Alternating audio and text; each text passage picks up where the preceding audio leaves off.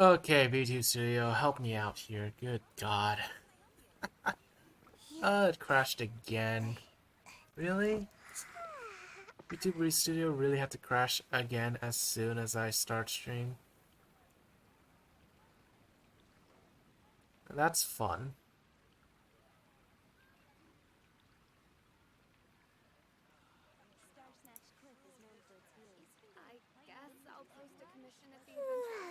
There we Surely I go. should be due a growth spurt by now.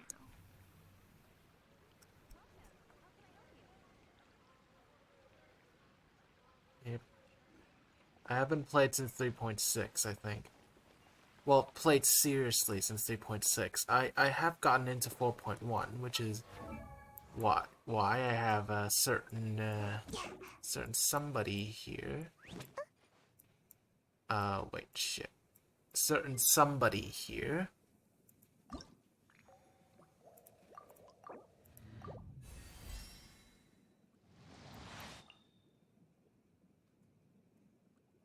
So I have a certain somebody here, but besides that, I have not played this since 3.6, pretty much. I just went in to get Nuvolette because I like Hydro Pump. I heard Cloud Retainer's coming up next banner, I think. So I'm gonna roll for him. For I think it was Cloud Retainer.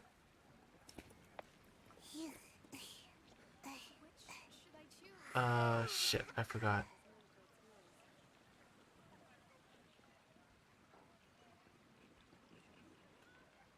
Yeah, I forgot it was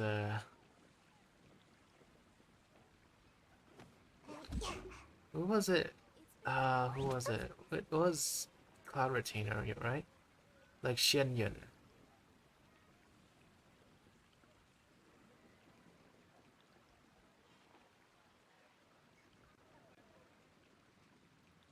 Seems like I should have just stayed in bed today. Like I think I could go for her.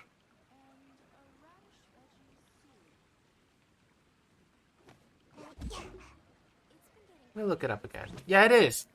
It is. Her actual name is Shen Yun. And I'm gonna roll for her. Look, I want Mommy Bird, okay? Even if she's human. But the reason why I wanted to stream right now is because I need to do this Roses and Musket ASAP. So first, I don't care that I have 160 resin right now. I haven't played since 3.6. If it was the whole Honkai Star Rail shit, I would have been.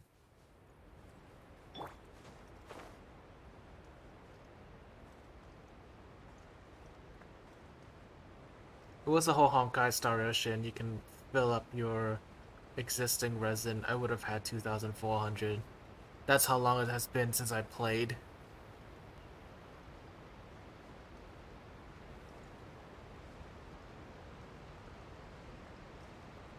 And while we're at it, we're gonna do the story as well.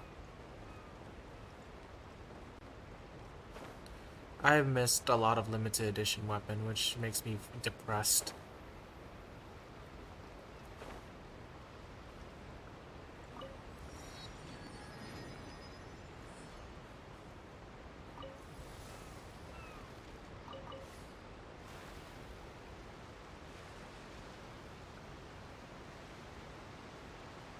Alright, boys, we going to Fontaine.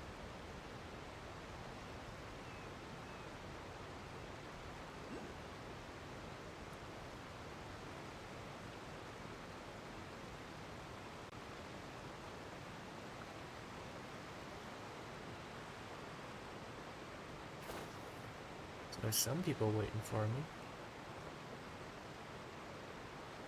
Session is 7 somewhere. It's up there, isn't it? Yep, it is. We have to go up. This place looks cool. The, hold on. There's a dog named Baguette. There's a dog. There's a dog named Baguette. Are you kidding me? There's a dog named Baguette. Etienne. Etienne for you guys in English. This is the French region. Le Français.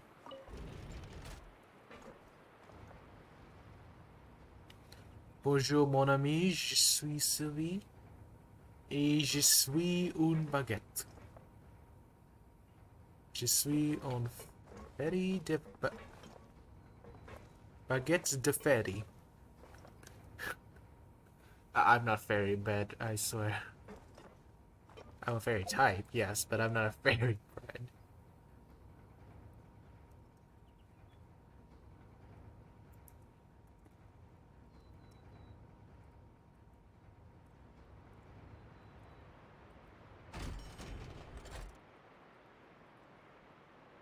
There are leaves around, and I know just the tune to accompany them, if you wish to hear it.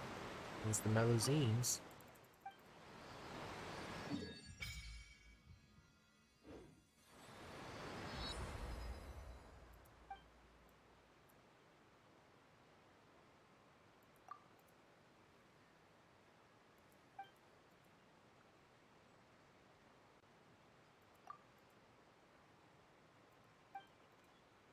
Why is there no audio? I have dialogue on.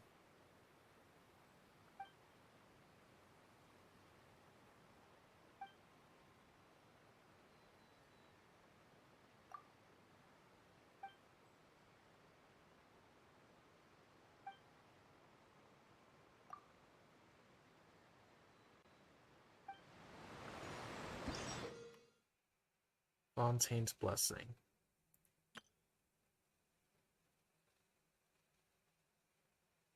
You will not drown. Oh, thank God. Means I won't be able to drown. Having said that, though, I don't want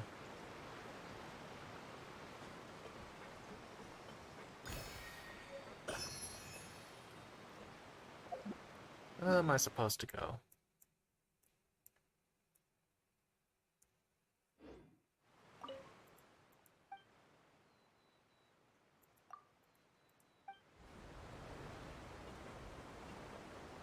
Do I have dialogue on? I supposed to have dialogue on, right? Yeah, I have dialogue on. The fuck?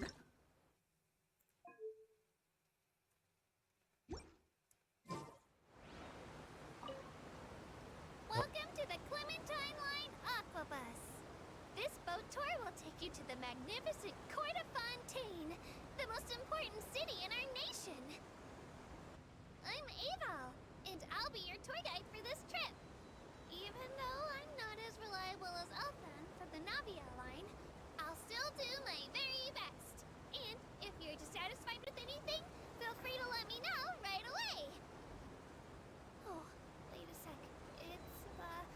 Please contact a staff member with your feedback after reaching the station, and we will address your concerns as soon as possible. Back on topic. The destination of this trip will be the Court of Fontaine. Court of Fontaine. If you'd like to learn more about the latest technological developments in Fontaine, So... the hottest new trends in cuisine, or upcoming sensational trials, please subscribe to the Steambird. Oh, the Steambird. Water seems a bit... kicky. Can I, like, jump out the thing by accident, or... No, I can't.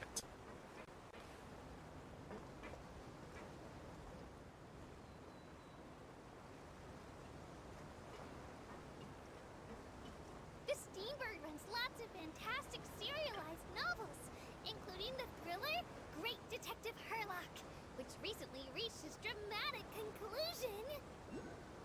Right at the very end, Herlock faces off against the real mastermind, revealed to be the assistant, Miss Jacoba, in a duel at the old site of Lilia Cruces Ordo. I couldn't stop my feelers from shaking. Feelers? Oh, no. Hold up. Did I spoil it for you? Oops. Anyway, coming I didn't know. on your left-hand side is Miracy Village, the hometown of all Melusines, myself included. It's deep below the ground, just over there. Melazines have feelers. They're like Sylveons much, huh? I, as a Sylveon myself, enjoy a bit of this. We will now pass through Poisson Tunnel. Now that I think about it, very few people tend to take this line. Poison. Maybe it's because humans don't really like deserts. After all, the most popular route in and out of Fontaine is through Liyue's Chenyu Vale. I've heard that in places with lots of sand, even Clockwork Mecca will start to malfunction. I mean, no rational person would try to cross a vast, hot, and dry desert to get to Fontaine, right? I'm so sorry. I didn't mean to imply that you were irrational.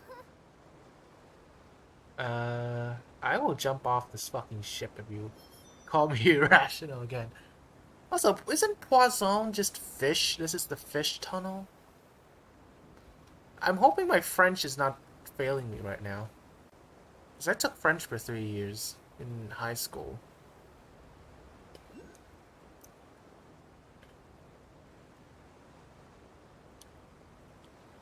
I'm hoping my French isn't failing Wherever me. in this world I roam, But I feel like it could. I carry It memories of definitely my will home. fail me. This blade. It is the last link I have to the land of my birth.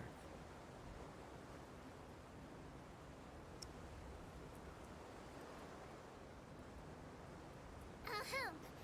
Looking ahead on your right-hand side, you'll see Aranias, where the Upper Epiclus is located. Do you see that really tall structure? I once asked Elfin, what's that big old thing? She said, Yeah? no clue. What's the use of learning the meaning of things? But Oh anyway, my god. Elfin is a super amazing and super friendly Melazine. If you have a chance, you really should take the Navia line and listen to her tour. Behind me is the destination of our tour, the magnificent Court of Fontaine. Please take all of your personal belongings with you when you disembark. Well, I'm gonna have to go there for a quest anyways, so... We will be there. We will be there.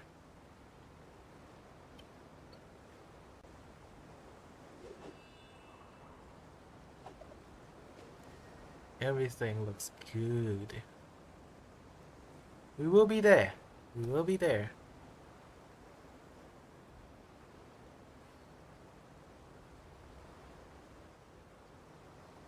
Welcome to the Fountain Court. Or Court of Fontaine, if you're in French. Ahem.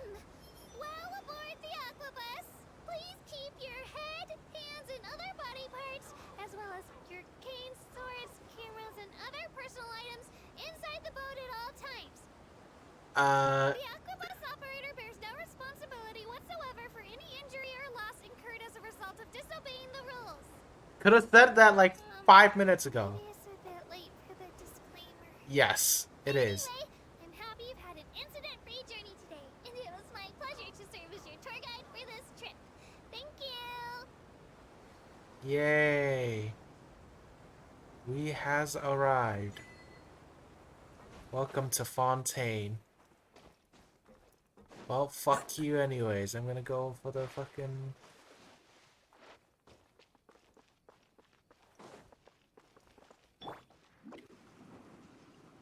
I'm going for the weapon.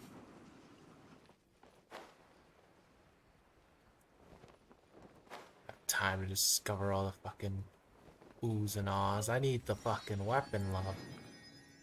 I have 22 hours to do this shit, man. Go to quest. It's right here, right? Yep. Here we go. Seriously? But, Mr. Morris, I don't understand, sir. How could you... Oh, hey, come to tell me Xavier! this now? I'm afraid that there's nothing really Ben I can Morris. do. I'm really facing a crisis. My hands are tied. But what about my film? Well, I'm afraid you'll have to come up with something on your own. Take it from me. Sometimes you just have to let things go. Same goes for this film festival. It's been a while since I met you, Xavier. Oh. Hey, isn't it Xavier? So he's back in Fontaine now! Yep.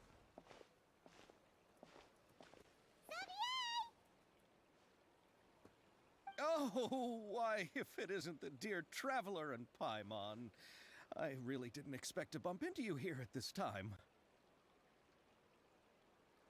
Yeah, it's been a while. I think the last time we met you was in Inazuma, I think. When we were trying to, like, not get burnt by the electro furnace, I think. You were the guy, like, at the bottom of that. Well, I was doing just fine until I received some terrible news just now. The investor I was working with for my upcoming film has fallen upon some hard times and is no longer able to provide the promised amount of funds. Can't you just find a different investor? Apparently not. Unfortunately, that's not how it works. We had signed an agreement specific to the Fontanalia Film Festival, stipulating that I cannot work with any other investors until the festival is finished. The Fontanalia Film Festival? What's that? Oh, is this your first time participating in Fontaine's Fontanalia Film Festival?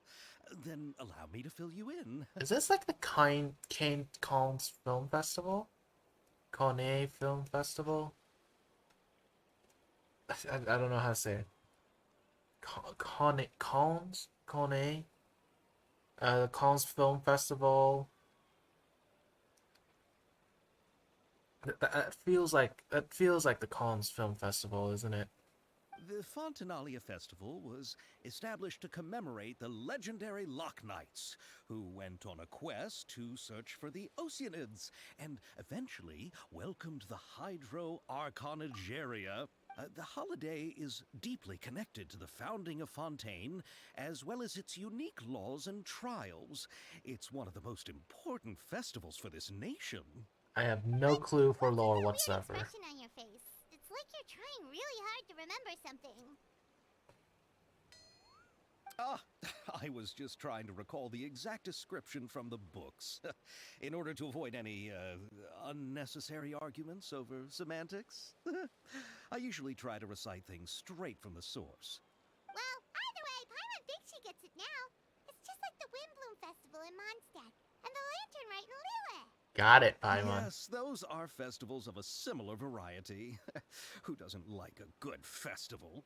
And just like those of other nations, Fontaine will hold a plethora of events around this time each year. To commemorate the Loch Knights, people will imitate them by putting on special costumes, raising golden cups, and going door to door asking for pure water. But a few years ago, Lady Farina started to find the whole idea a little drab, and so decided to change the part about pure water to sweets. Really doesn't surprise Paimon at all. So, basically Halloween The now. whole thing seems more akin to a carnival now, and it's quite popular among the kids. Every year, you can hear a bunch of them saying, "Trial or treat." Yep, it is like Halloween. Oh, that sounds pretty fun. But how does that connect back to the film festival you mentioned? Ah, yes, it appears I've strayed off topic. I just got too excited after seeing you. Let me get back to the point. The Fontanalia Film Festival is an event proposed by the Fontaine Film Association this year.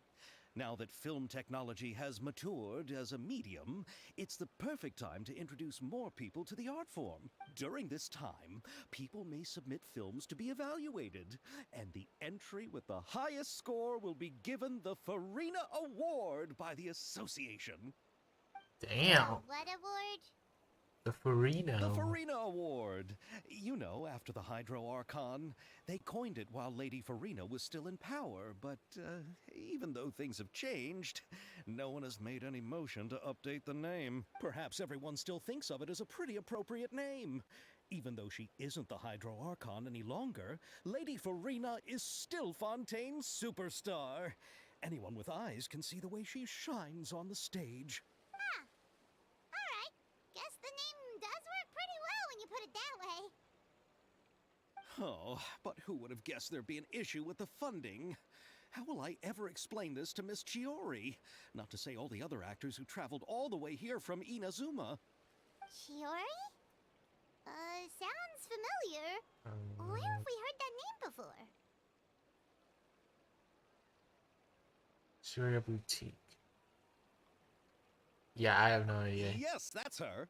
I asked her to oversee the event's art direction, including the design of the actors' costumes and appearances. Oh, Paimon remembers now! Navia said that her clothes were designed by Chiori, and Kirara's outfit Oh, too! Kirara as How well. to Okay. describe her? Well, she tends to be pretty direct and can be very forceful when it comes to dealing with people. The fashion world in Fontaine has dubbed her the Thundering Seamstress. Her Thundering. remarkable designs Hey. have led many Fontainians to become very interested in Inazuma. Anyway, Hey. Chiori is acquainted with all the actors I've invited from Inazuma. Without her help, I don't think I would have been able to get such an international cast for the film. She really is a kind soul. Who are the actors from Inazuma? Do we know them? Actors Why and don't the music. two of you accompany me to the Aquabus station to welcome them? Judging from the time, the Aquabus should be arriving shortly. Chiori will be waiting to meet me there as well. Cracker muskets breaking the silence. Yeah, please let me do this quick.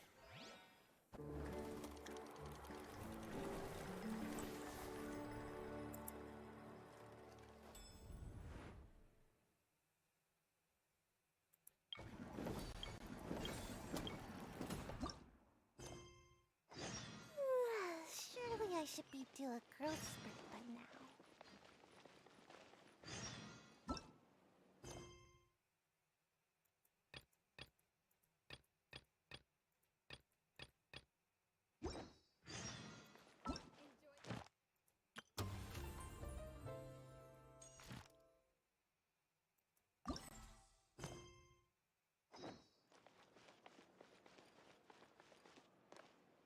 I'm gonna do this quick.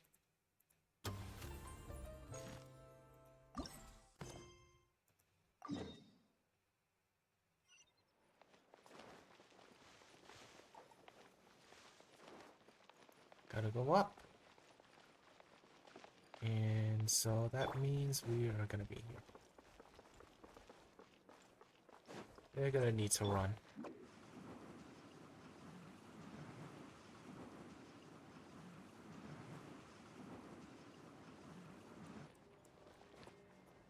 Move, women. I guess we go from here then? Yep.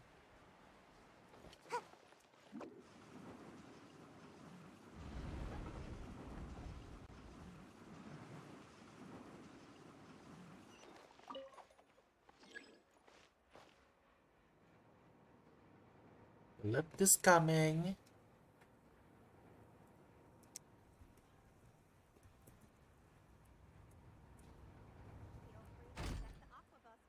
We have ascended. That's Clement line?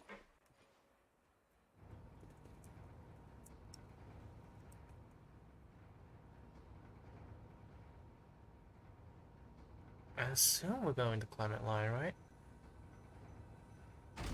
Yep, it is.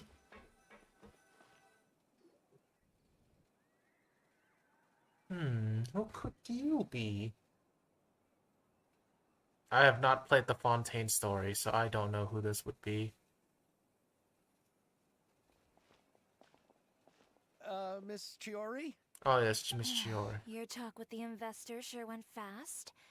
The Aquabus hasn't even arrived yet. Oh? And who are they? Allow me to introduce you. This is the Traveler and Paimon. Pleased to meet you. Likewise! We've heard the owner of Chioriya Boutique is a skilled seamstress, so it's a real pleasure to finally meet you in person. Why, thank you. I strove to create an outfit that matched her high social station as the demoiselle. So tell Demoiselle. me, Okay. what happened? I can tell the conversation didn't go quite as expected. Well, it's like this. And Xavier explains all. Ugh. I know, Chiori, you don't have to say it. You did remind me that this investor was a little bit sketchy. Yes, there's no doubt about that. But how could I pass it up? He offered me twice as much as the others. And therein lies the problem. Yes, but just put yourself in my shoes. After obtaining such an excellent script, it's only natural that I would want to make the most of the film. The budgets that the others had proposed were nowhere near enough. It's difficult to find someone willing to front such a large amount of mora, so... I mean, I have like 20 Don't be million. sad, Xavier. We might be able to help scrounge up some more together for you. Oh, thank you, Paimon. That means a lot to me. But the cost of the film is staggering. I'm afraid that any mora we can scrounge together in a short amount of time won't even be able to cover the actors' fees. We need to move on. What's happened has already happened, and there's no changing it. But now's not the time to give up. What? You're saying that you have a plan? No, that's not what I mean. I'm simply saying I wouldn't give up just yet. The actors I recommended aren't just after Mora after all. Okay. Go on.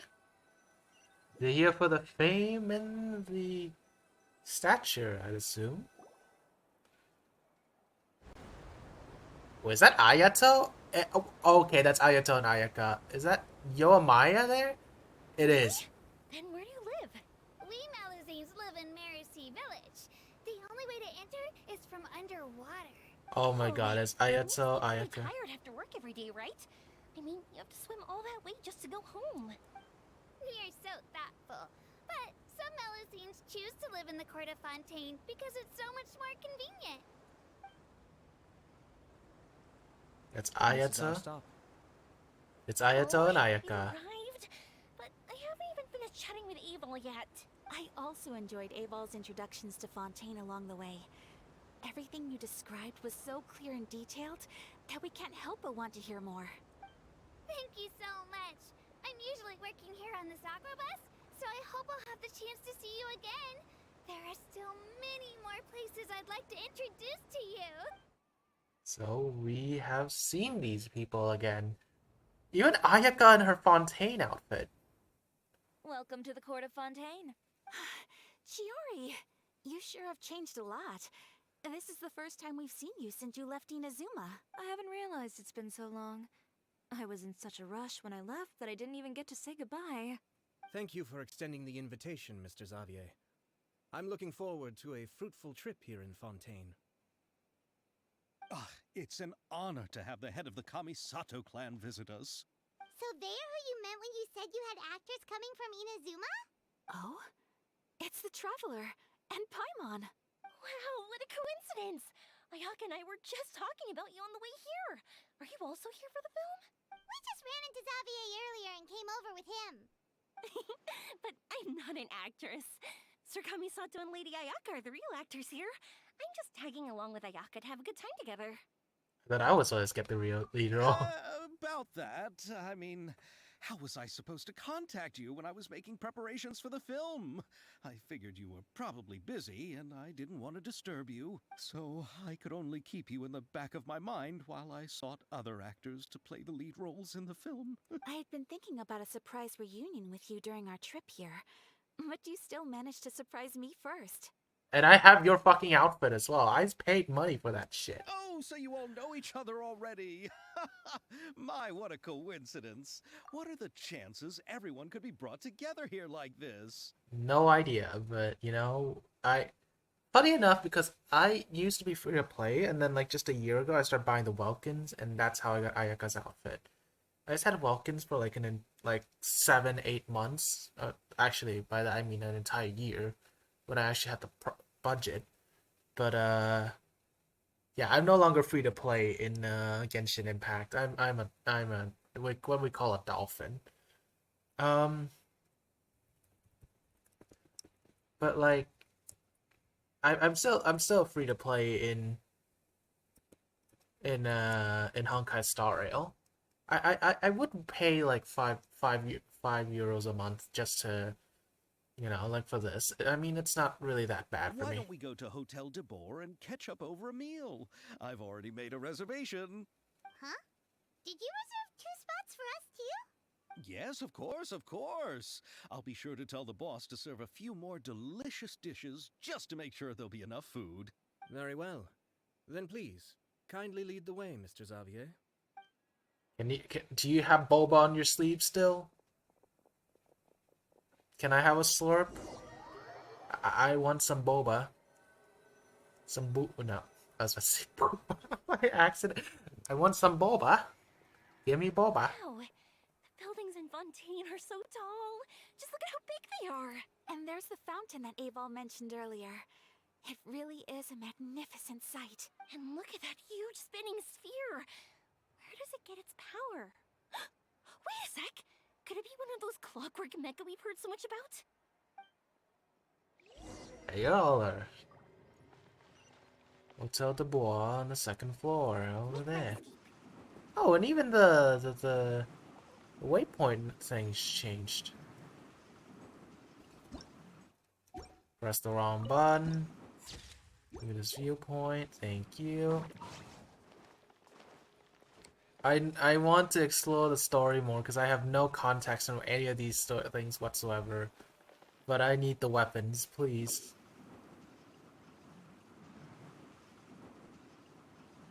Hotel the board, second floor. Here it is. The board.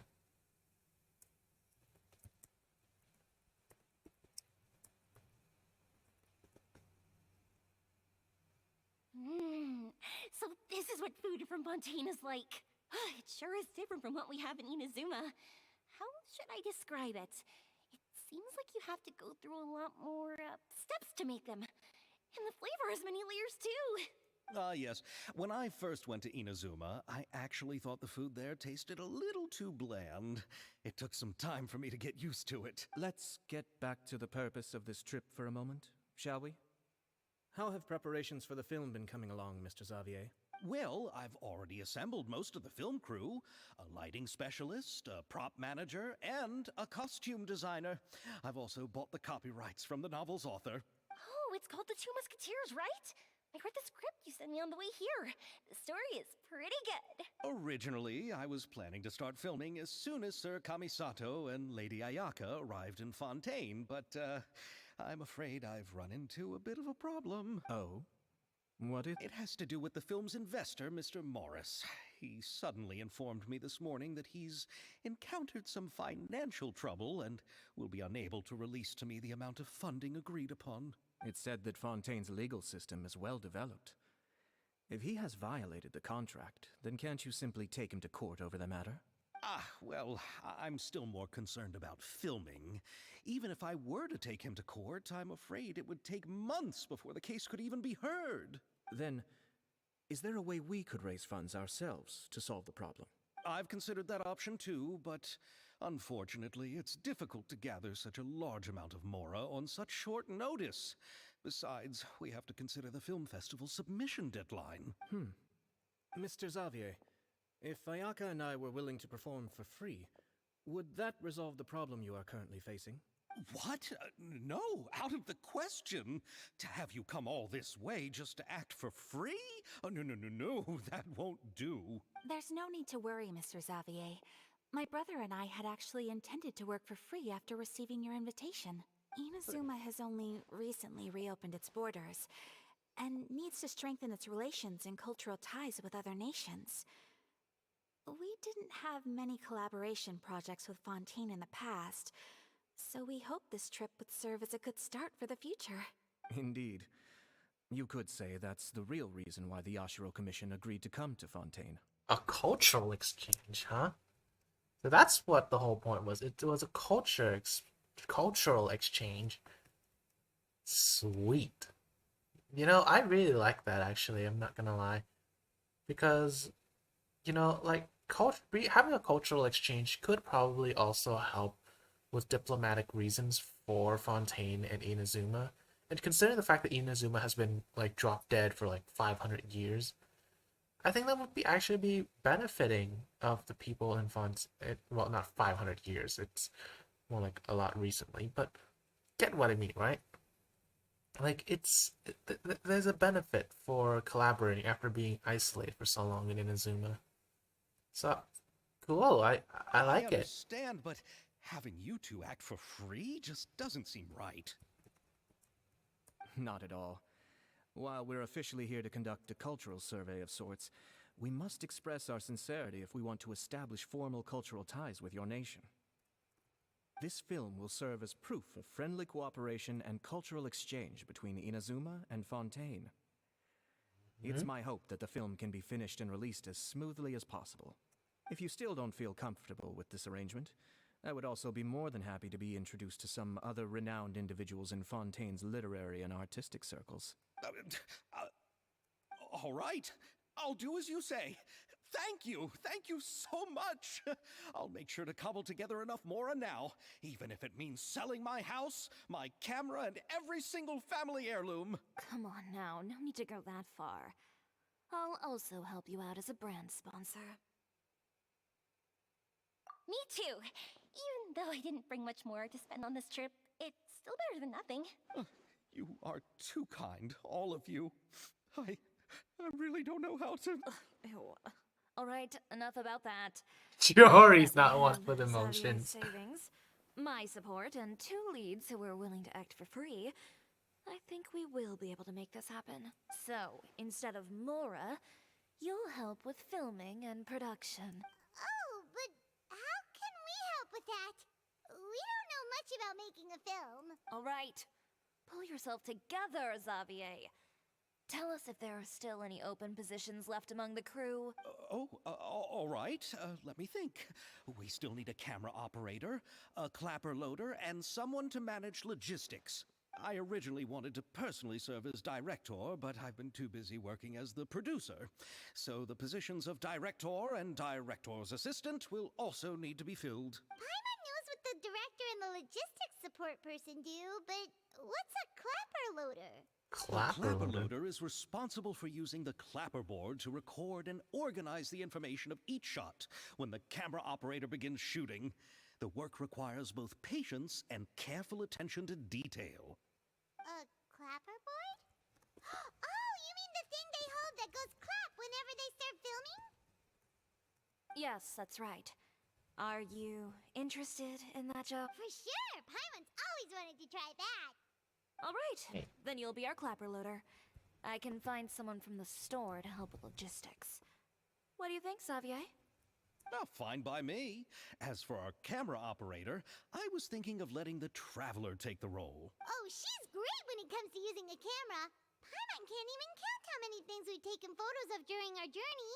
Yes, that's also what I was thinking. I noticed the Traveler had an eye for photography and composition when we worked together previously. I'm sure that's due to the traveler's journey across Devat and all the places they've seen. After so many adventures, using a camera must be second nature by now. What do you say, Traveler? Are you interested in the job? Lights, camera, action. Thank you. It really means a lot to me. Come on, friend. Let me give you a big warm hug. I think we'd better get to work. So all that's left for us to find It's is just a like, director oh, and no. an assistant.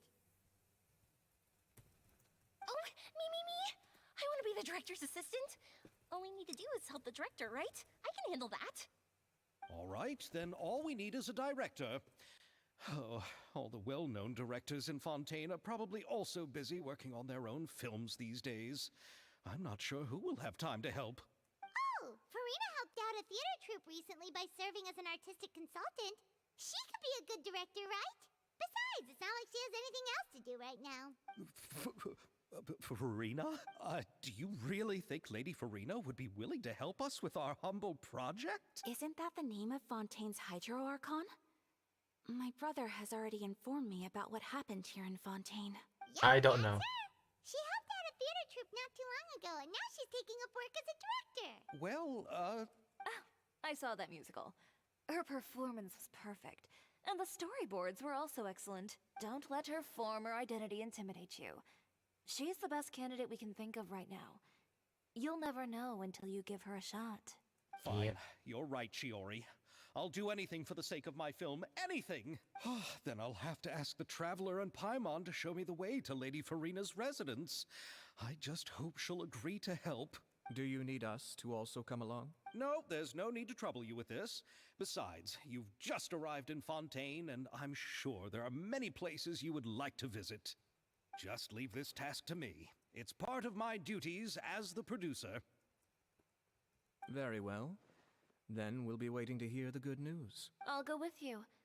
By the way, you might want to consider bringing a gift. And don't worry, we won't simply drop you off at Farina's place. We know Farina pretty well by now, so having some familiar faces there should help your chances. Besides, the whole thing was our idea in the first place. All right, then I'll start making preparations. As for the gift... A gift for someone who was once seen as the Hydra Oricon.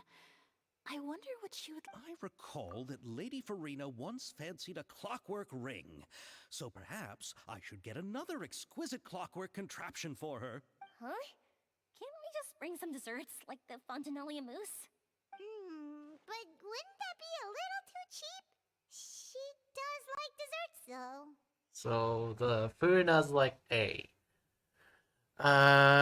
Yeah, I have no context to this Is the whatsoever. Fontanalia festival happening right now? I heard Abel tell us on the Aquabus that Farina introduced the tradition of going door to door and asking for sweets. To do something like that, she must have a real sweet tooth. I agree with Yoimiya. If the gift is too fancy, it might actually make her feel more uncomfortable. Alright then, let's go buy some Fontanalia mousse. But will that really be enough? We'll be asking her to do a lot of work, you know. You're right. We need to further sweeten the deal. Huh?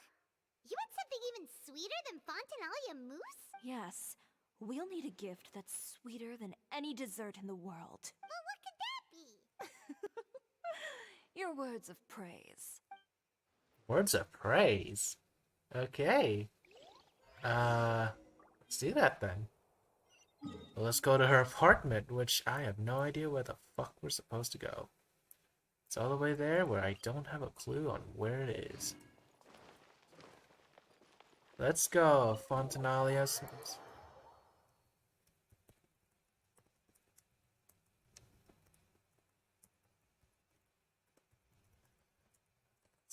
I'm still so... Make my escape.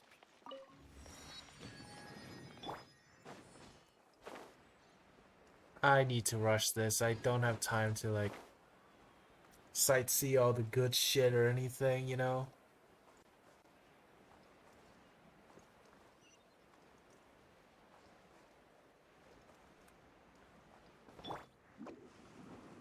I don't even know what that giant mechanical thing is, but whatever. We're here. This is where Farina lives. Okay, I'll go knock on the door. Up. Break a leg. Hopefully your leg's not broken by Farina. Coming. Seriously, who's knocking before afternoon tea? Who are you? Hey, Farina.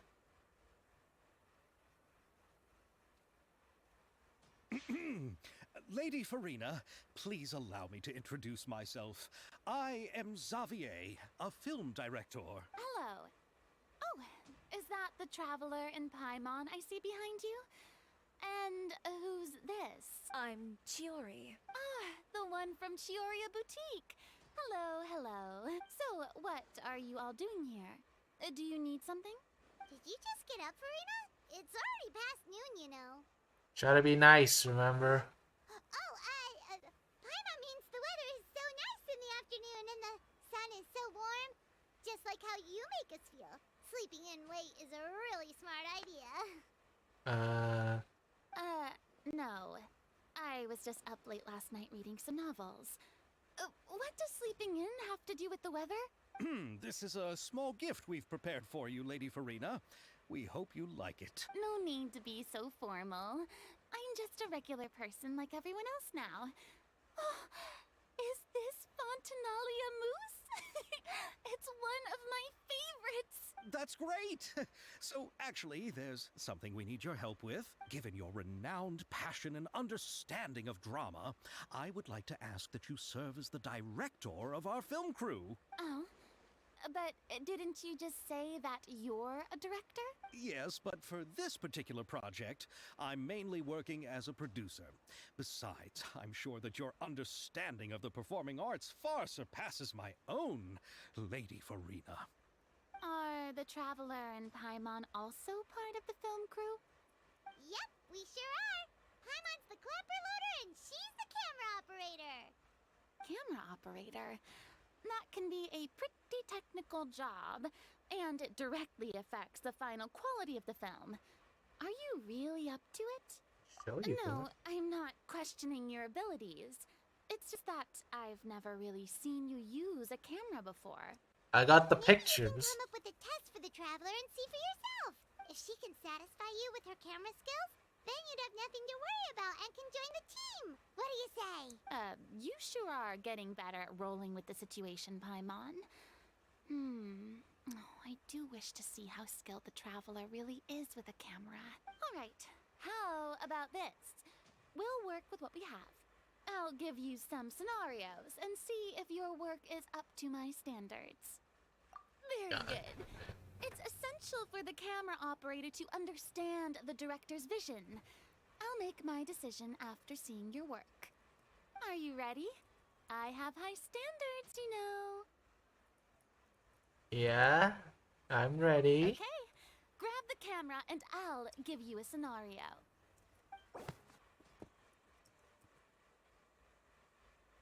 As soon as the boss of the gourmet shop and spell a promotion for her workshop. Okay. Going to the director's requirement of components and video. Camera components.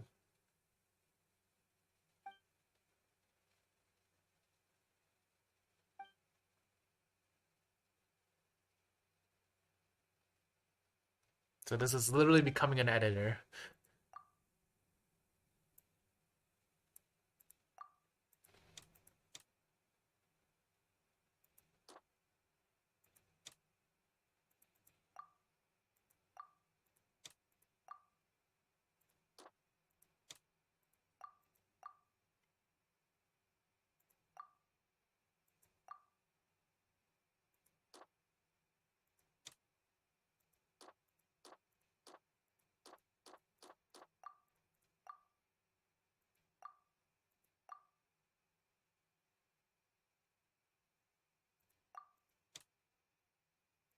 Animation.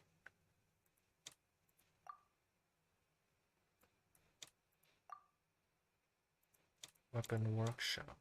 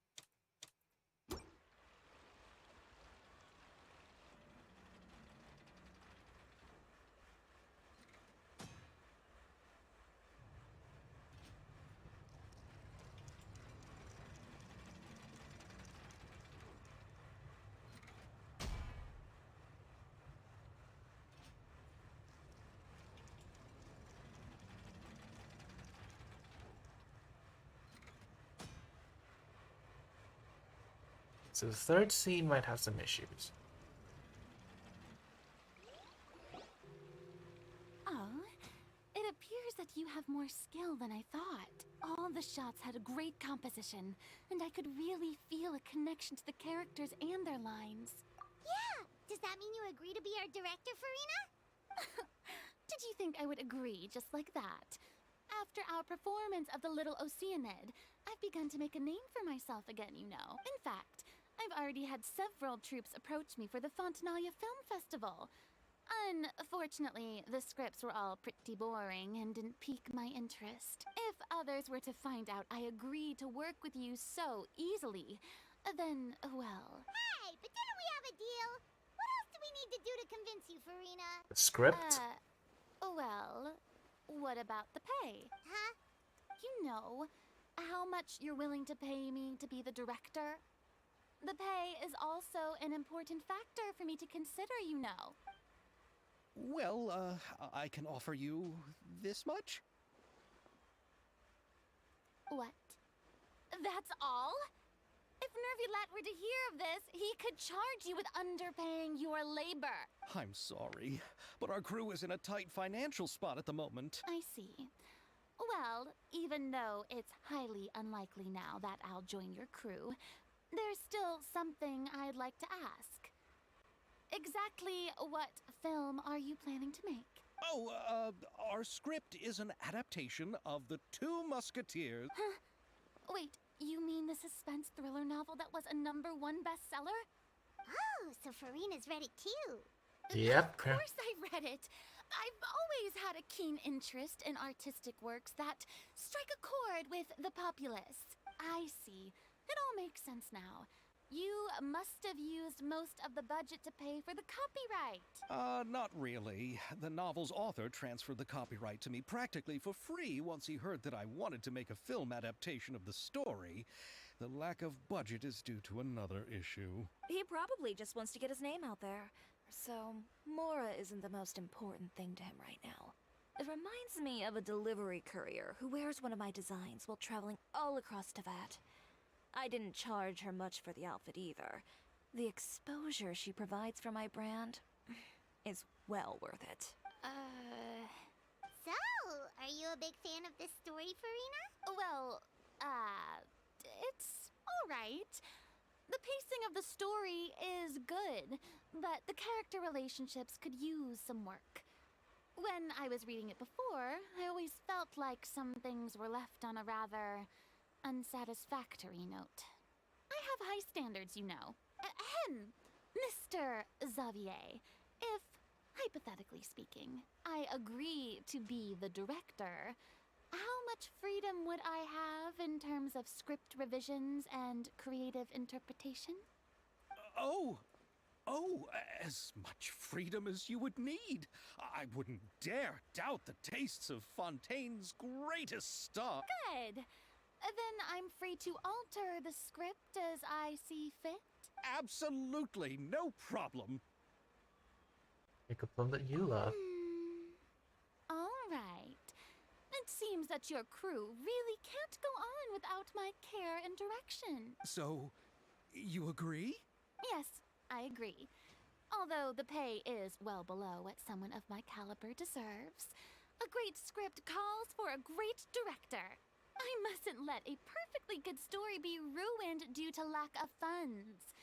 If you have fine cheese and bread, you wouldn't just let it sit on the counter and get moldy just because you lack an oven, right?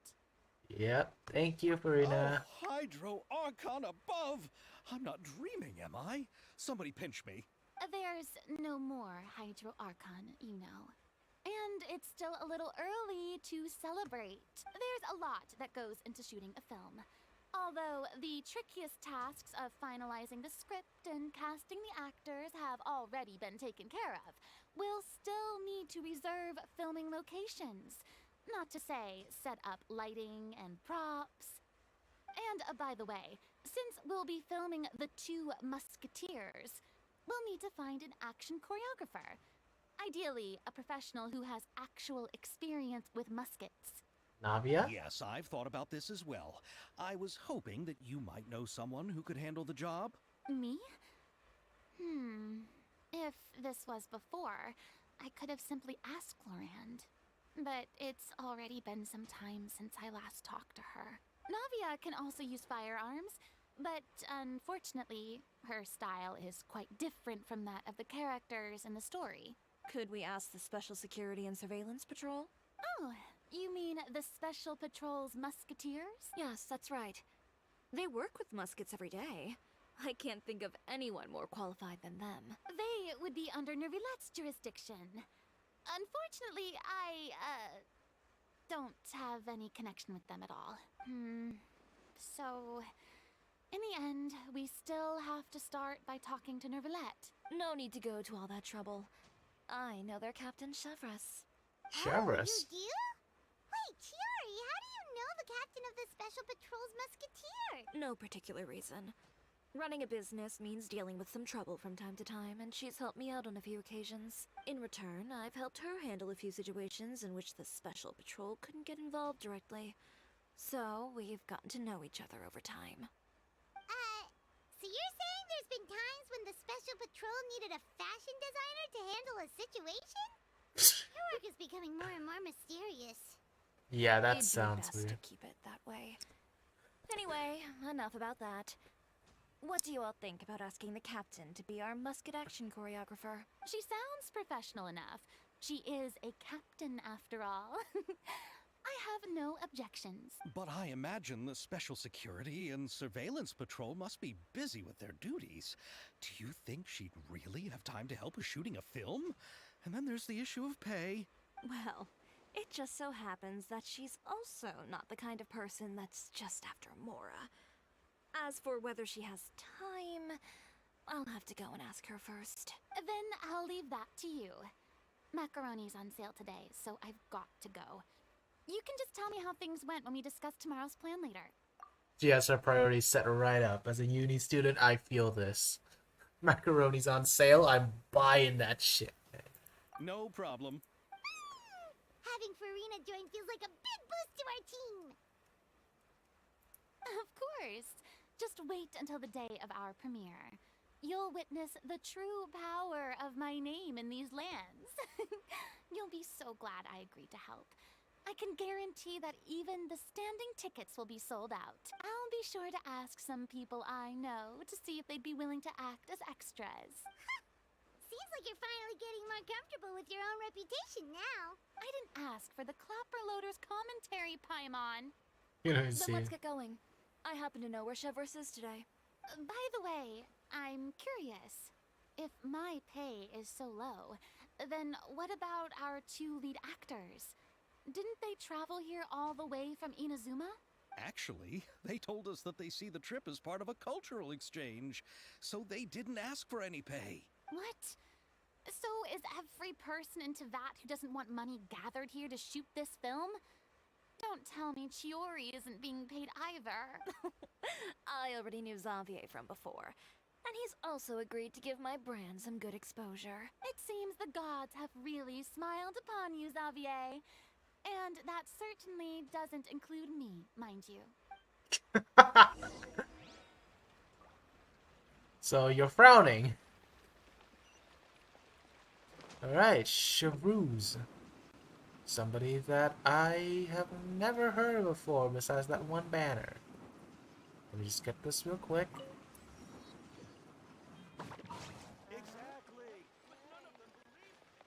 I really need to rush this, even though I really want to hear about all the fucking dialogue and shit.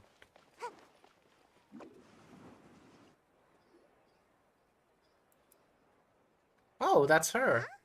Charlotte. Charlotte? Who's your friend and what are they chatting about? Please, with the cherry on top, Charlotte! Journalist extraordinaire!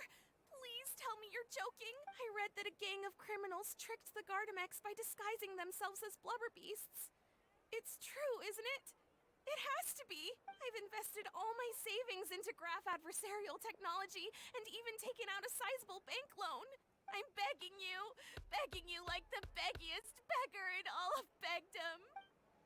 Jesus Christ, are you okay, man? Calm down a little, Miss Lapine, Pauline. I admire your passion for your research, and I don't mean to dash your hopes for those, big-ticket orders. But I'm afraid I'm not joking. The Blubber Beast incident was a short story mailed to us by an anonymous amateur author, written in the style of a true story. So written after a true story.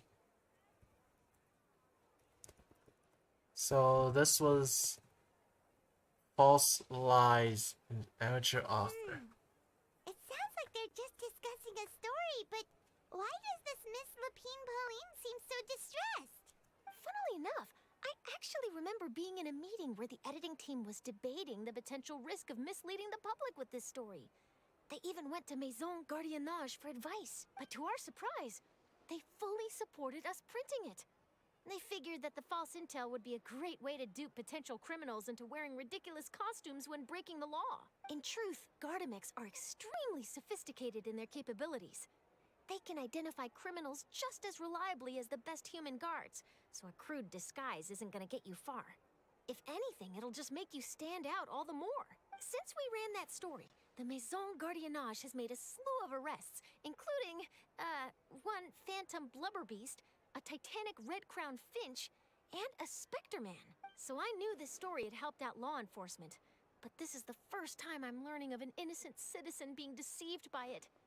And investing so much Mora for nothing. Uh-oh. She really sounds like she's in pain. Paimon thinks we should just ask Charlotte what's going on. Hey, Yeah. Charlotte? Traveler, Paimon, it's you! I was in the area taking some photos for a story when I got to talking to Miss Lapine Pauline about her research. She read an article in the Steambird about a criminal who evaded Gardamek detection by disguising themselves as a blubber beast. Inspired by this story, she spent a lot of Mora researching counter-criminal image recognition technology. Her aim was to improve Fontaine's public security by developing a device that could enhance Gardamek's target recognition capability. She was hoping I could write an article to spread awareness about image recognition technology. She even paid me for the article and gave me one of her prototype devices before I could get a word in. But unfortunately, it was just a fictional story, and her efforts and aspirations were all in vain. I tried to let her down gently, but she's finding it all very hard to accept. This is a new situation for us, too. It's such a pity. It seems like the author was only trying to make the story interesting, and the Maison Gardiennage only had Fontaine's best interest in mind. He's a victim of misunderstanding. Miss Lapine Pauline, what are you doing? I'm gonna pick a fight with a Gardamek, head to the Opera at Biclez, and get a one-way ticket to the Fortress of Meropide. That way, I won't have to repay my debts. It's the only way I can afford to keep on living. Whoa, there's no need to go that far. I mean, come on, look at you. You wouldn't even dent the Gardamek's armor. In all likelihood, they'd only hold you up at the Maison Gardiennage for a few days before letting you out, and then you'd still have to repay your debts. Actually, instead of going into the technicalities of that, how much did you actually invest? How bad can it really be? 270,000 Mora. Okay, well, escaping to the Fortress of Meropide over a sum like that seems like a last resort. Surely there must be other options. Not anymore. I used to be an equipment supplier to the Fontaine Research Institute before that blew to pieces, and now I'm just a small-time engineer. I scraped together some savings over the past few years, but I put every last Mora into this project, and now I'm left with nothing. It's not just my savings that are gone. It's my whole future as a graph adversarial technology specialist and my dreams of becoming a billionaire one day. My life is over. Don't despair, Miss Lapine Pauline. I think I know a way for you to turn this around. This prototype you've given me, the camera lens for image recognition sample collection. It's really quite something. You said you designed it specifically for high-fidelity image capture and analysis, yes? The rapid focal length adjustment is a very useful function in its own right. It's sure to make many journalists' jobs much easier. In fact, I'd say it has the potential to revolutionize Fontaine's news media. So your research efforts thus far are by no means in vain. The technology you've developed may have many applications that you've never even considered. Really? Absolutely. I've been working as a journalist for the Steambird for a long time now. No one understands the issues we journalists face on a day-to-day basis better than me. So keep calm, take heart, and start thinking about mass production. In the meantime, I'll show your invention to all my colleagues to drum up interest in your product. I can't believe it. If this is true, then I can look into setting up a whole camera lens development pipeline. My big-ticket orders and billionaire aspirations are still in the cards. Oh, maybe I should consider taking out another loan. That way, I can rapidly improve the lens production process, be the first to market, and prepare to battle for dominance in the camera industry. Come on, stop daydreaming about your pipelines for a minute. Just take it one step at a time and see how it goes. There's no sense in putting all your eggs in one basket before things are even off the ground. Yeah. And I can probably speak to some people I know and license my image recognition device to a workshop to raise some funds. I can't believe I didn't think of this sooner. Just There's calm no down. time to lose. I need to get to work. Early bird gets the worm. Can you believe her? She just ran off. Paimon's pretty sure our advice went in one ear and out the other. Yep. It's understandable. When inspiration and passion strike at the same time, it's all too easy to throw yourself headfirst into your work and forget about everyone around you. A lot of journalists are the same way when they're first starting out. But don't you worry. I'm gonna write an article on all this, and I'll be checking in on her regularly. Hey Kirana, I'm sorry I haven't been able to like talk to you. I'm actually kind of like rushing the Genshin event right now because I got stuck in one of the story quests. I wanted to rush for the limited time weapon. And yes, I do stream for the past 3 weeks, but this is like my second stream in the new year and the second stream in uni right now. It's the second stream right now, and I'm in my like rented apartment, so I'm in uni right now. It's a weekend, so I get to play. So you know, I really need to rush this event because I haven't played Genshin Impact since 3.6, and it's like 4.4 right now. I've had like 5 versions. I've not played Genshin Impact seriously. Well, I did go into 4.1 just to pull for Nouvellette, but you get what I mean. I didn't get to play Genshin Impact a lot, so this is gonna be like my stream just to catch up with the weapons before it disappears. Her research has the potential to benefit the entire journalistic community. I'll give her plenty of So input to stop yeah, her from I going just want to down any rush for rabbit that holes weapon and real make quick sure mass production of her lens can begin as soon as possible.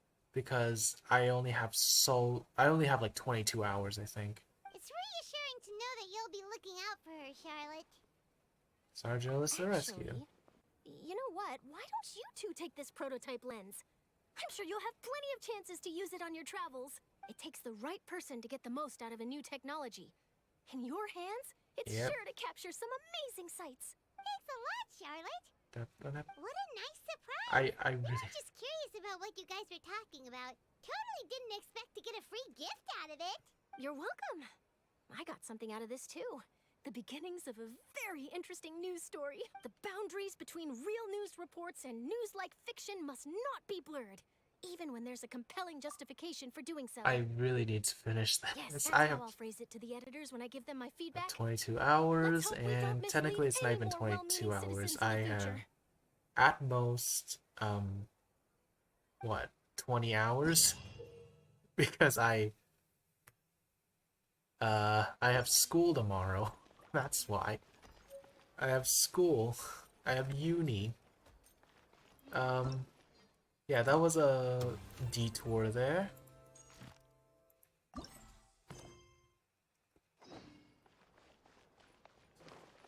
Where the fuck am I supposed to go? I have not unlocked anything in Fontaine, but I'm just literally trying to, like, get through everything ASAP. Let's go up there.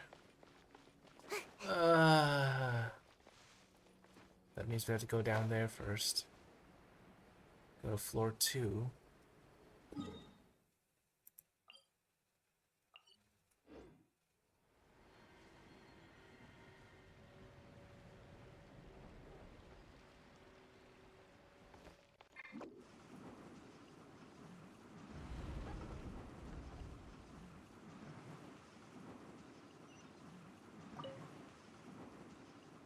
That's me.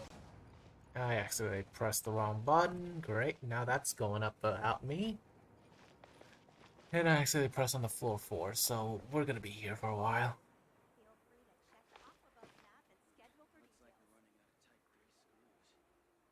Oh, we're waiting here for the next 7 decades. I'm an idiot. I want that weapon. I think I missed like 1 or 2 weapons already because I only have a C1 sentient umbrella. I only have an R1 sentient umbrella at this rate. Yeah, I only have this. I didn't even get it to R5. Because I was literally... I didn't get to play Genshin a lot. Clementine line, I think is where we go. I didn't even unlock the statue to 7 yet, actually, I'm not gonna lie. Welcome to the court of Fontaine. Please watch your step.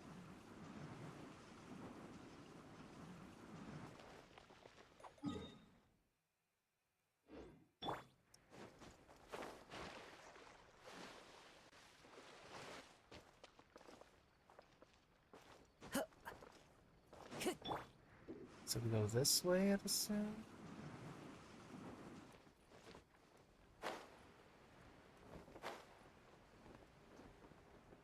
Oh, so it's just like right here this entire time.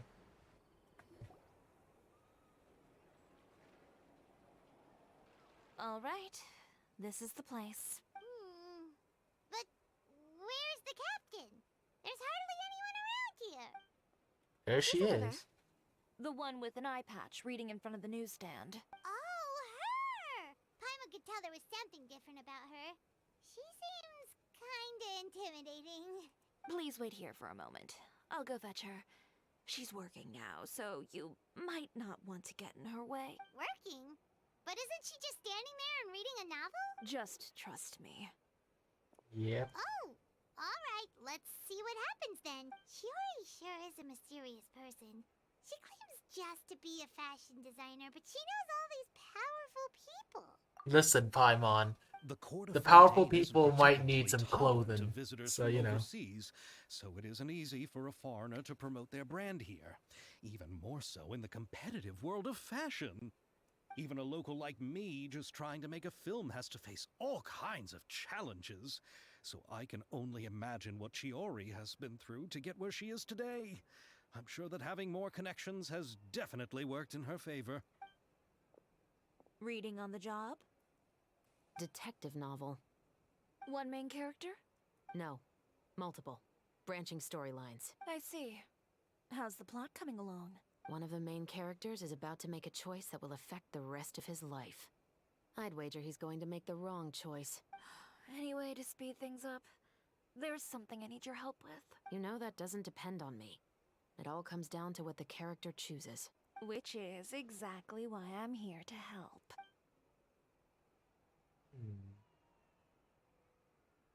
What's going on here, love? All right. It appears he made the wrong choice in the end. Halt! Oh, someone was stealing. Huh? What's going on? Hand over whatever you're holding. Oh, it's just a book. I didn't buy anything else. Then I'm sure you wouldn't mind letting me have a look. Excuse me, officer. I don't mind you standing around here, not purchasing anything, but I'd prefer if you didn't disturb my customers. It's bad for business, you know? Don't give me that act. You won't be able to get off so easily either. I am Chevraz, captain of Fontaine's Special Security and Surveillance Patrol. I will say this one last time. Hand over whatever you're holding at once. And before you do anything unwise, let me remind you that I'll have you on the ground before you can even think about making a run for it. All right. I'll give it to you. But please let me say something first. If there's any contraband in that book, then the shopkeeper here is the one who slipped it in. I don't have anything to do with this. Why, you trying to leave me on the hook, huh? You were the one who said you wanted it. Save it for the interrogation room. Take them away, Letelier. Yeah, so they were dealing with contraband. What's going on here? One second you're reading a book and the next you're escorting people away. And who are... Oh! Aren't you the traveler who's been all over the papers recently? Yep, Sorry, I'm that's assuming me. what you wanted to ask me about has to do with them, right? Maybe I can let you in on what's happening then. Now that Vacher has been brought to justice, no new shipments of synth will be made and distributed to sellers. The Fontaine guards have been busy collecting the remaining synths still circulating on the market. Ah, yes, the Thanks to Zaza. a tip from our reliable source here, this should be the very last batch. Oh, so you were pretending to read a book in order to catch the bad guys. Oh, Paimon almost forgot to introduce ourselves. Paimon is Paimon, and this is the Traveler and Xavier. Hey, I'm Chevraz. You probably already heard me introduce myself, so I won't bother repeating it. Let's just arrest them immediately. Yeah.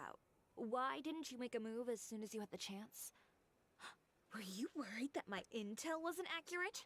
No, I wanted to see if the shopkeeper would turn himself in first. All he had to do was come up to me and say that he didn't know where the synth had come from. If he did that, then I wouldn't have had to press charges on him. He had the whole day to turn the synth over to Chevreuse. But instead, the moment I came up and blocked Chevreus's line of sight, he took the opportunity to sell it off. Yep, he made the wrong choice, even though the right choice was right there in front of him. But you knew they wouldn't make the right choice. Yeah, I knew. I was just hoping I'd be wrong for once. Enough about that, though. What did you want to ask me about? Oh, you see, it's like this. So literally just like, yeah, they had. The Two Musketeers. You certainly have a good eye for a story. So what do you need me to do? Just be the action choreographer for the actors? Yes, that's right. I want to make sure we get all the details right.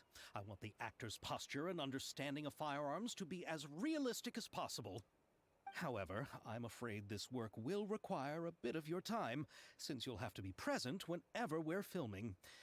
Also, as for the pay... No need to say any more. I'll join. Huh? Just like that. Really? You're willing to help us with our humble film project? Sure, it's no big deal. As I said, we've wrapped up our investigation here, so I don't have any other tasks on my plate for the moment. Besides, I personally really like this novel. I even have the collector's edition at home. Stories where justice prevails over evil never get old for me. Then we've got a deal? Yes, I'll see you on set tomorrow. Oh my! I can hardly believe Jeez. it! I should tell Lady Farina immediately. Oh, and I must tell the prop manager and lighting technician to get everything ready. We start filming tomorrow! Yep, Xavier's excited. Calm down, Xavier. The film is going to take more than just a day to finish. Still, I should also head back now and start preparing the actors' costumes and makeup. Alright, guess that's it for today then. Traveler, Paimon, please stay for a moment. I have something to tell you. Then I'll take Xavier back. Poor thing. He's so excited that he can't even walk straight anymore. I don't want to spend our first day fishing our producer out of the fountain.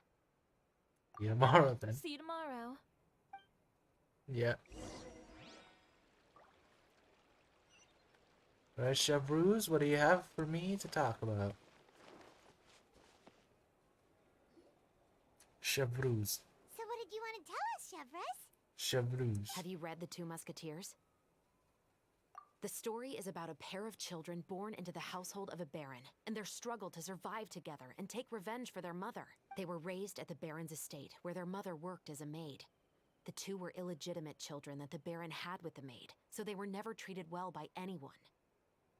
One Damn. day, upon returning home, they found their mother had been murdered and left dead on the floor. It was quite evident that the culprits were the other members of the Baron's household, who never had any kind words to say to them. However, the Baron was able to exert his influence and keep the whole thing under wraps. The mother's death was eventually deemed as a suicide, and there was no chance of bringing her murderers to justice. The two siblings decided to flee and someday avenge their mother. Many years later, members of the Baron's family suddenly started turning up dead one after the other, all killed by gunshot. A rainbow rose was found on each of the victims' bodies, being the flower that the kid's mother liked best. The Baron believed that the mother's soul had come to take vengeance on him, so he lived in fear each day. But it was actually those two siblings who had fled all those years ago. They relied on each other to survive and trained day and night, eventually becoming adept musketeers. Jeez. They used all of their abilities to collect evidence and clues before executing their plan and exacting revenge on the Baron. Their actions let the truth behind their mother's death be known to all. That's quite an exhilarating story. Yep, the Baron got what he deserved for his evil deeds, and justice was able to prevail. It was just the kind of story I enjoy. I would actually read that, actually. That does sound like a really good plotline. Oh, so is that why you were so willing to join our crew, Chevreuse? You could say it was one of the reasons. Oh, you mean there were other reasons too? I've read the reports about you. Whether it was at the trials or when you lent your hand to resolve our nation's crisis, you've shown that you've got a strong sense of justice, as well as a great mind for deductions. So what you're implying is there's a case that you need our help with. Yes, you're as sharp as I expected. It seems you've experienced many similar situations before. There's been a recent murder case involving muskets. The perpetrator's methods appear to be very similar to what is described in the novel. Huh. Really? Jeez. But Paimon didn't see anything about that in today's papers. The Marechaussee Phantom hasn't yet released any information to the public because the investigation is currently at a standstill. The murderer is extremely cautious. Cautious. A murder Okay, involving okay, I'm firearms. listening. But not that many people use those in Fontaine, right? Someone from your platoon? Impossible. We perform a routine inspection of our firearms and ammo reserves every day. If one of the weapons had been fired, it would stick out like a sore thumb. Besides, I trust the members of my platoon. However... Well, that's all I can disclose about the case today. Huh? What do you mean? I hope you all can go back and get some shut-eye. You can decide tomorrow whether or not you'd like to join the investigation with me. I'm aware this might not be the ideal time to add more to your plate, but the more capable people we have, the better the chances that justice will prevail. Can someone with special patrol help Carrying out investigate? investigations isn't actually supposed to be our responsibility. Our job is to apprehend the perpetrators. Finding them is really up to the Marechaussee Phantom. You could say I'm taking part in the investigation out of personal interest. So you're a cop, I not a don't want detective. people to see muskets in a negative way, and also, I'm concerned about the similarity between the crimes and the story. This feels like the United States. I don't want people to steal our guns, man. You mean they might be connected somehow? I suspect so. Just to make myself clear, this is not an order, nor is it a deal of any kind. It's a request. Nothing more. If you two have any interest in the case after we finish filming tomorrow and are willing to assist me, then I would be most grateful. What do you think, Traveler? Give it some thought tomorrow. You're right. Paimon's getting a little tired, too. We've really been hustling all day. We're hustlers, baby. We're hustlers. What do you mean? You'd better head back and get some rest. It's good to keep a calm mind, especially when you're about to make an important We're decision. goddamn hustlers, baby. Otherwise, when the moment comes, you might end up like that shopkeeper and not even realize that the right choice is right there in front of you. That's one way to put it. Thanks a lot. I guess.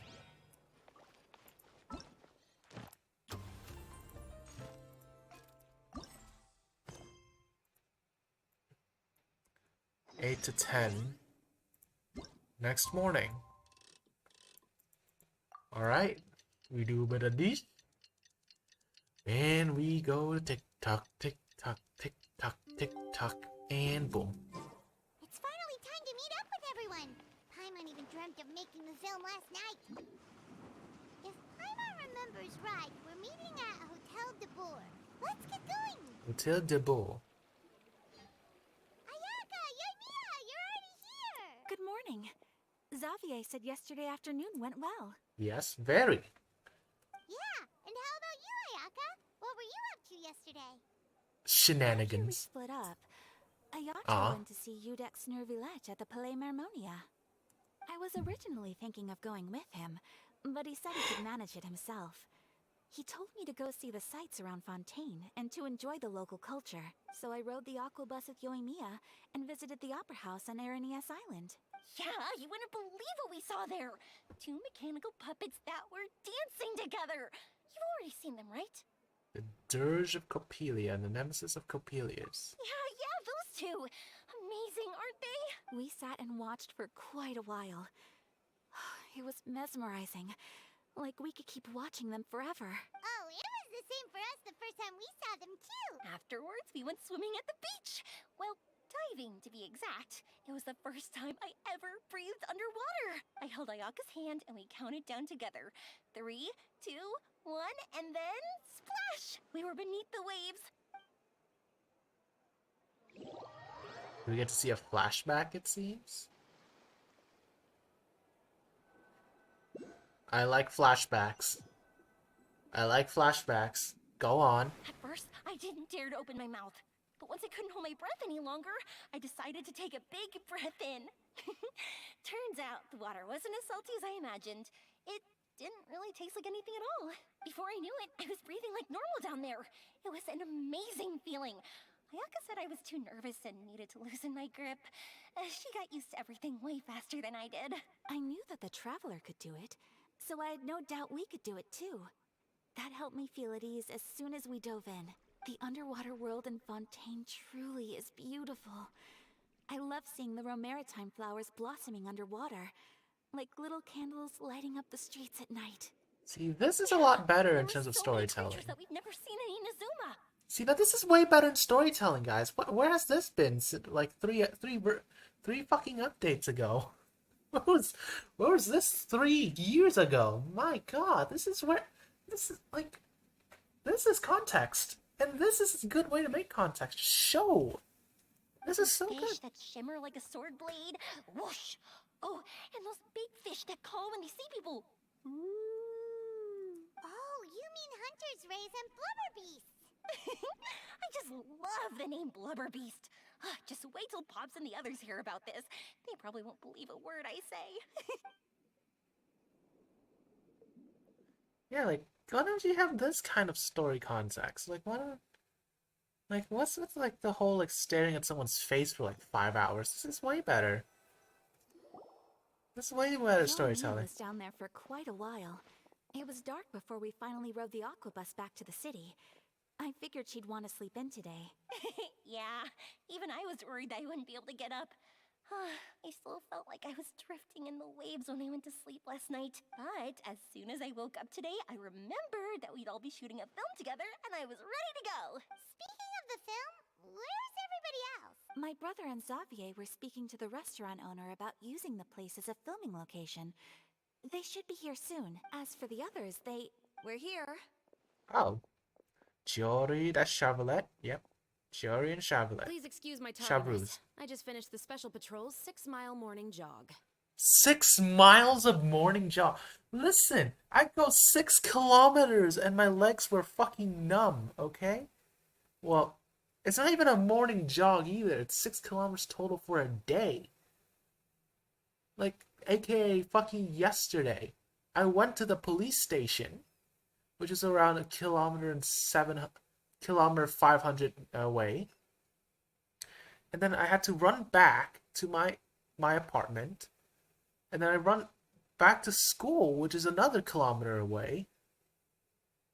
And then run back home because I was checking how the school's facility looks like. And that's another 2 kilometers. I ran 8 kilometers in one day, and my body is fucking numb today, okay? Doesn't help that on Friday, I also got a cramp to the point where I literally had fucking a fever, okay? I had a cramp so bad that I had a fever like 2 days ago on Friday. And I had to ask to be in sick leave, okay? How the fuck do you go 6 miles on just a fucking morning jog? 6 miles on a morning jog, that's 15 kilometers, I think. How? On a morning jog. It's like you're running a half marathon on a morning jog. How the fuck? That's 4 hours at least. Jesus. Wait, 6 miles? Exactly. Paimon gets it. How? I'm so tired. I heard you all chatting, so I decided to come down. I sure could use some of that endless energy everyone else has. Good morning, everyone. Morning. Can someone fetch me a cup of coffee? More milk, hold the sugar. Sure. I'd be happy to do that for you. No, you can't go anywhere. Please, have a seat over here so I can get started on your makeup. The last thing I want is coffee stains on my costumes. I can get the coffee. It's the perfect job for an assistant. Yep, you're the assistant for her, so, do that, Yomaya. So much energy. Seriously, what's her secret? She's just like that, she's just like that. She's her, Oh, Yoimiya's always like that. But you sure look exhausted, Farina. It's because you're not used to waking up so early, She huh? built like that. Of course not. I spent the whole night reading the novel from cover to cover. marking sections that either need to be omitted or adapted. Wow. Paimon didn't expect you to be so thorough. Well, I was the biggest star in all of Fontaine after all. It takes more than just a pretty face to earn a reputation like that. I know how to get serious when the situation calls for it. I went all out when I was acting as an Archon, so why wouldn't I do the same for my own life? Here's your coffee, Director Farina. Hey. Oh, Coffee. thank you. The sound of being called director and the aroma of coffee feels almost as refreshing as hearing the birds chirping in the morning. It seems everyone has managed to arrive on time. Hey, you two. We've reached an agreement with the restaurant owner. We are free to use the second floor to shoot our film. Really? That's great! Yep. He is really looking forward to our film and hopes that providing his restaurant as a filming location will attract more customers. Well then, Mr. Xavier, I'll leave the rest to you. Okay, thanks. First, I'd like to introduce our new members. This is our prop manager, Veronique. She'll be in charge of all the film's props and items. And this is Bonneau, our lighting technician. He'll be in charge of lighting and illumination to set up each scene's atmosphere. Wow. Sure feels like we have some real professionals joining the crew now. First of all, please allow me to first express my sincerest gratitude to everyone in the crew. When my investor informed me yesterday that he wouldn't be able to provide the funds, I really thought that this was the nail in the coffin for this film. I had no idea that I'd find so many people willing to help me on such short notice. Thank you. Thank you all from the bottom of my heart. No need to be so cordial, Mr. Xavier. We're all honored to be a part of this. Your works made a profound impression on me when I saw them back in Inazuma. I am sure that someday, this film will be remembered as a prime example of cultural exchange between Fontaine and Inazuma. Yep. Yes, the story is the reason I agreed to join. I can't bear to even imagine what this film would look like without the very best director. Anyway, I would like to make a promise to everyone that as the producer of this film, I'll do whatever I can to ensure that everything goes as smoothly as possible. This is not just my film. It also embodies the thoughts and feelings of every person here, as well as the endless effort we are about to pour into it. So, without further ado, the Two Musketeers will officially begin filming now! Yay, we got the fucking... You may take it from here, Director Farina. All right. Listen up, everyone. The first scene takes place when the two young musketeers are living at the Baron's home, still unaware of all that is about to happen to them. We'll need props and lighting to set the scene. Our lead actors can go get their makeup done, and extras, please take this time to go over your positions. Whoa. Seems Farina's really kicking things into gear as the director.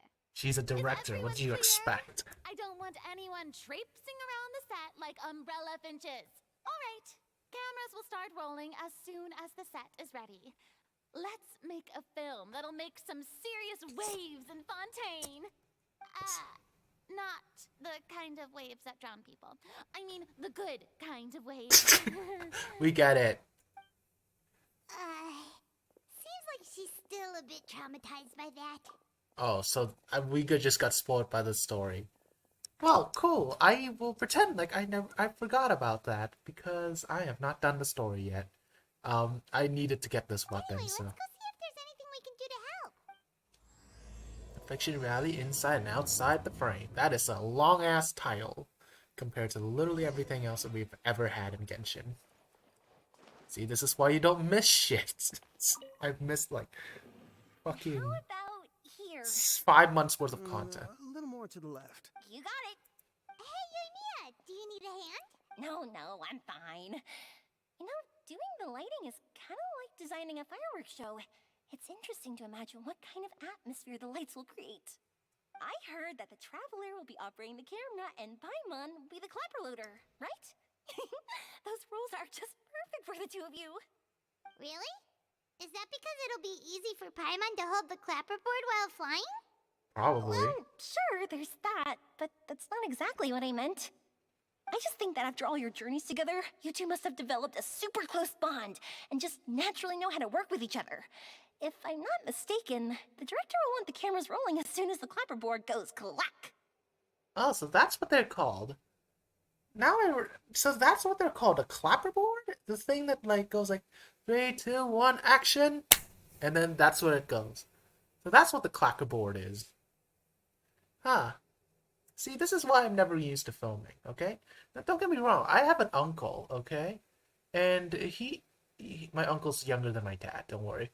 He's a young uncle. But he is a film director, so he should know more about this than I do. Okay, my dad's side of the family is all like either news reporters or like film in some way. Like media, so it just gets edited out post production. Actually, we start rolling before Oh, that. I see. It's amazing to see the magic behind filmmaking. Yoimiya, we need lights over there, too. Oh, on it! I've got to get back to work. Chat with you later. Oh, it's exciting to see so many people working together to bring the film to life. Seems like Yoimiya's really getting into it. But she was right. We do have a super close bond, don't we? Of course. Paimon's really happy to hear that. Can we hug? Can we actually hug unlike Xavier's attempt to hug us? No? Okay, cool. We don't get the option to hug Paimon. Ayaka has mentioned you to me before. She said that you two were great friends when you were kids. No talking. I'm thinking about how to do your eyeshadow. Ah, yes. To help me really look the part. To achieve a more young and naive look for this scene. Are you saying the wrinkles around my eyes are too deep? You just have too much of a calculating look in your eyes. You sure don't mince your words. It seems you really haven't changed much. Quiet. Wow, you're all are great friends, huh? So, this is a real musket? No, it's just a prop weapon. Not bad. Have you seen a real musket before? Only in books and newspapers. I made this one based on the relative shape and proportions I saw in reference images. When we're filming, some special gunpowder will be applied around the muzzle, which will help create the flash and smoke effects of a real gun being fired. Which means it'll be up to the actors to portray the recoil. That's right. The sound effects for gunshots will also be added in post-production. Yeah, you know what? That's Thank you, actually Veronique. good. I think I know where to start now. However, the musket's gears and firing pin could still use some work. Adding some wear on the metallic components will make them appear more realistic. Also, be sure to rub the muskets with some oil each time before we start shooting. That'll give the impression that the firearms have been well maintained. Good point. You seem to know a lot, Miss Chevres. I assume you use these types of firearms on a regular basis? Yes, I perform routine maintenance on my weapons every day. Just like we as people need to eat and sleep, muskets need to be cleaned and maintained. I also perform similar care for my sword every day, and familiarize myself with its shape and weight, to the point where it feels like a natural extension of my body. Yes. This way, our weapons will never betray us in the heat of battle. Yes, well said. It seems we have the same philosophy on this topic. Oh, sounds like they found a common interest to talk about. Though these props differ from the muskets I use, I can still give you some pointers. Good. I look forward to your instruction. First and foremost, never point the weapon at anyone, regardless of whether it's a real or prop weapon or whether you're holding it or it's on the table. This holds for any time when you're not actively engaging an enemy. Okay, understood. When aiming the musket, extend your arm so that it's level with your shoulder, and use your eye to look down the weapon's sights. Like this? Not bad. Now, try saying your lines. This is the end of the road for you. Good. Now turn your body a little. That way, you'll give your enemy less of a target to work with. And relax your shoulders. Here, allow me to demonstrate. This is the end of the road for you. Oh, so that's the... Excuse me, Miss Chiori. Yeah. Director Farina, there's something I wish to discuss with you. Oh? What is it? Like this? Yes, much better. What do you think? I do see your point. But are you sure you wish to do this? What's going on? I What's believe you it been would be scheming? most fitting. Well, well, if you insist. All right, I understand. Miss Ayaka, Miss Chevris, could the two of you please come over here? Huh? What's going on? Are we gonna start filming now? Let's go see. What is it? I have a question for you, Miss Chevris. Would you be willing to play the role of a musketeer? What? To clarify, I would like to turn over my role to Miss Chevris. But, brother... Don't worry, Ayaka. I actually view this as a good thing. I was becoming troubled trying to set aside some time to speak to the staff at the Palais Mermonia. I would like to have some conversations about the cultural exchange between our two countries, and I've heard that the bureaucratic process here can get rather complicated. Now, I will be able to focus on my work. Besides, you also know that I'm not really one for public performances. Are you really sure?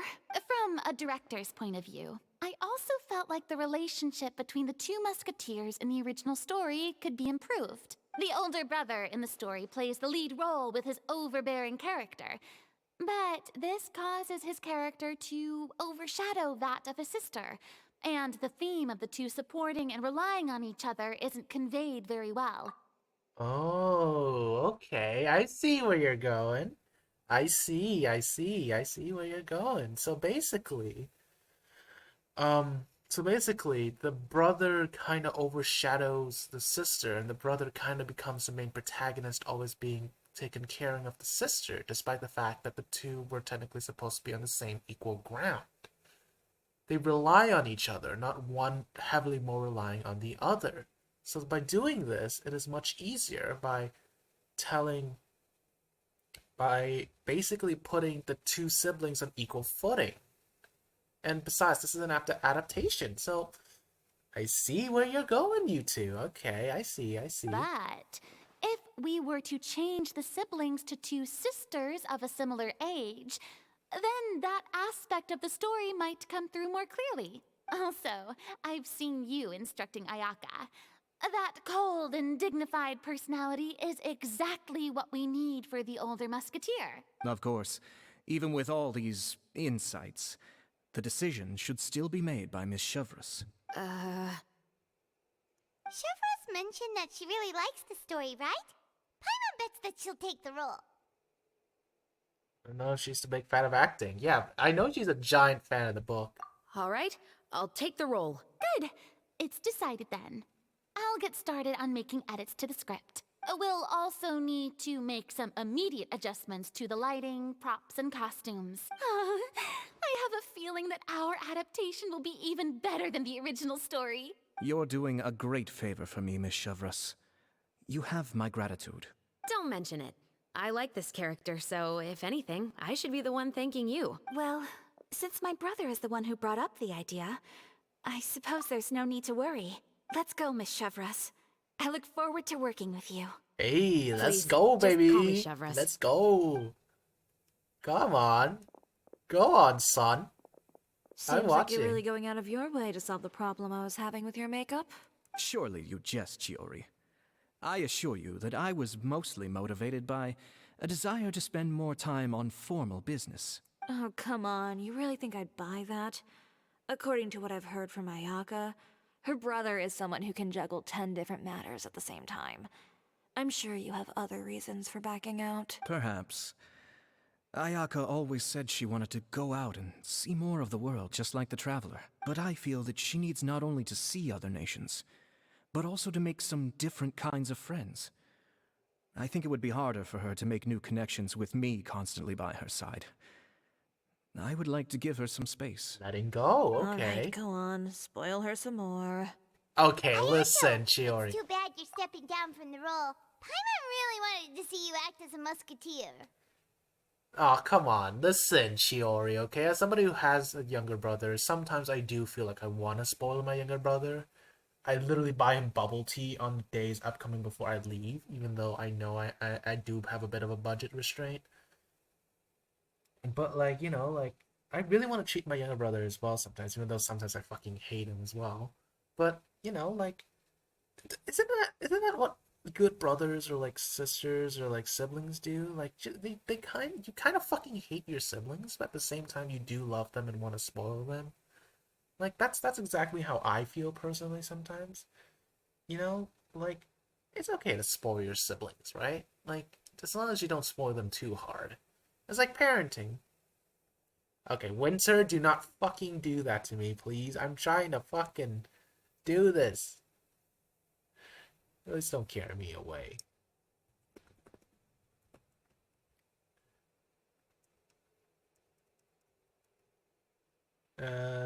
This is the punishment you deserve. Oh yeah, that's that one line from Ayato. No need to poke fun at me. I'd wager that you also felt that I wasn't the best candidate for the role.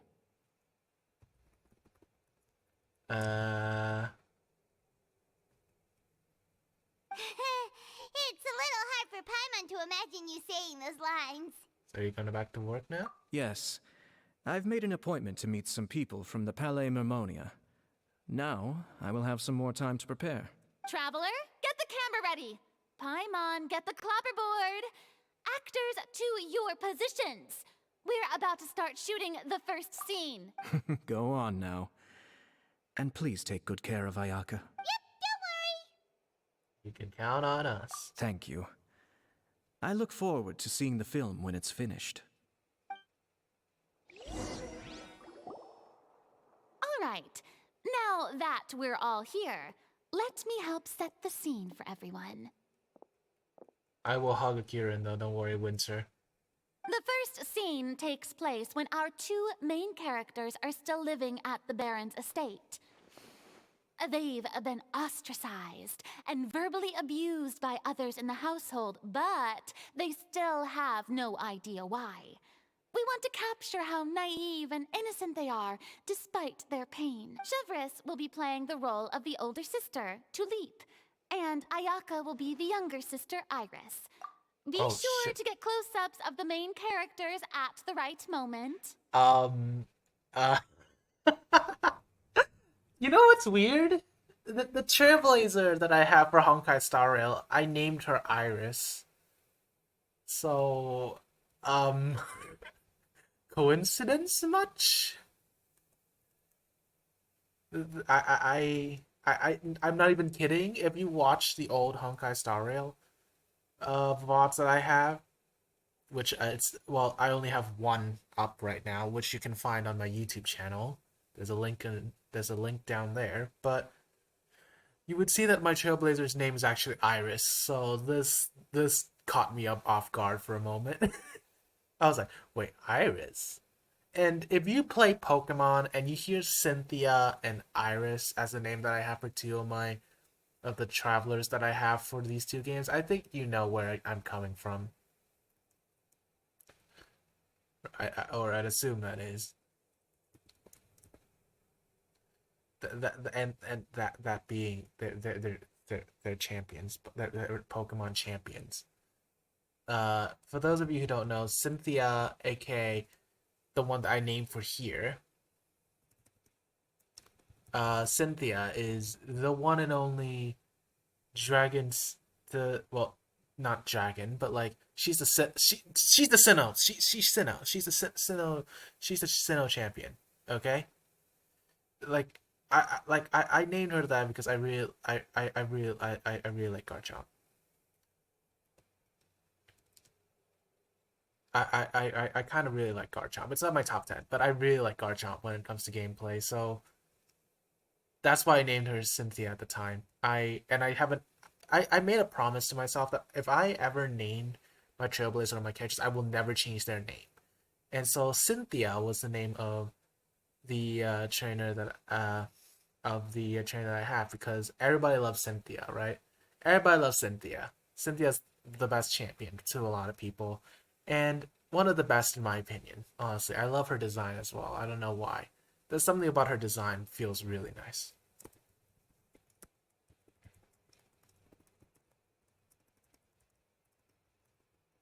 And well, Iris, well, it's a bit more obscure. If you know Iris, then Iris is the annoying motherfucker, the annoying companion if you watch the Pokemon Black and White anime. But I named Iris because my first ever Pokemon game was Pokemon Black 2 White 2. And so Iris was the name of the champion at the time in Pokemon Black 2 White 2. And you know, it's like if you consider how annoying she is in the anime and then compare it to her, um, you know, in the actual game, it's kind of insane how much she improved. She went from that annoying ass Pokemon companion that you have to helping N at the castle, and then um, she became the Opelousas gym leader, and then she turns into the literal champion of Unova. So I think Iris is like the most improved companion on the Pokemon games, and the fact that she's a Pokemon champion as champion of Unova as well just kind of speaks volumes. So that's why I named the my main protagonist in Honkai Star Rail as Iris, and this I named her Cynthia because it's based on Pokemon champions from each of regions, aka Sinnoh and Unova. So yeah, that's just a bit of backstory. I don't know why I wanted to bring it up because I saw the word Iris as a name and I'm just like, okay. Silence on the set! Lights! Camera! Action! Let's go! Tulip, Mother's been out for quite a while now. Perhaps she went to pick some flowers on the way home. You know how she loves flowers. Iris, Tulip, I'm home.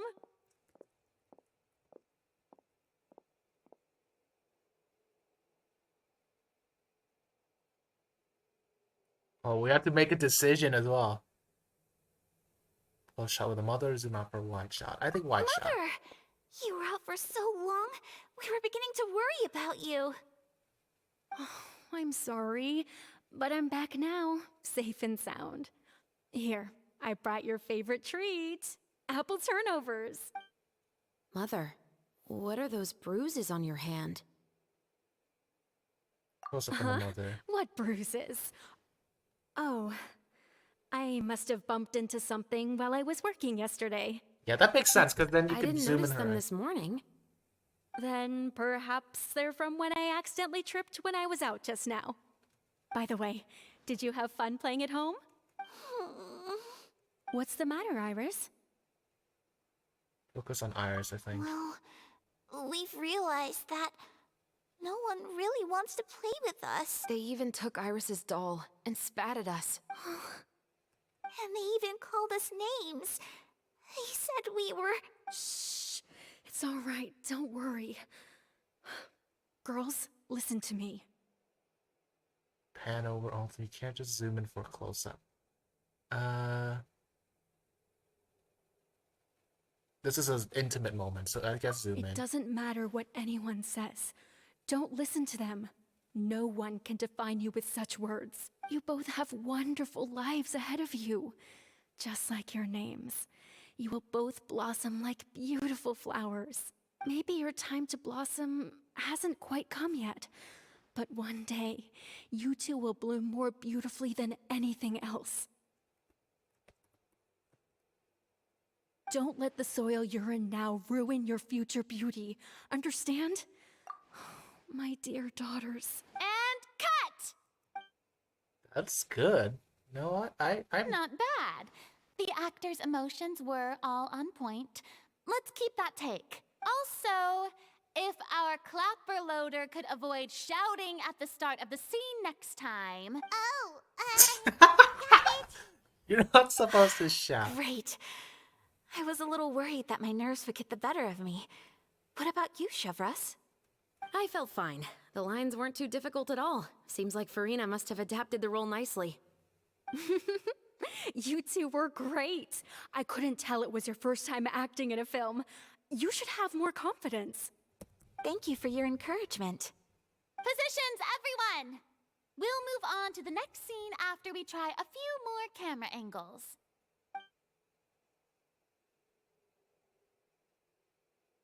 Oh, we're already on the second film. This scene is when our two characters return home, only to discover their mother has been murdered. Ready? Lights! Camera! Action! Mother, we're back. Mother.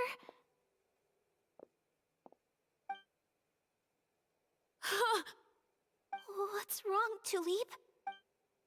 Iris, stay away! Huh? Why? What's... Mother! Mother... She's...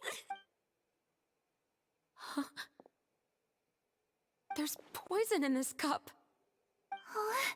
I could have sworn I've seen this kind of cup before. Those aristocrats. They didn't even try to cover up their actions.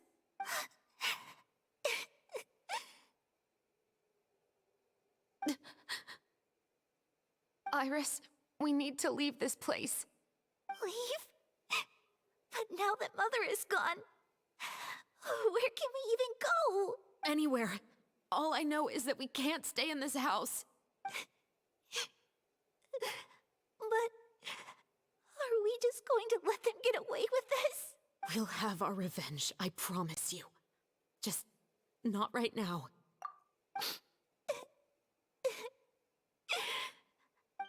Jeez, Ayaka's Come really on. good.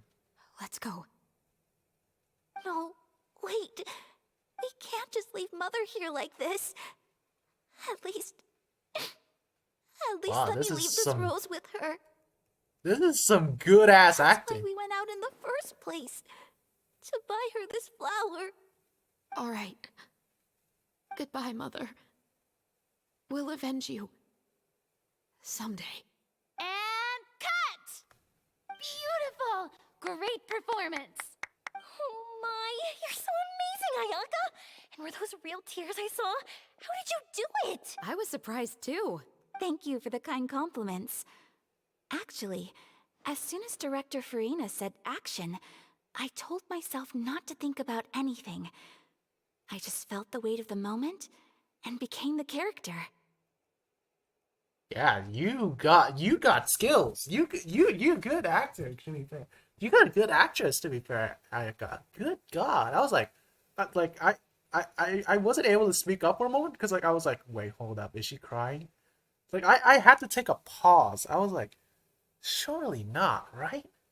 And she was crying. I was like, there's no way. There's no shot, right? She did cry.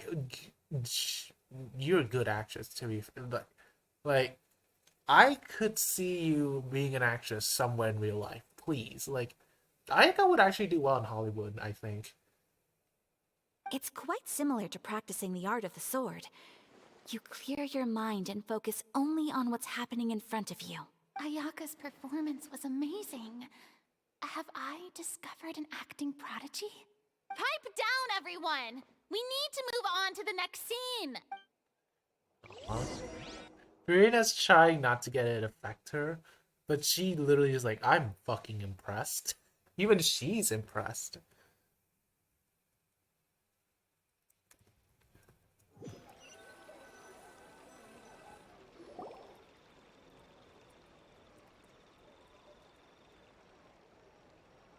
Hey, bye you guys. It's been fun acting for the first day. Huh? Are we done already? But Paimon wants to keep playing with the clapperboard. Hey, look, the clapperboard was really fun as a kid, I'm not gonna lie. Like, my granddad has a clapperboard, in this display, and I always like to play with it. And I may or may not have cut myself with it once, because I was an idiot. That was, good old days. It's back in my granddad's old home in, Nguyen Kim district, all the way back in, Phu Nhuận. Nguyen Kim Road, Phu Nhuận district, man. That was, oh, man, that was, 2011 or 2012. So long ago. Man. It was, so long ago. It was, 2011, 2012 or something. back when my granddad was at his old home, all the way back in like Funyang district, where we were when I was born, all the way up until like now. Of course, now I'm in Finland now, and we moved to like District 7 like a long while before.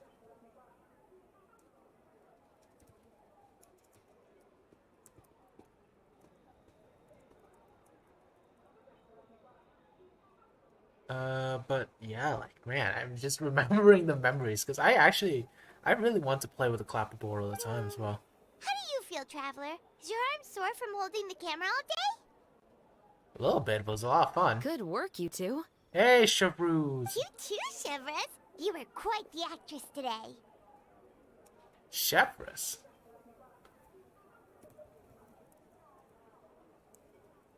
Is that how you say her name? Because as somebody who took French, her name is supposed to be Chefrouz. Chefrouz. Chefrouz.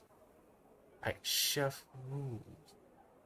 I man, I'm still being terrible with my R's because sometimes my R's, I have to do this. I keep doing the Spanish R's, like like the ay caramba or like stuff. Because in Finland, you also do the hard R's in like in their language as well. So it's not really like different in that sense, like you know. So I keep forgetting. I actually Chef Bruce all the time instead of like Chef Bruce. Chef Rules. So like it's weird. Chef Rules. Chef Rules. I've read this novel many times before. I have a good grasp of my character's mindset. Anyway, do you remember my request from yesterday? Oh, right! We were having so much fun that Paimon nearly forgot! You have a case where the murders seem really similar to the cases in the novel, right? In the story, the main characters grow up to become two musketeers, always using their guns to carry out their revenge. And on each of the victims, they place a rainbow rose as a signal that they've returned.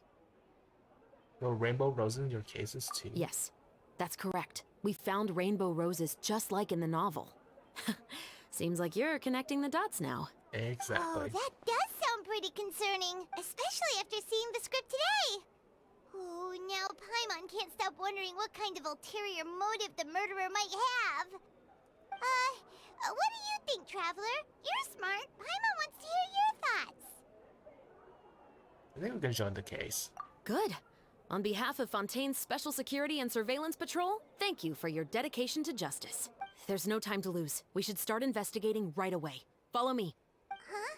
Right now? Well, we just got done filming all day. Paimon's so tired. The most valuable intel always comes after nightfall. They are like small, remote islands in the middle of the sea. If you don't stay vigilant, you will pass right by them in the fog. That's how one of my favorite books always puts it, at least. You're also a nerd. Going right now. Let's start by checking out some workshops that sell mechanical components. If the culprit is making their own weapons, it's very likely that they'll visit those sort of places. Okay, good call, good call.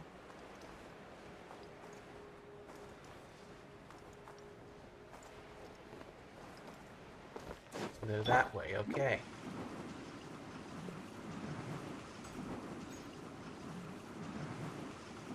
Good call. I'm out of here.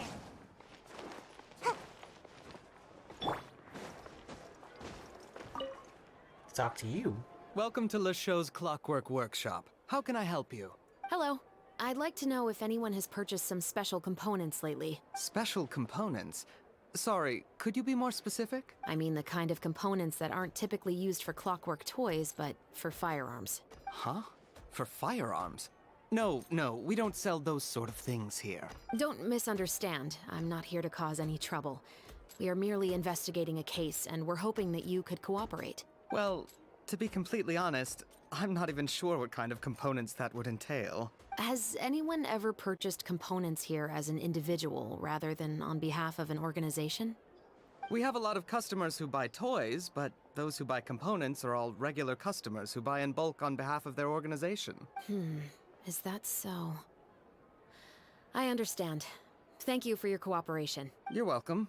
It's the least I can do. Yeah, Libra is actually kind of cool, to be fair.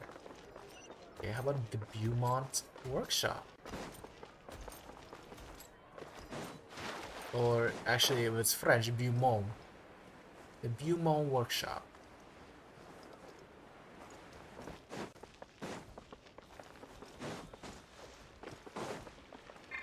Oh, you get stuck on a ladder. Get over here. Beaumont Workshop, the one that we were just filming at before. Oh, hey, Chevrolet. Run out of oil for your musket again? Hello, Estelle. I want to know if anyone has come to your shop recently to order some firearm components. Oh, is this another case? Let me think. I don't think so. Some people have requested that I make some prop guns for the Fontanalia Film Festival, but I refused all of those requests. Oh? Why's that? Because there's no profit! I only make things here that can do some real heavy lifting. I don't have the energy to make some new molds just for the festival. Then has anybody come specifically looking for mechanical components? Well, I usually sell off my scrap to the Fleuve Cendre. I don't typically give them to one specific person. Yeah, she has some good French. I understand. Thanks for your cooperation. Don't mention it. Always happy to have the Musketeers' patronage. I mean, to be fair to her. Seems like we haven't found any leads to go off yet. Yep.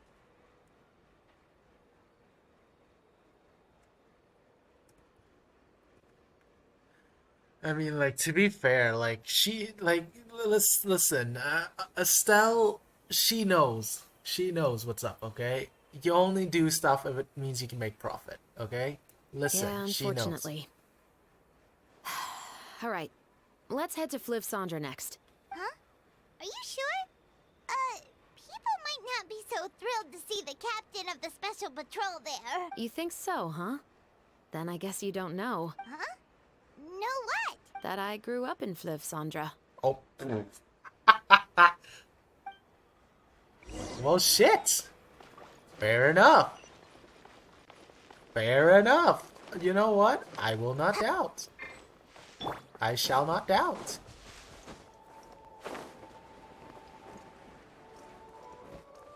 Follow the wind. Time to go. Oh my god, we're going down to fucking...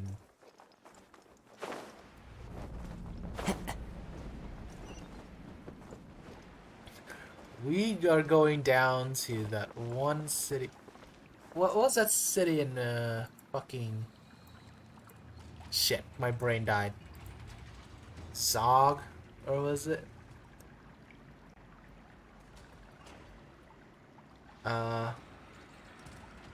Is it called Zon?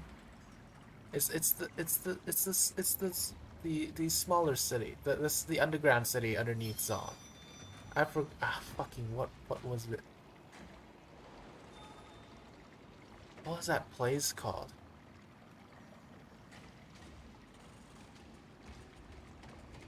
That's that like small city underneath Zon. This scenery is wonderful. It is called Surely Zon, enough right? to convince anyone to become a Pilt- wanderer. Is it Piltover the one that's in it, or is it Zon?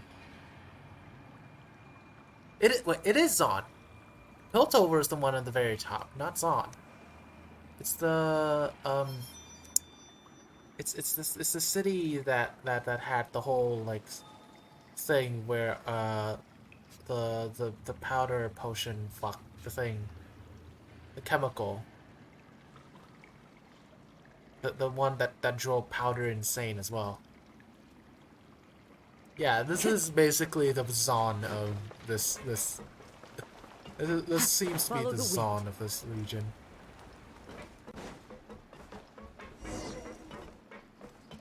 You know what, before doing that, I'm unlocking the circle over here.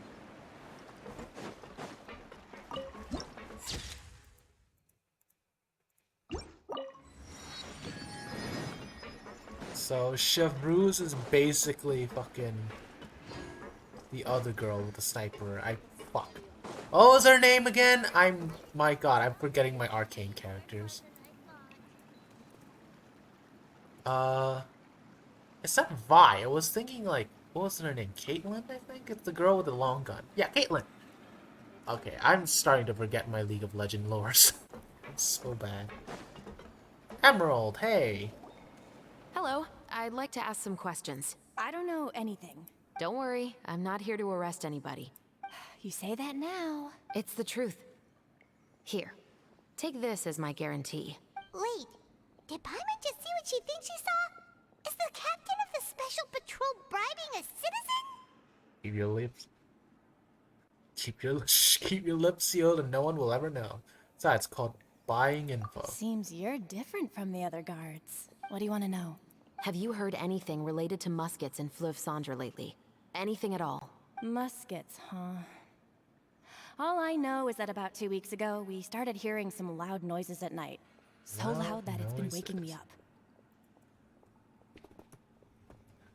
Okay. Were they gunshots? Possibly. It's hard to tell around here. Someone's house collapsing, a pipe exploding somewhere, it's all the same. But the noises I'm talking about definitely happened after I fell asleep. Do you know where the noises were coming from? I don't remember clearly. Is it that you don't remember, or that you need to think about it some more? You tell me. Then please, think about it some more. She's giving her even more aura! I didn't see anything. The noises came from the end of the southern waterway. I came out and had a look for myself and I wasn't sleeping well, but I didn't dare get too close. That's all I know. All right, I'll take your word for it. Thanks for the pâte de fruits. The pâte de fruits. Is that the pâte de fruits? Isn't that pâte de fruit? Isn't that like something like Heston Blumenthal did? The whole like a fruit that's actually pâte. Isn't that the Heston Blumenthal did? Heston Blumenthal. There we go. Isn't that all the Heston Blumenthal thing? Did like pâte de fruit? No need to be surprised. I grew up here, remember? I know how to get people around here to talk. Seems you catch on pretty quick. What now talk? Then, let's keep going. We're bribing. Yes, we bribe these people. Everybody shut up. Whatever happened here, we don't talk about, okay? They literally made Fontaine pretty much arcane. I'm pretty sure that's what happened.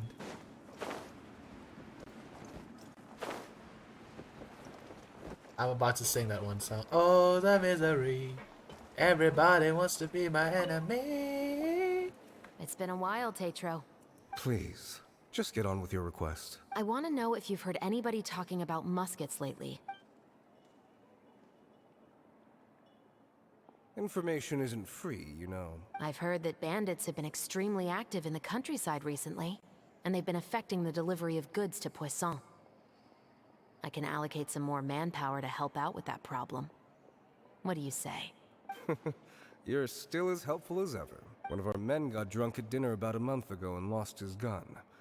3 days later, it turned up in the corner here. What's weird about that? He just forgot where he put it, right? This is Fleuve Cendre, my friend. Anything of value left in the tavern won't ever make it to the next day. But that gun turned out to be an exception. It didn't get any new wear and tear on it, and didn't even appear to have been fired. We were quite mystified as to what could have happened. I suspect it came back because the weapon was already known to the guards. You mean, a criminal was afraid the Marechaussee Phantom would use the shot marks to track them down? Maybe. But if that's the case, the culprit really took great care to avoid getting caught. I didn't say anything about a criminal. In Fleuve Cendre, knowing who was killed is as easy as knowing what clothes you're wearing today. It's the guy living in the east side, isn't it? I've never liked him. Every time he's here, he just orders a drink and sits there with a nasty look in his eyes. Okay. So, who was the one who lost the gun in the first place? Don't bother. Even if you ask, he wouldn't admit to owning a gun to some strangers. Not to mention the captain of the Special Security and Surveillance Patrol. He's right. Fair I know enough. you grew up here, Shavras. Yep. Even though you're on good terms with the Spina, you've still been gone too long. Not many people know you here now, and a lot of people don't like the Special Patrol. Yep.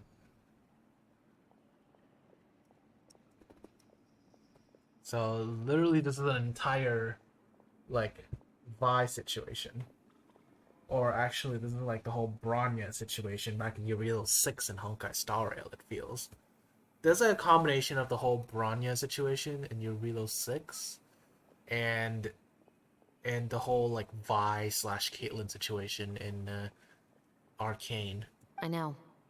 So take my advice and don't show your face too much around here.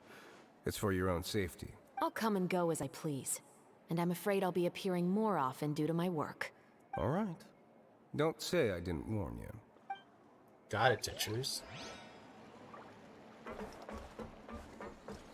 I did say it correctly. Tetris.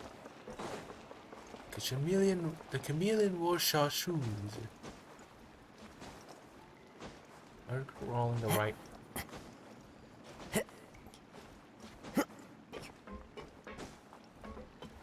This really does feel like fucking Zon. Good Christ.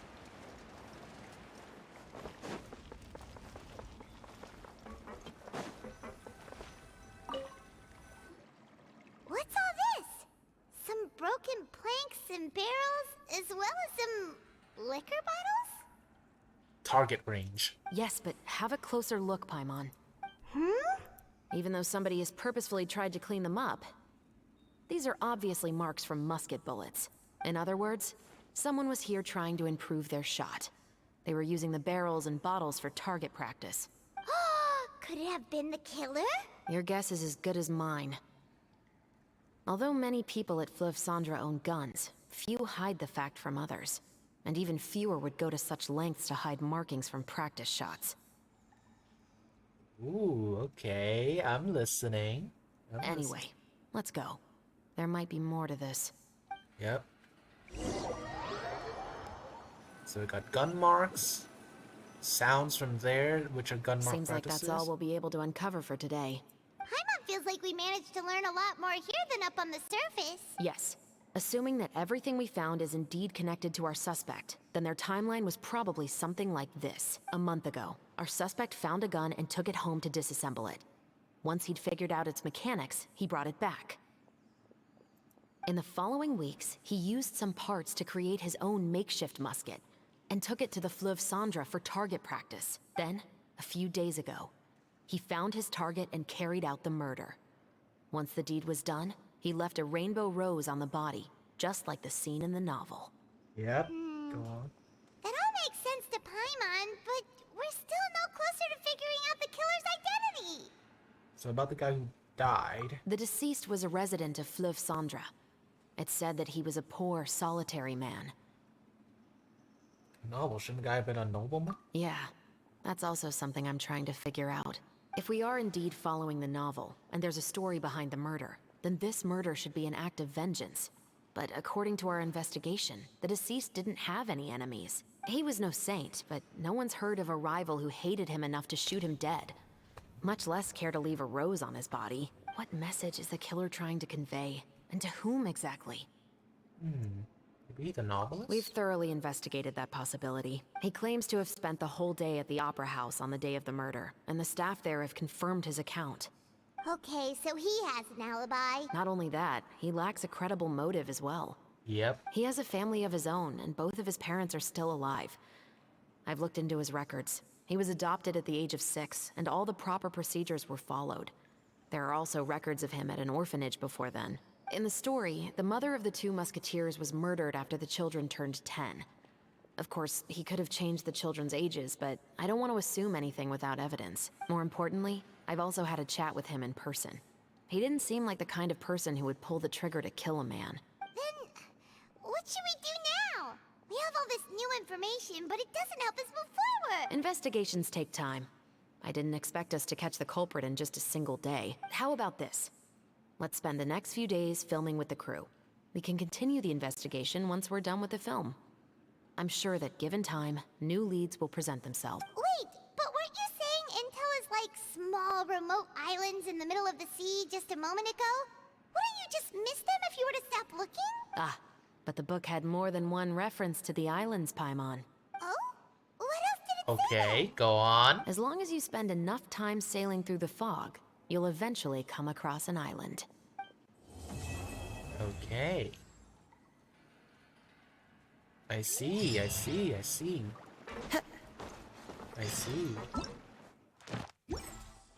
The lone island glimpse through fog. 8 to 10 next morning.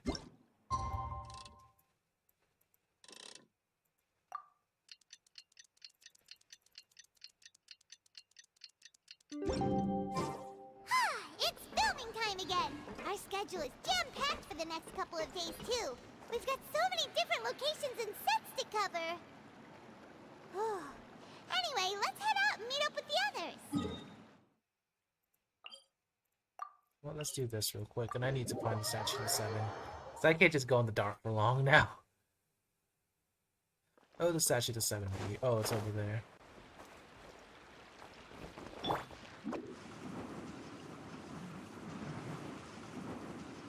Yeah, you know what? Let's just get to the Statue of 7.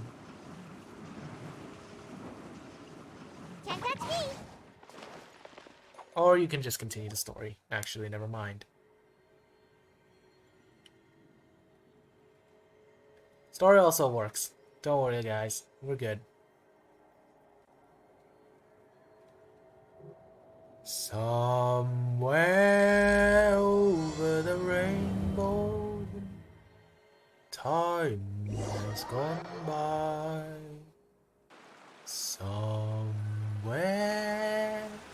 Okay, I'm getting there. I don't know that song. I only heard a jingle of it. Good work, everyone. We're looking to wrap with our 2 main ladies today. I can already smell our success. What do you mean, looking to rap? Ordered with Silva. Oh, aren't you the expert now? Yep. This upcoming scene is the 2 musketeers' final confrontation with the Baron. There will be quite a bit of action, but no choreography beyond what we've already rehearsed. Anyway, get ready. Lights, camera, action! The view is beautiful tonight. It reminds me of that fateful night 10 years ago. And now that I've said it, I can even make out the faint fragrance of herbal tea in the air. Enough, villain! It's time that you pay for the death of our mother! My dear Iris, have you forgotten your manners? How can you speak like this to your own father? I'd sooner swallow all of my teeth than call you father. What did I expect? Seems the daughters have turned out to be just as obstinate as their foolish mother. In this world, Mora and status is everything. She thought she could blackmail me using her children and force me to grant her recognition and concessions? Ah, how naive can a woman be? Mother never asked a single thing of you. All she wished was for us to live a peaceful life, just like the others. It was you who personally brewed the poison of prejudice and sent Mother to her death. Compared to that deadly poison, the 2 bullets that will soon pierce through your heart will be like sweet mercy. And that's exactly why I said you're just as naive as her. Did you really think 2 muskets would be enough to defeat me? So let's see. What is stronger? Mora and power, or the 2 muskets in your hands? Get them! Too late! There are too many of them! It'll be okay. We'll cover each other, Iris.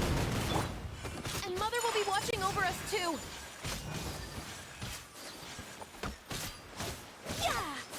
Okay, I can't even use it.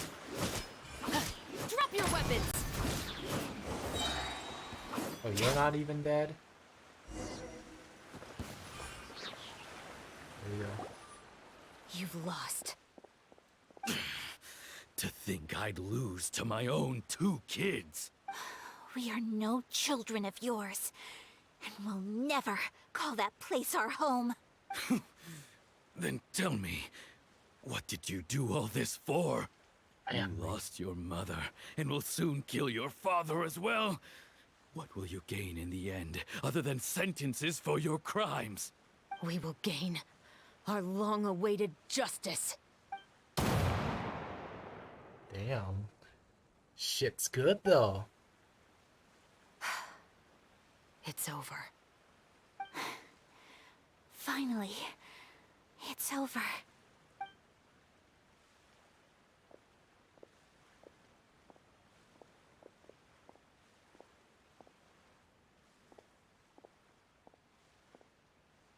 So, where will you go now, Tulip? I'm not too sure, Iris. Maybe somewhere with lots of flowers? After all, Mother always did love going where the blossoms were. What about you? I want to go visit Mother's grave. Yeah, that's not a bad idea. Yeah. Huh? Tulip, look! What is it? It's Mother's favorite. The rainbow rose. Look, it's blooming again. Excellent! That was beyond mesmerizing. Even I didn't expect the scene to go so well. And we got it in a single take. All right, everyone. We've got a wrap for Tulip and Iris. Congratulations, Ayaka and Chevrolet! Hey, rapture rolls. Thank you. I didn't expect our parts to wrap so quickly. I wish I could savor the experience for just a bit longer. Paimon totally understands. Paimon's not ready to say goodbye to the clapperboard either. Filming has really been a lot of fun. You were great too, Chevrolet. The way you said, long-awaited justice. It gave Paimon chills. That is indeed my favorite line in the whole book. I still remember trying to act it out in my room the first few times I read it. Whoa, Paimon would have never guessed you're that type. Who doesn't like stories where the guilty are punished and justice prevails over evil? Don't forget, I'm the captain of the Special Security and Surveillance Patrol. Captain, I have something urgent to report. Oh, let's see. Please excuse me, everyone. I'll be back in just a moment. Okay, It's okay, don't worry about us. I still don't know how to say her name. Leletilie? Leletilie. Oh? Was she whisked away by work already? I was just about to tell her how great she did. It seemed like some urgent official business. Then perhaps we should thank the stars that we were able to wrap both of your parts so quickly today. Switching around the filming schedule would have been a real pain. Anyway, I actually came over to let everyone know that we're all done for today. You can go home and get some rest. And one last thing, Miss Ayaka.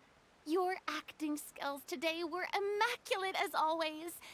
Are you sure you won't consider taking up full-time acting? See, I just happen to know this great troupe that's still looking for a lead actress. Thank you for your kind words, Director Farina. Unfortunately, there are still many matters that I have to take care of back home at the Yashiro Commission. I cannot remain in Fontaine to pursue an acting career.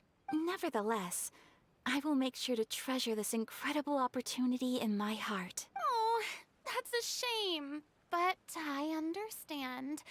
Just let me know if you ever change your mind. Yep. Even Furina's impressed by I believe it's also about time for me to take my leave. But hopefully I'll see you on set over the next few days. Even though my part's wrapped, I'd still like to swing by and help out the crew. See you tomorrow, Traveler and Paimon. Yep, see you tomorrow.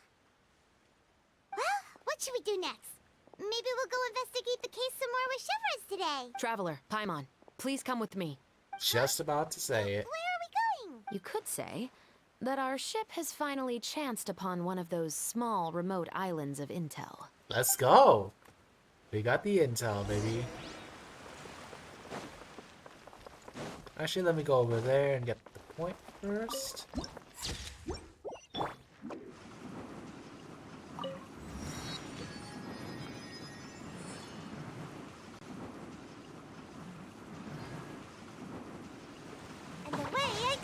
that clue is like 1,000 fucking meters away. What the hell? Time to go. Where is that point? It's all the way over there. Right? Good God, that's far away. Oh wait, because we're here. We just ran all the way to another location.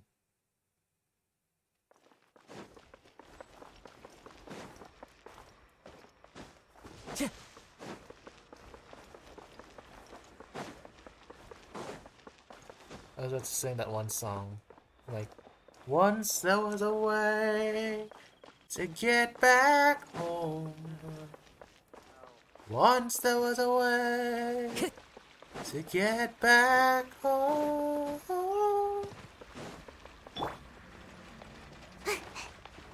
And I don't know. I've watched Sing recently. Okay.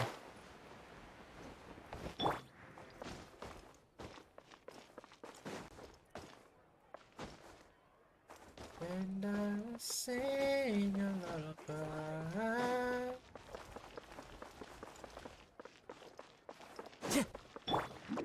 Where's the place where we can go up the stairs again? That's the weapons. I'm out of here!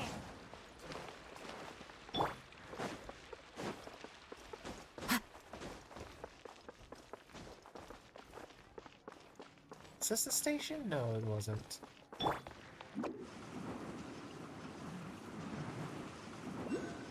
assume we're supposed to go to the... Fuck. Why'd you get stuck there, you little shit? We need to go down here.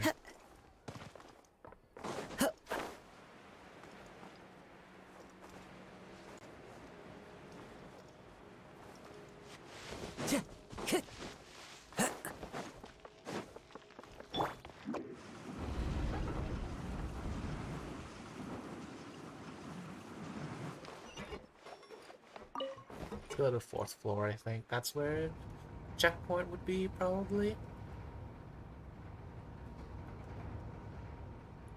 Once there was a way to get back home. Once there was a way to get back home. And I will sing a lullaby. Oh, hey, Mars. That's the wrong time for you to catch me, because I was singing. Oh, God, why? There we go. That makes it a lot easier to go around.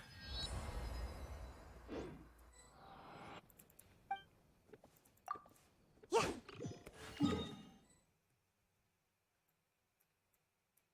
We do not talk about me singing there, Mars. We do not talk about it. Damn, I don't have the teleport waypoint here. We have to go the long way here. Okay, here we go. Also, yes, I'm finally in Europe. I'm in Finland. The land of the Finns. I have a Finn now. I'm finished. Okay, now. Where do I go, actually? Where the fuck?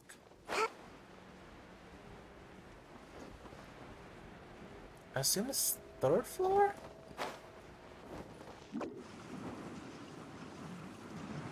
Gonna be the 3rd or the 2nd floor, even.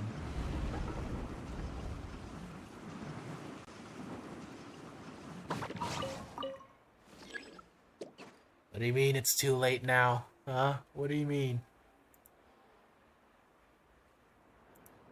What do you mean now, huh? What is my...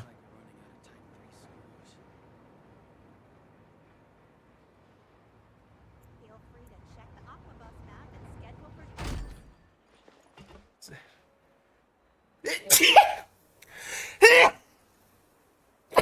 God, I'm not feeling well. I assume it's Navia line, right? Because that would mean...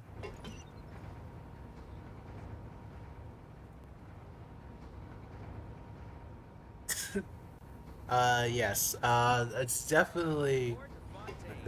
Definitely, I sang in the VC before. I definitely sang really well. Very well singing. I'm very good at singing. Definitely Time to go. sounding like a dying croak. Yes. Also, thank you for blessing me while I sneeze. Okay, where the fuck do we go? We have to go so fucking far. Time to go. Well, at least here we're not drowning, so... Make my escape. I have not played since 3.6, so I have no idea what to do. What the world here is like. So we have to run for the next 1,000 meters. Woohoo.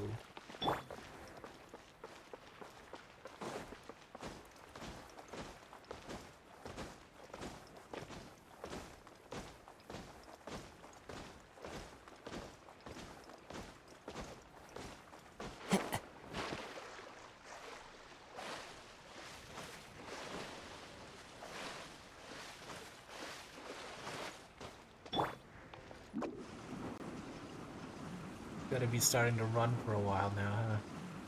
800 meters to go. Can't catch me.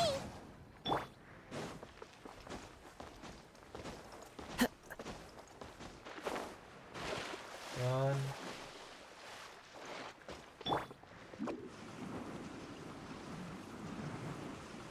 Oh, wait.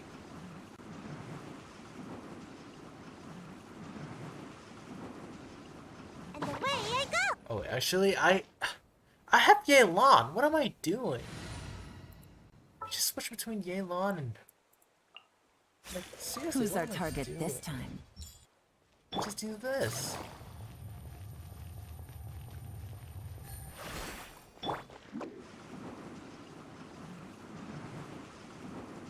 I can just switch back and forth between them, man. Like, god damn. I'm be that much of an idiot now, can I?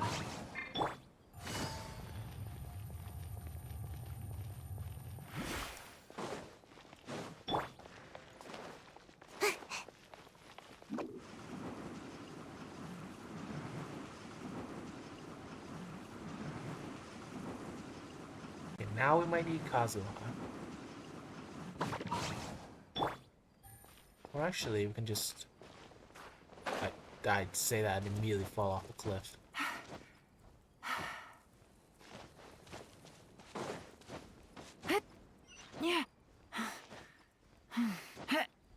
I can fix her, guys.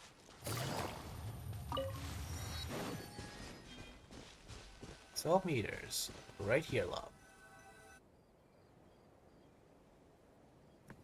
We're here.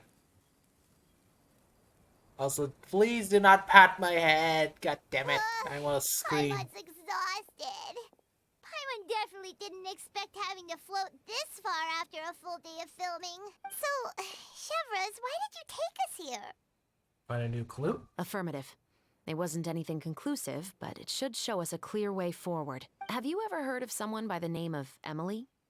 Oh, you mean that famous perfumer? She's a good friend of mine. She's lent me her aid several times in the past to resolve some difficult cases. After I discovered the rainbow rose at the scene of the murder, I sent it to her. After all, she's probably the foremost expert on flowers and scents in all of Fontaine. Okay, go ahead. There was nothing remarkable about the flower or the trace amounts of soil left on it. But according to Emily, the rainbow rose left by the killer was derived from a very rare cultivar. Huh. Paimon didn't know that there were different varieties of rainbow rose. Paimon just thought they grew everywhere in the wild. Flowers that are deliberately cultivated will always show some different features from those that bloom in the wild. We already knew that the rose left at the scene belonged to a special cultivar, but with Emily's expertise, we were able to pinpoint the place where it was first picked from. Oh, Paimon gets it now. So whoever first planted that rainbow rose was probably the killer. Precisely. And after we checked what we learned against some sales records from the past, we discovered that there's only one person in all of Fontaine who could grow and sell this specific cultivar. Really? And who is it? It's the novelist. Go. Didn't you say he had an alibi? To be clear, I haven't changed my mind about him. I still don't think he was the one who pulled the trigger. However, that doesn't mean the true culprit never visited him at his home or never purchased a rainbow rose from his garden. Whatever the case, we will have to confirm a number of things with him. So you mean the next place we need to go is... Yes, we're going to pay him a visit at his home. Exactly.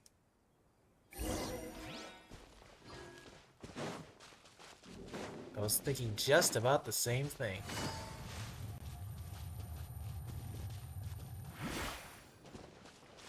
You know what? I'm not dealing with this shit.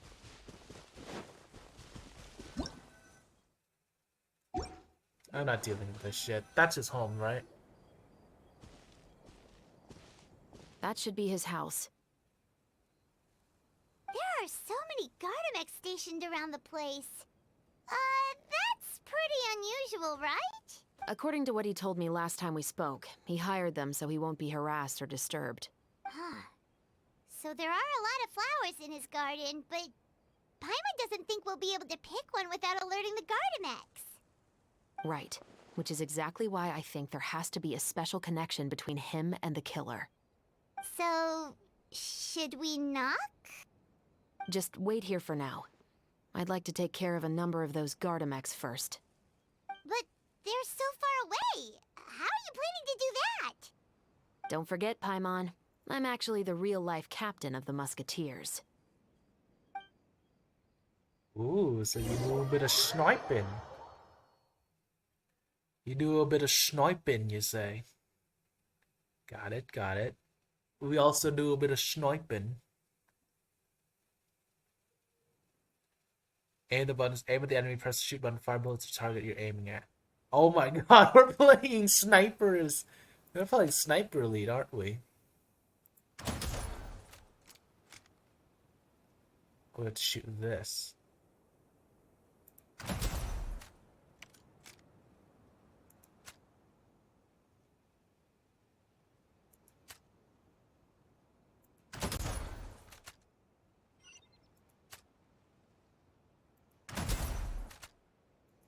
Kill shot.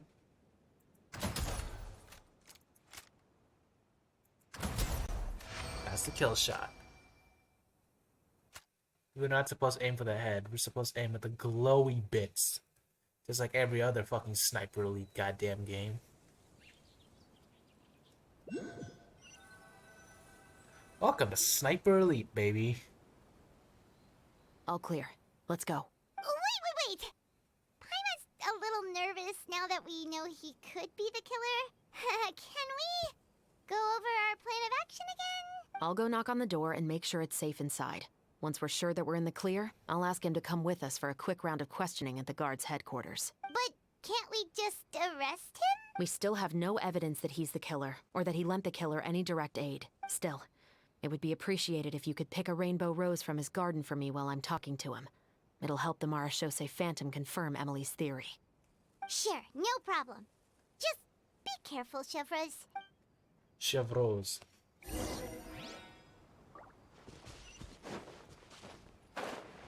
We do a bit of sniping.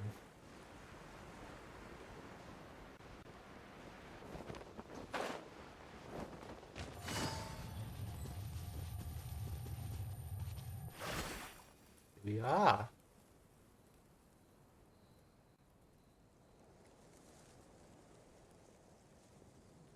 Excuse me, Mr. Baptiste.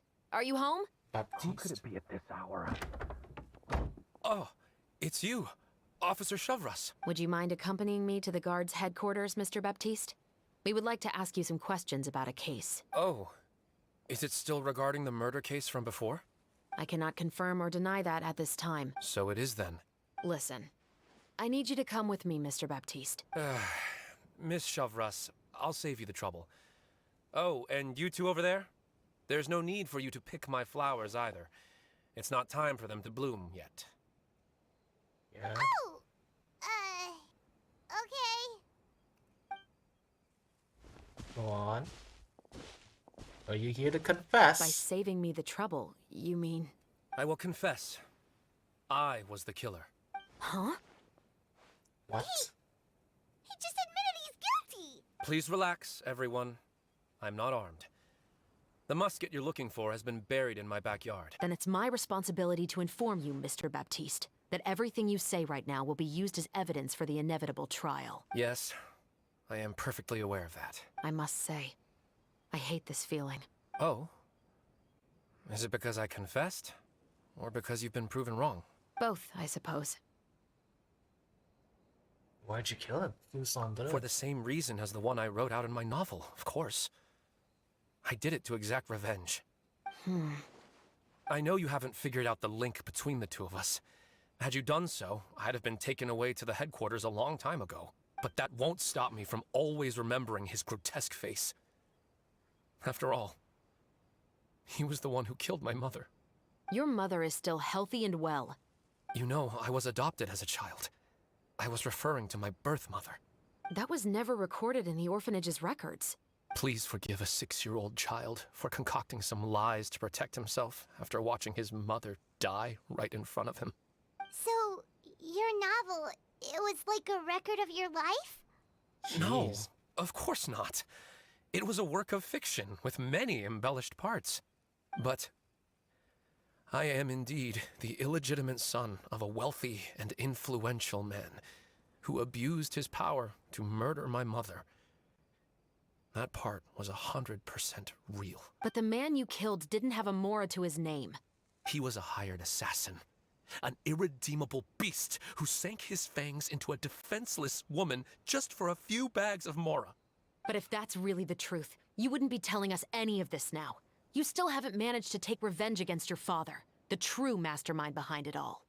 I never thought I'd hear that kind of thing from the captain of the Special Security and Surveillance Patrol. I'm simply skeptical about your motives. It's simple, really. I've grown tired of everything and don't want to shoulder this burden anymore. You may have considered me too soft to pull the trigger.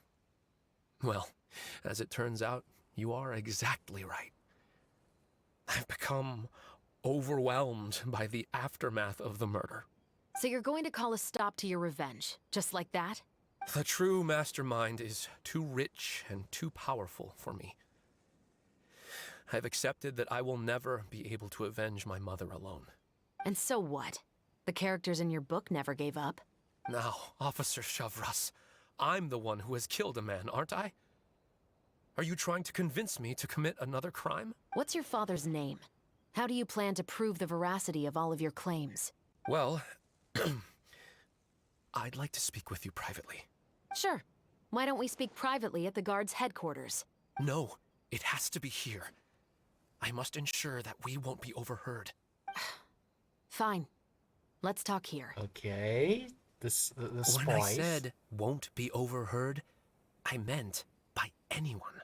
I would like to speak with you and you alone. Alright, cool. So we're out. Go somewhere else for now. Thanks. I appreciate it. Please stay safe, Chevres. So all right. Let's hear it. Will you really believe what I'm about to say? Well, that depends on what you're going to tell me. Fair enough. Fair enough. Then listen closely.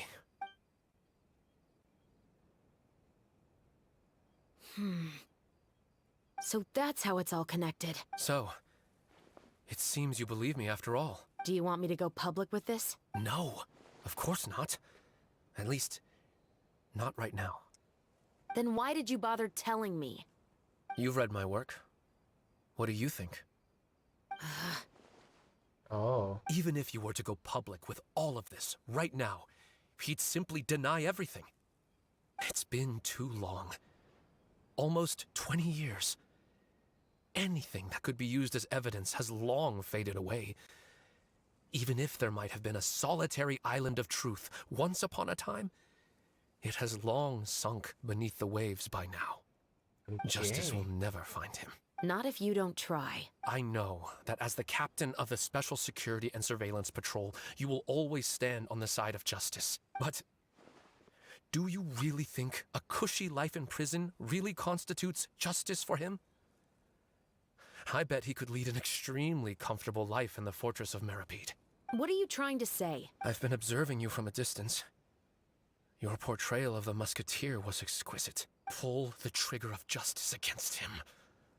Let the villain get what he deserves. You want me to let you go so you may complete your revenge? No, Officer Shavras. I know that would be impossible. No. What I'd like is for you to perform the deed on my behalf. Okay. Spicy. Shivra sure is taking her time. What could they be talking about anyway? Oh, Paimon's worried. What if he decided to attack her? He'd be the one I'd be worried about. Oh, you do have a point. Still, do you have any idea who the rich person might be? And why the novelist doesn't want us to hear what he's saying to Chevres? Let me guess, is this Morris? Sorry to keep you waiting, you two. I was like feeling it's the Morris, the guy who we can't Hey, how did financially the back talk up. go? Should we do next? I've already sent someone to escort Baptiste back to the headquarters for questioning. He wasn't lying about the musket. It was indeed buried in his backyard. But what about the name? Did he tell you the name of the rich guy? Yes, he did. But for now, I have to return to the Special Patrol. There are still a few loose ends I need to tie up. I'll probably be quite busy over the next few days, so apologies if you don't see me on set. All right, Paimon understands if you can't tell us everything you know. We'll just keep an eye on the Steambird then. Actually, there's still something else I need your help with. Yeah. Go on, I'm listening. We're on Act 3 now, but I'm listening.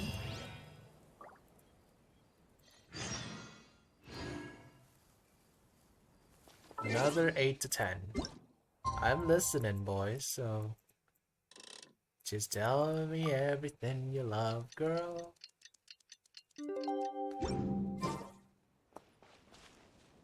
The following morning. Oh.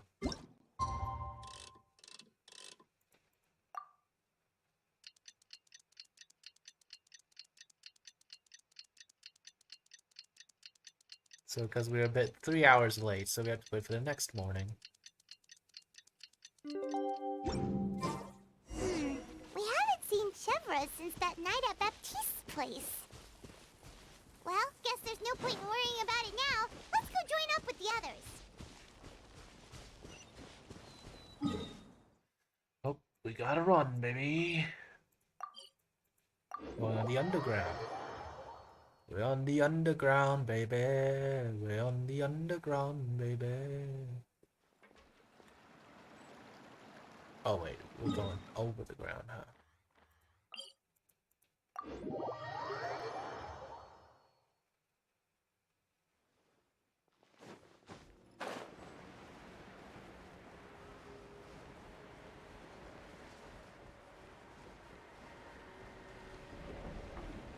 Here we are, baby. Want to see what's next? Hey, you three are here. Shall we? Hayaka and I were just talking about you. Is Chevres still not joining us today? Probably not. We haven't seen her either. Huh? That's such a pity. Director Farina said that we've only got a few small scenes left before wrapping up the entire thing. She even said that she'll get me into a couple scenes, so everyone will have a chance to shine in front of the camera. We were also planning on having a victory feast once we're all finished filming. You can join us, right? If only Chevros was here. I still haven't taken a photo with her. I'm afraid that can't be helped. Those special patrol folks are like phantoms when they've got a case on their hands. But to be honest, I'm even more concerned by what I read in the Steambird earlier this morning. It said that the killer in the murder case was none other than the author of the Two Musketeers. Oh yeah, I heard about that too. He came forward and confessed his crimes, but gave no explanation as to why he pulled the trigger. We didn't know about this case at all when we joined the film. Is it going to affect the reception of our work? From a pure publicity standpoint, this will draw a lot more attention to our film. I have to say, though, that no director can be perfectly comfortable with garnering attention through means other than artistic skill. To be fair, I feel like that ship sailed the moment you allowed yourself to be named as the director on our posters. It's not my fault that I'm super popular. What was that saying again? My popularity has Sunk to an all-time low?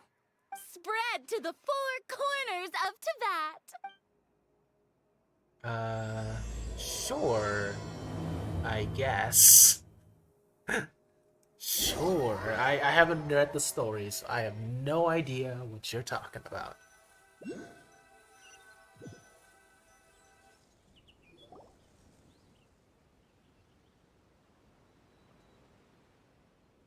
Alright, we're here.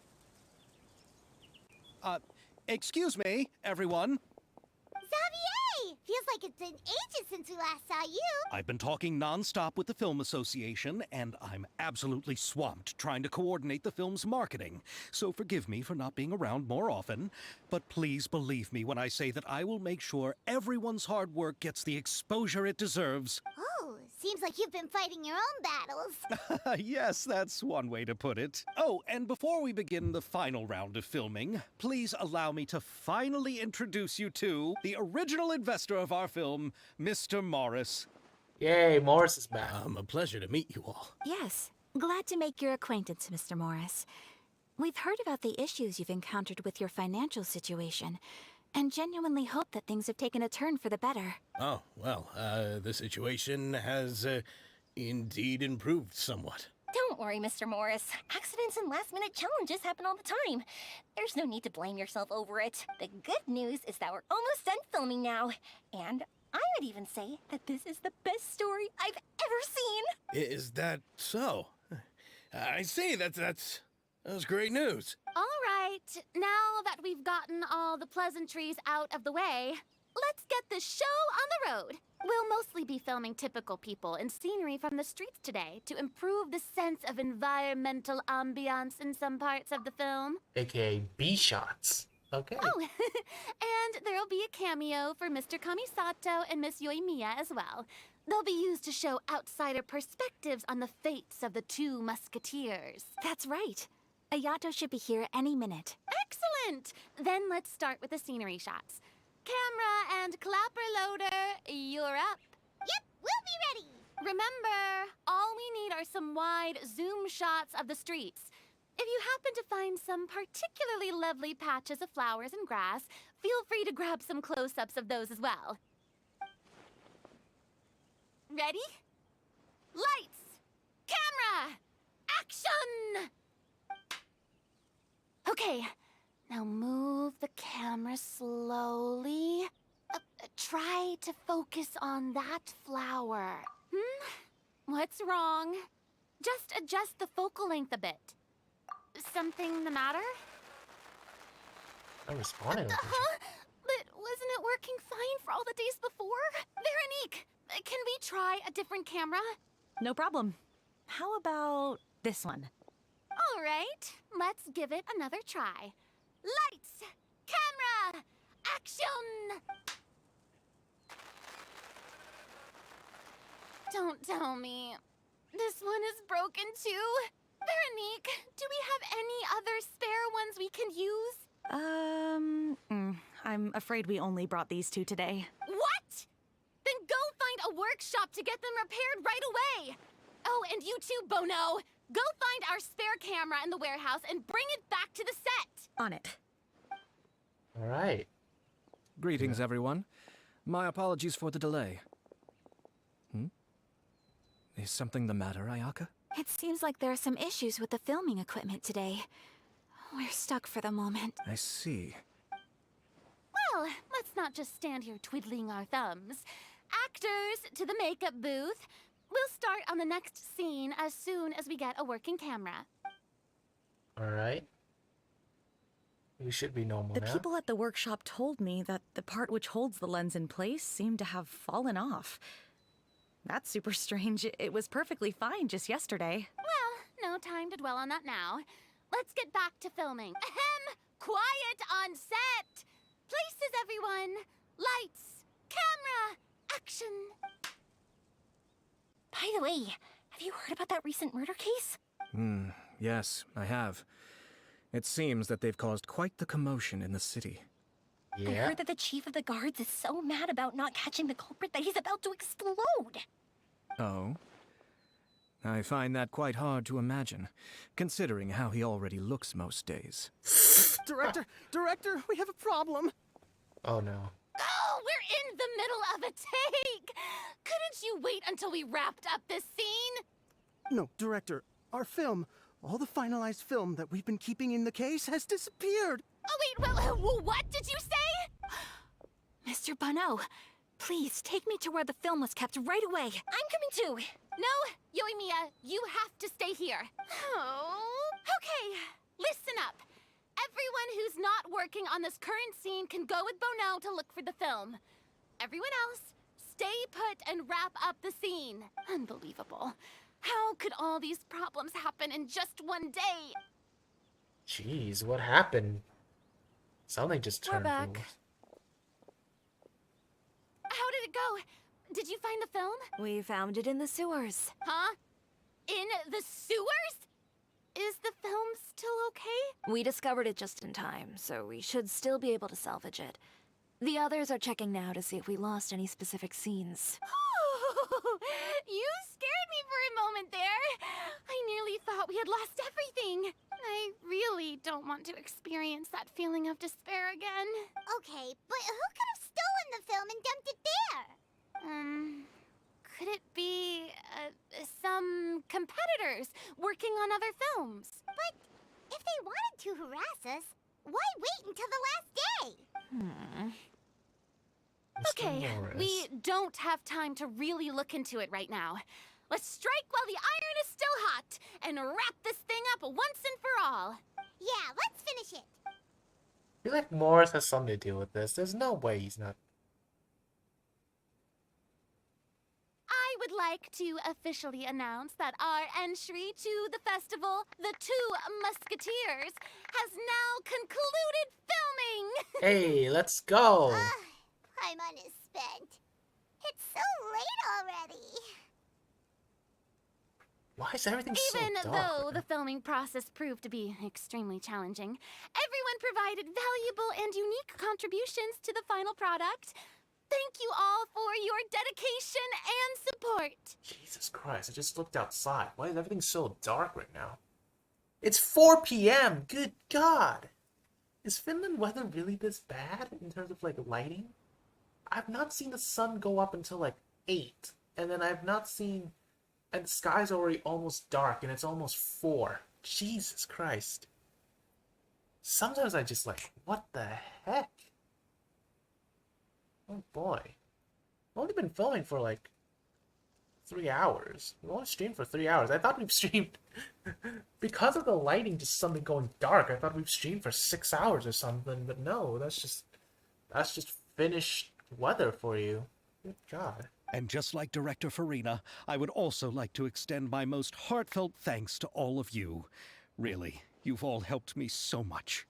I just... All right. Let's save the awards speech for later, and hopefully also get some rehearsals in before the real thing. Anyway, now it's time to party! Let's all make our way to the beach and have a celebration feast so loud and fun that even the blubber beast will want in. Hey. Party! Paimon wants to party! If you wanna party, then you can just dance. Whoa, this place is hopping. Everyone's finally getting to relax after wrapping up the film. Let's go chat with someone. The place is buzzing. Oh, place is buzzing, ladies and gentlemen. How's your work been going? Everything went rather smoothly. Thank you for your concern. Ayato told me that we've already confirmed the dates for some Inazuma Fontaine cultural exchange events. Jeez. So the next time we visit, we'll be doing so in our capacities as the representatives of the Yashiro Commission. Oh, that's great! Then maybe Paimon will be able to find Fontaine detective novels in Inazuma from now on.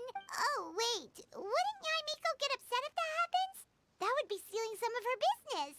As the novels are sufficiently interesting, I don't think she'll mind. You've got a point. She's always complaining that light novels have become bland and too predictable after all. The cultural exchange won't only feature literatures of both nations, of course. We have also made plans for cross-cultural engagements in the fields of gourmet cuisine, toy making, and artisan craftsmanship. Aye. Wow! When the time comes, be sure to visit and participate in all the events. Yay. We got a lot more stuff. Hey, Take it easy. Furina, are you stuffing yourself right now? Oh, my darling clapper loader and camera operator. You've both worked really hard. Paimon thinks you worked even harder than us. Honestly, Paimon was getting a little tired of playing with the clapperboard by the end of it. Worst of all, Paimon started having dreams of you shouting, "Lights, camera, action!" into Paimon's ears. The actual dream can't even start until you've yelled that. Hey, if anything, shouldn't I be more grand and delightful than your dreams? We've been through so much together, and that's how your brain remembers me? That's not Paimon's fault. We've just used the clapperboard too much lately. Yeah, you've Anyway, been clapped. what's most important is that we've wrapped the film. I'm pretty confident that we'll take first prize. You mean the Furina Award? Hey, no need to mention the official name.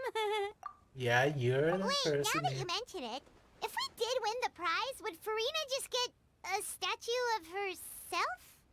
Come on, I don't need that kind of attention. Xavier can accept the reward on our behalf. But just imagine! Furina accepting the Furina Award and holding a Furina statue. It's irony. That's irony to the highest level. I'm going back to my dessert now. You all can keep discussing that on your own. The irony is gonna be insane. Chiori.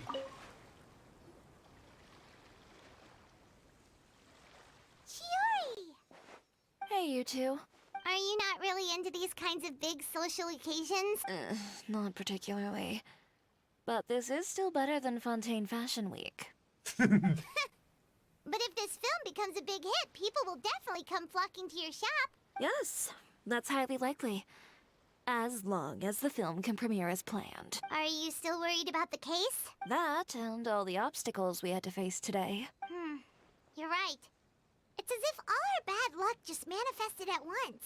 But why today of all days? No. No, it's nothing. We've already delivered the film to the editors, so there should be nothing more to worry about. How are you doing, Mr. Morris? You having a good time? Well, you could say that.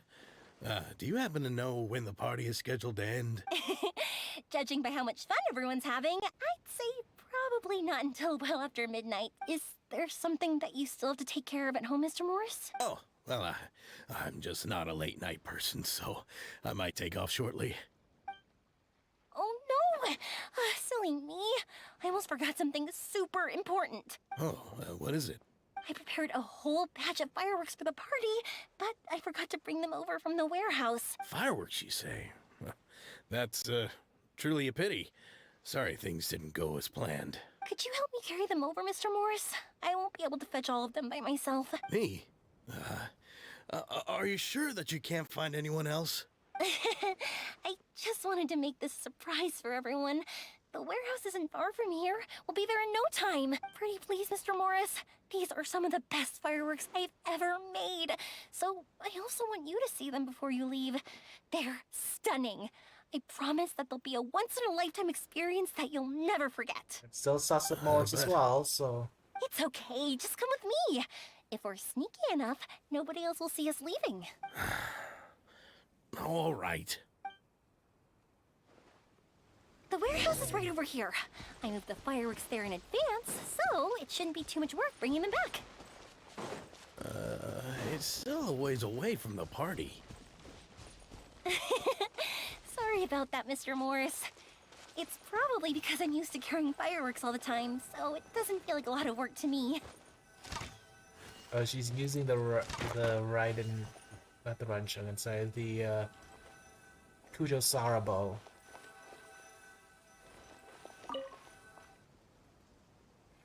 I have a sneaking suspicion something might happen.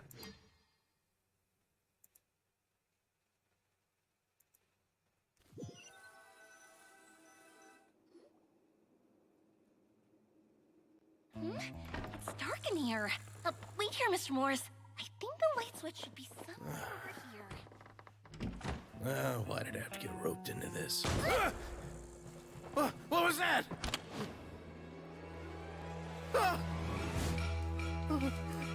Oh no. Who's there? Get me out! Get me out of here! Did you really think you'd get away, Morris? So it is Morris, huh? You've got the wrong guy! It wasn't me! I'm not the killer!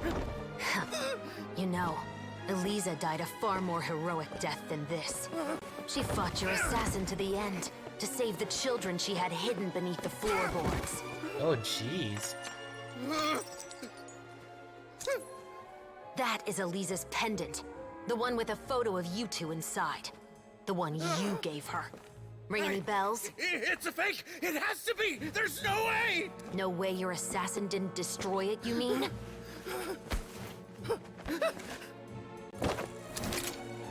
Did you ever love her, Morris? Oh, or was geez. killing her always the plan? No, please. Listen to me. I told Eliza to keep us a secret. I paid her plenty for her silence. I never thought she'd keep the child. Oh, geez. Everything was gonna come out, and I had no choice. She'd force my hand. No! I'm begging you. I have money. Just name your price, please. You can keep your Mora, and you can go to hell.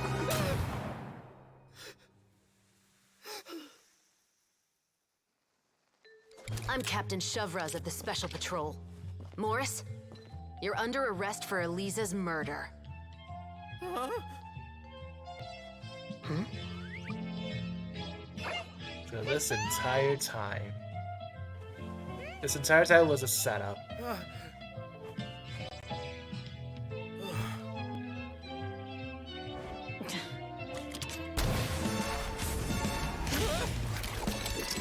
You're under arrest too, prop manager Veronique. Or perhaps I should call you the second musketeer. She's the second musketeer? What? Wait, what's going on? This wasn't in the script. Drop the gun, Veronique. Why? Why would you keep me from exacting revenge on this heartless monster? So Veronique was the sister of Baptiste. Oh my god. Drop your weapon. This is my final warning. What is going on? Do I have to spell it out for you, Morris? Everything that took place just now was staged to get you to confess the truth. But this last part is all improv, of course. Shivers, you told us you wanted us to help you stage a play. You never said anything about the second musketeer. It's because even I had no way to confirm my theory until now. Thank you for your performance, Yoimiya. Could I trouble you to go and bring in the other Special Patrol members? They should be on standby just outside. Oh, and please tell the other cast members not to worry about us. We'll be rejoining them shortly. On it. Yep. Veronique is the second So musketeer. what do you think, Morris? Care to talk about what happened 20 years ago?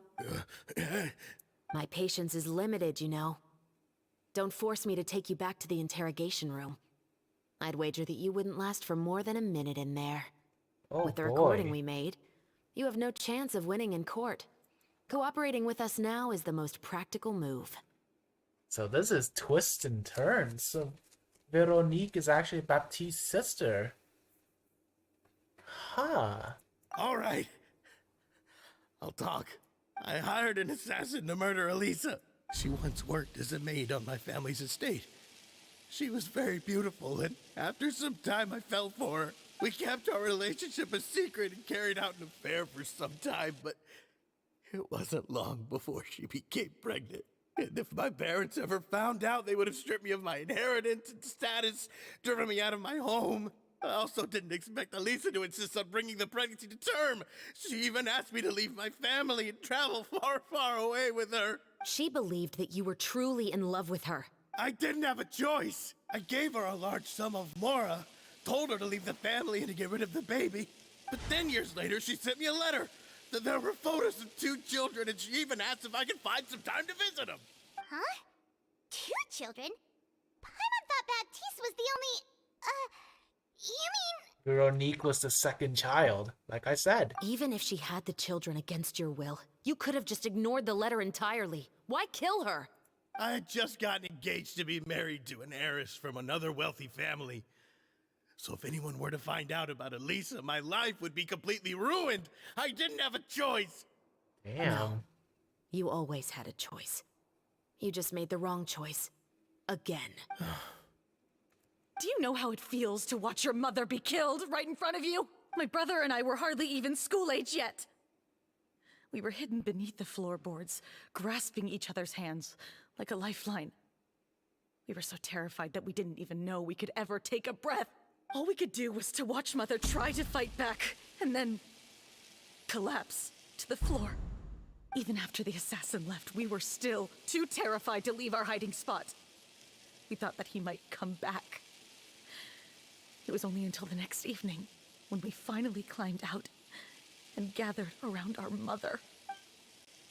But she had already become cold and stiff to the touch. You made up your mind right then and there to bring this case to light. Not only that, we resolved to get our revenge. And that's why you became the Musketeers. No, that's why I became a musketeer. The man from before was also killed by me. My brother had nothing to do with it. I figured as much. You did? I once told these two that he didn't look like a killer to me. His confession from that night also rubbed me the wrong way. I think what really tipped me off was, how could I not feel a sense of regret in him? Huh? He confessed faster than any criminal I've ever met, but he didn't say a single word about you. He insisted that he was the sole perpetrator in the case. But after the questioning ended, I disassembled the musket we dug up from his backyard, put it in front of him, and told him to reassemble it. Wanna guess how far he got? Not very far. He had no idea where to even start. He's never touched a gun in his life. Based on that, I determined that he was not acting alone. He only surrendered himself to draw our attention and create a moment of opportunity for his partner. So, I decided to play along. And as expected, the second musketeer followed us without hesitation once she saw Morris get separated from the rest of the cast. Besides, why else would he call the novel The Two Musketeers? But how did you know it was Veronique? I figured it out the moment Baptiste told me his father's name. That so-called financial crisis was all just a ruse. He just wanted to sign up as the investor and then leave the film without any source of funding. After all, he has a vested interest in minimizing the reach of this story. It's really just the same thing as what he did to Elisa all those years ago. Human scum. But then Xavier pulled out all the stops and got the film made against all odds. Morris couldn't have that. With the killer in custody, he figured it was safe to act. And so he came to visit the set today, just as I expected. Wait, so you were behind all those mishaps today? As for the identity of the second musketeer, I assumed they'd probably stay close to Morris and look for an opening. And if they already knew that Morris was the film's investor, then that narrowed the list of potential suspects as well. Furthermore, being the props manager would allow the culprit to avoid scrutiny by purchasing mechanical parts in the name of the crew. With that hypothesis in mind, I went back to check Baptiste's orphanage adoption records. Guess whose name I saw on the same page, just a few lines from his. Veronique. My brother. He trusted you. As in, he trusted me to perform the deed on his behalf? He trusted you to stand on the side of justice. I am.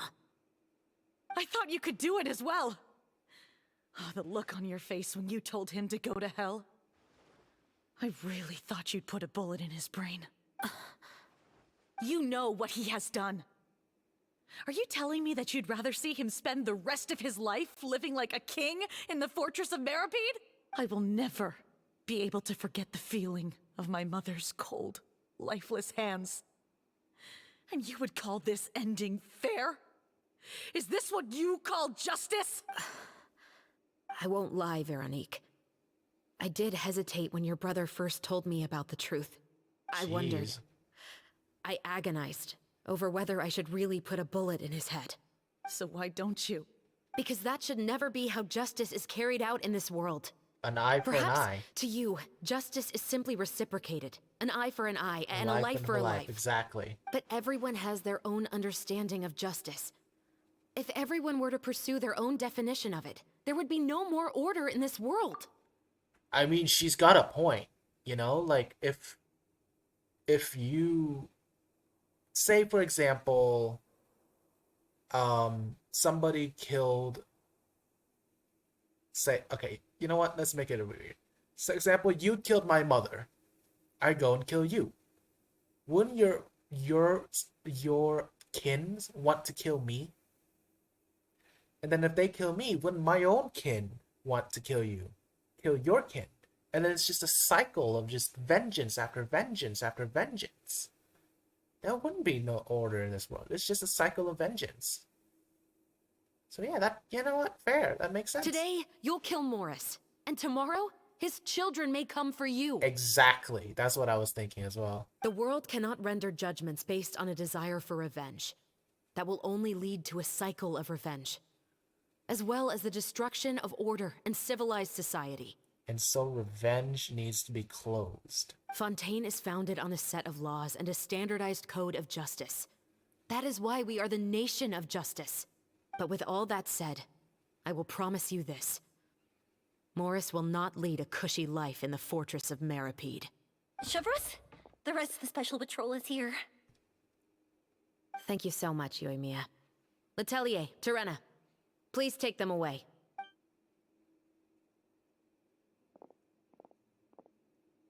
I still can't agree with your reasoning. I know. Justice has not been delivered. At least, not today. Chevros. Let's go. We should give an explanation to the crew. I think you made the right call. Thank you for your concern. I'm fine.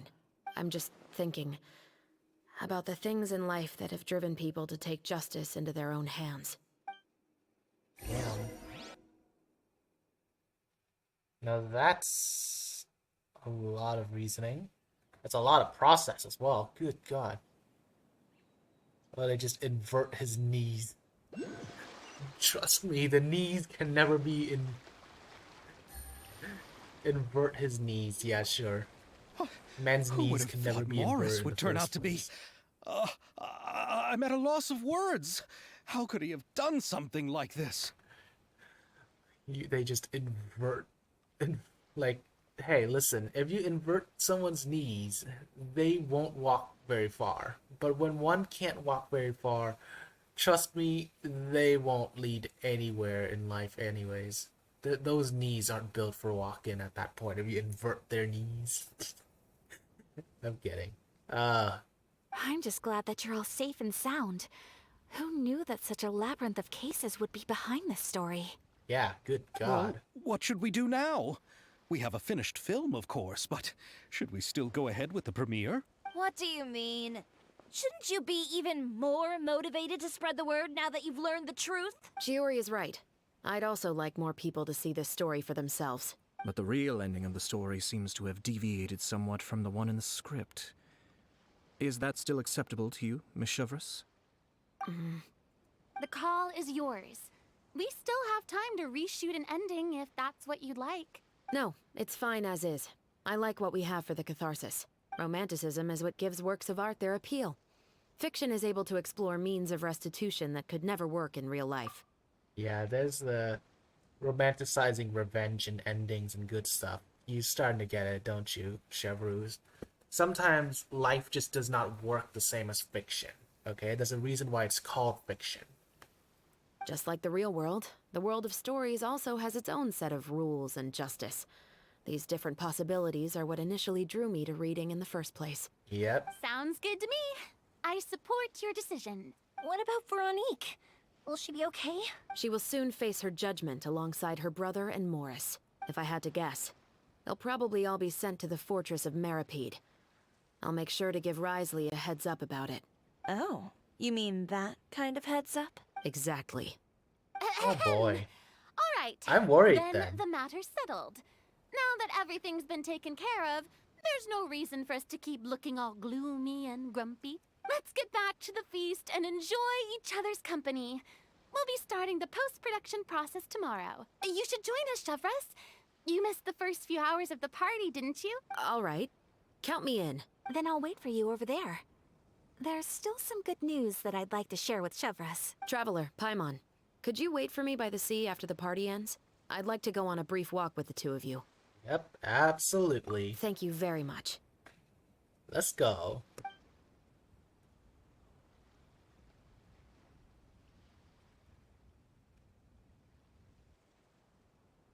Hey, everyone's having fun, aren't they? They're just reusing idle animations and stuff. It's not really much. Again, this is $900 million of budget. Well, actually, technically now $1.2 billion. Sorry for the wait. Hey, Chevrouz. Oh, we weren't waiting long at all. Is there something else you wanted to tell us? No, I don't have anything new to share. I just felt that since you were my investigation partners, I should have another conversation with the two of you. Traveler, how would you have responded to Baptiste's request if you were in my shoes? I'm gonna deviate. I would have helped him get his revenge. I'm gonna... Just like the protagonist of the story, huh? Can't say it doesn't suit you. When I was young, my father often took me here to swim. We'd come rain or shine, even when it was freezing cold. He told me that swimming was the best activity to train one's strength of will.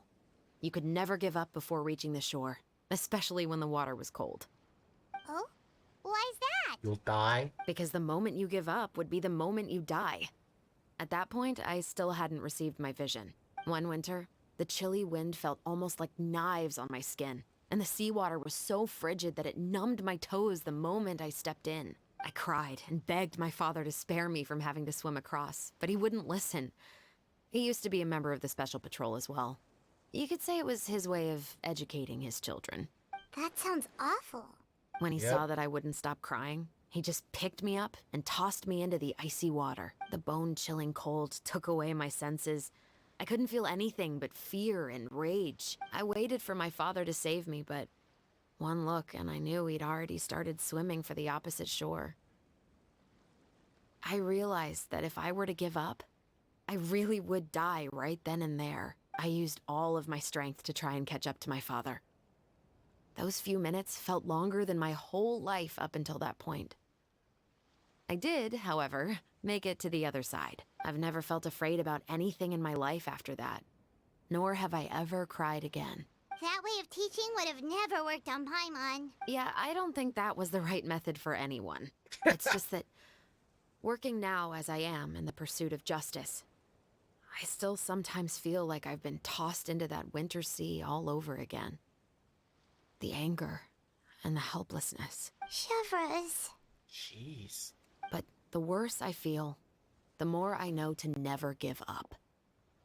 The alternative would be to forever lose myself among the waves. Anyway, how about a race? Neither of us will drown, but we can still see who swims faster. Jeez, that's a way to boost things up. That's a way to, like, turn everything upside down. You guys go ahead! Paimon will grab the clapperboard to mark the start of the race. Well then. So we're actually gonna swim against her.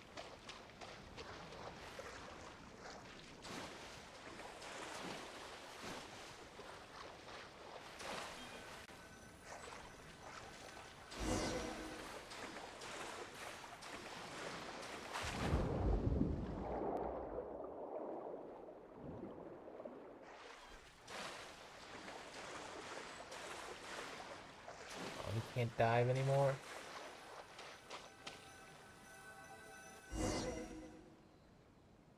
Whoa, that felt good. You were so fast in the water, Shavras. You were swimming even faster than Paimon can fly. So, about the Special Patrol. Did you join because of your dad? I guess not. Partly, but I'd say I was more inspired by the heroes I read about in stories growing up. Ooh, okay. Oh, Go so on, it's go due to your on. love of stories. Of course, it was only after I joined the Special Patrol that I learned that truth is often stranger than fiction. Oh, trust Come me, on, it is. let's walk a bit more. It is. To be honest, I do sometimes question whether the decisions I make are the right ones. But I know that no matter what, I must keep swimming. Just keep swimming. Because the just only keep thing swimming. I've got my No. eyes on is the shore in the distance. Ellen DeGeneres, go fuck off.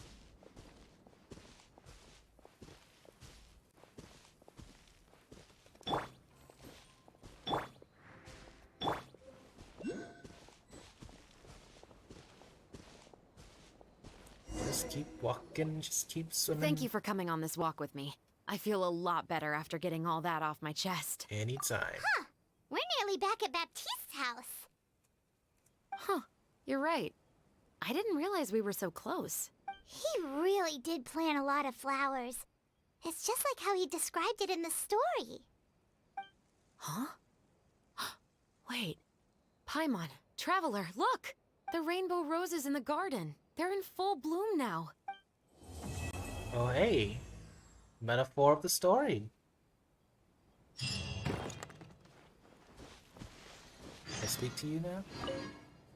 Even though it's a bit late, I must thank you for investigating this case with me. Not on behalf of the Special Patrol this time. It's a personal expression of gratitude from your... Oh, you want to hear more about my father? To be honest, I didn't spend that much time with him. He was always busy with the Special Patrol, so he would often return home really late at night. Some nights, he didn't come home at all. Jeez. Once, he didn't come home for a long time, maybe a whole week or so. When I went out to buy food, I learned that he had become a criminal, and by extension, that made me a criminal's daughter. But we can talk about that another day. Oh, jeez.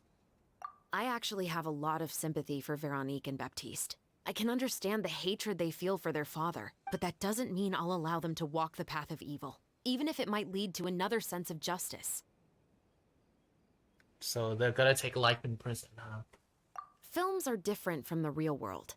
They're a form of art and represent the wishes in people's hearts. I adore the two Musketeers, and I'm very happy to have had the opportunity to act the role as one. I can't wait to catch the film when it premieres in the Opera House. I'm looking forward to seeing the audience's reaction to the climactic ending. Yep, please take Thank care. you for looking out for me. I'll see you at the award ceremony. I'd be very surprised if we don't win. Yep, not at all. Wait 2 days later, yep.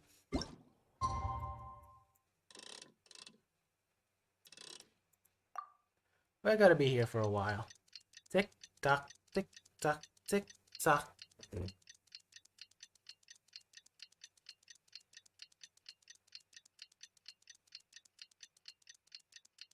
You gonna be here all day soon?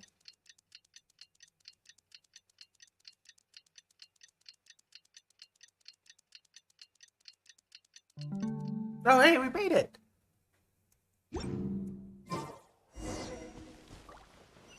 Let's go to the avenue. Also, I need to go get the... We are going the right way, right? Yep, we are.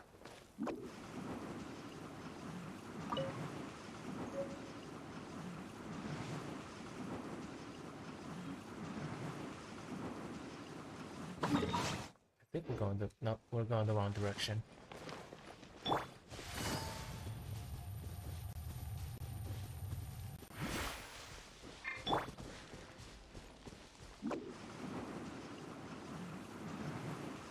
I'll just go ignore you lot for now. Make my escape. Alright, the avenue.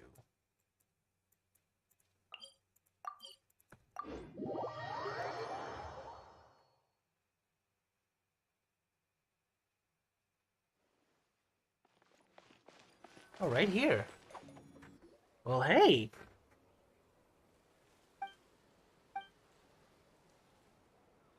Xavier, it's been a while. Hey there, you two! Sorry I've been scarce. I've been buried in marketing and preparing the film for release ever since we wrapped post-production. The award ceremony is today, right? Paimon wonders if we'll win the Farina Award. I'd give it a 90% chance. Hey, Fiona. Farina! Oh, Paimon didn't know you were already here. You're earlier than everyone else! Well, it's the I'm director. sure the others will also be here in no time. Xavier, if we end up getting called on stage, shouldn't you come up with a name for our crew? What? But we don't even know if we're going to win. I wouldn't want to jinx our chances by celebrating early. Just open your eyes! Surely you've seen the audience's reactions to our film. We've had nothing but critical acclaim. You've also had conversations with the Opera House's operating staff, right? Didn't they want to increase the number of showings? With the mora you've made from the box office, you can now open your very own film company. But that's all credit to my amazing crew. You've all helped to make this a reality, so I can't be the only one asked to come up with a name. Well, give it some thought. I'm sure the crew will respect your choice. All right, but before that, Traveler and Paimon, could I trouble you to quickly pay a visit to the Fortress of Meripede? Huh? But shouldn't we stay for the award ceremony? I wanted to ask you two to invite Shavraz to join us at the ceremony. She's one of the lead roles, after all. I haven't been able to find her recently, so I haven't had the chance to invite her personally. According to the papers, the culprits of the musket murder case will be personally escorted today by the captain of the Special Patrol to the Fortress of Meripede. Oh, Paimon gets it now. Pick for Yep, us? just wait here, Xavier, and maybe try to come up with a few snappy-sounding names. All right, then I'll leave you to it.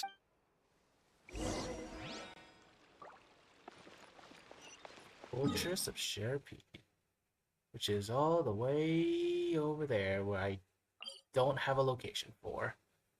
We're gonna walk here again, aren't we? This is gonna be pain. Oh, fuck me.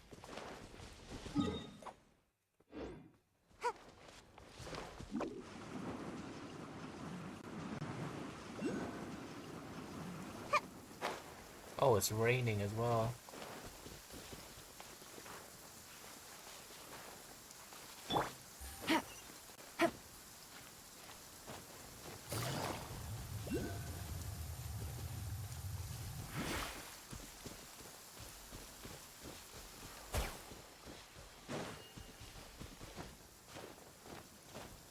I should have 7 over here.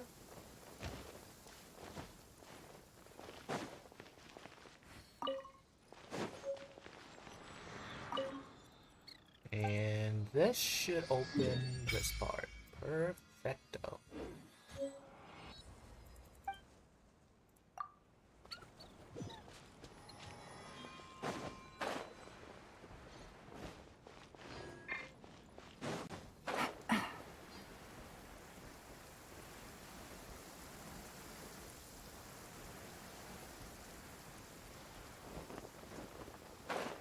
Assume the Meripede's gonna be down here, right? Yeah, it is.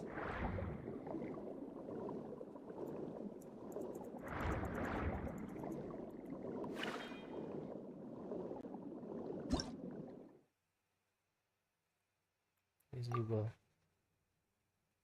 up a certain period, huh?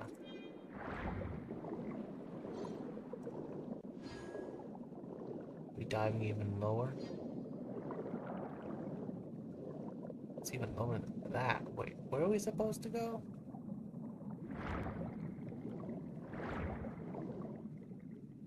I mean, there's the Chevreuil's Peak, but...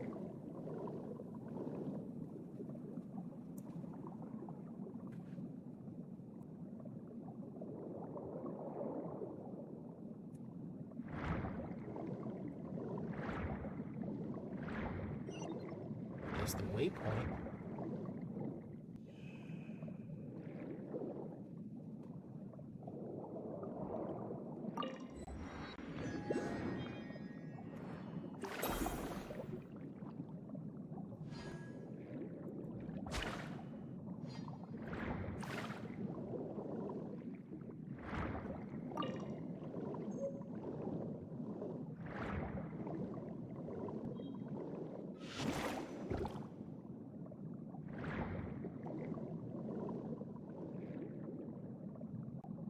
Where the fuck do we go, actually?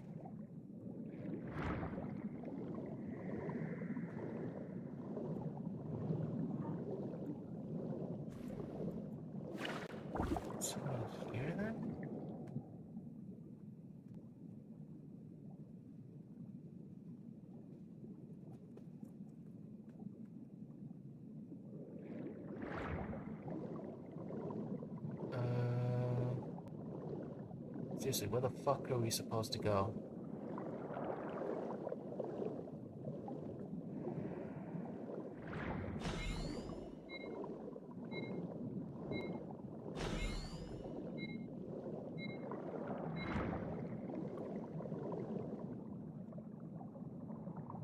Detection range for that motherfucker? Okay. I didn't know.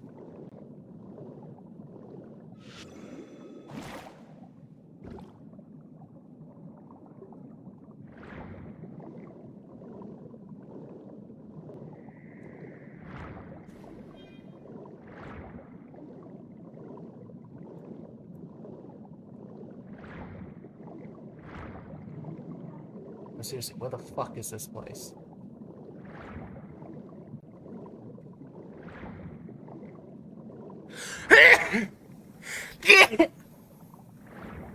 I have no idea where the fuck we're supposed to go.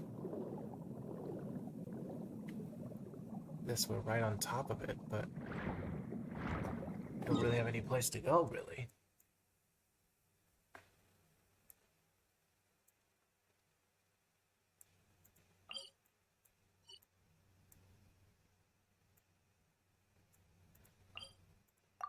Assuming we have to go that way, and then it goes down lower, I guess?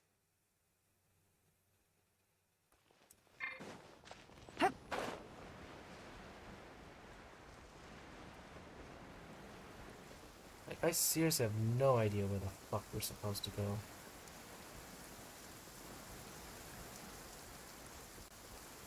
It's raining again? Oh, this isn't good. If the rain washes away the traces, it's gonna set us back a long way.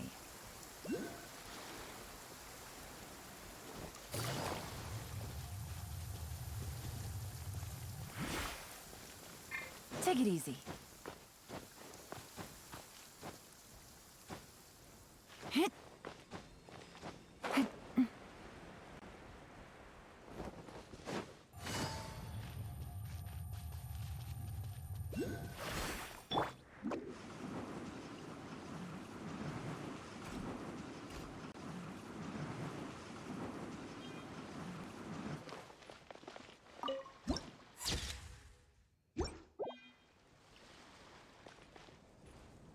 Let's just have to look it up.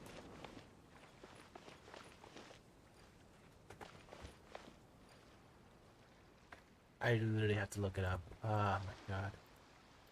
Fortress of Marapeak.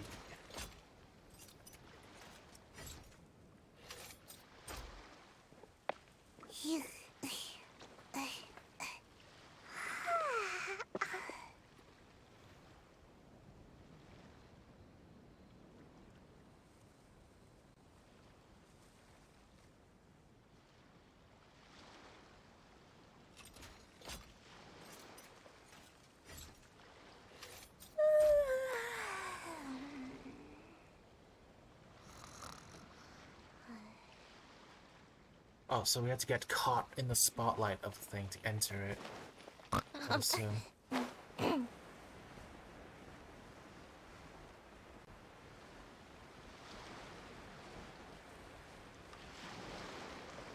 so according to this, we have to get caught by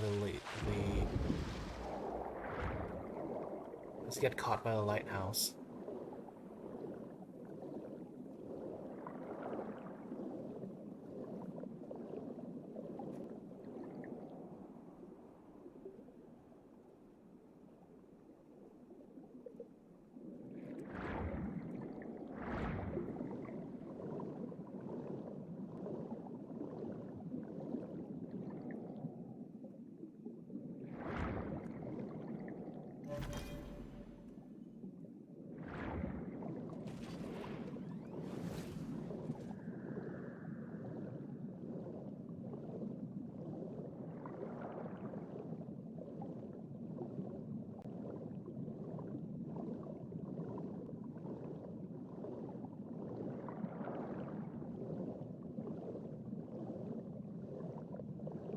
Right, so we have to go and get caught over there.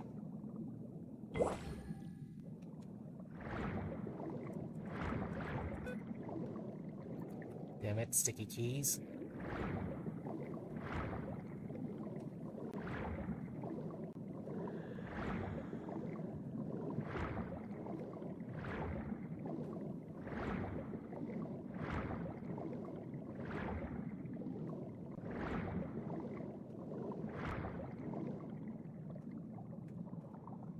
Alright, so to enter.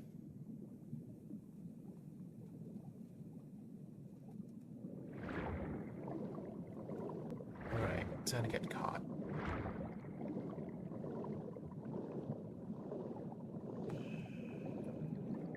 Hey!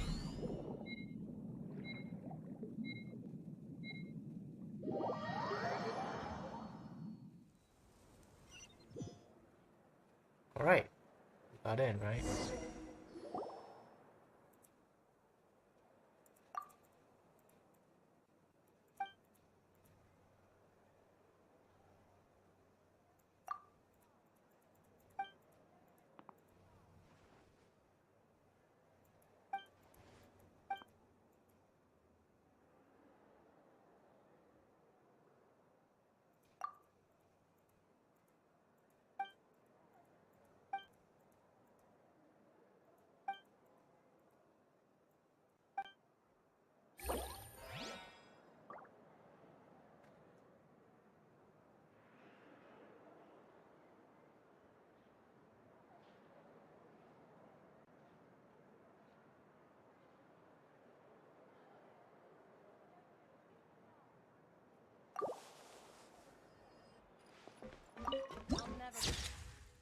Yep, all my...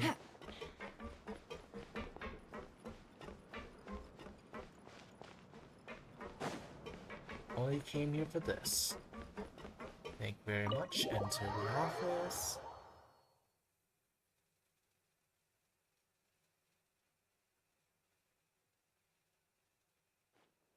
This is as far as I'll be taking them. I'll leave the three of them to you now. Got another errand to run? Oh, Risley. Something like that.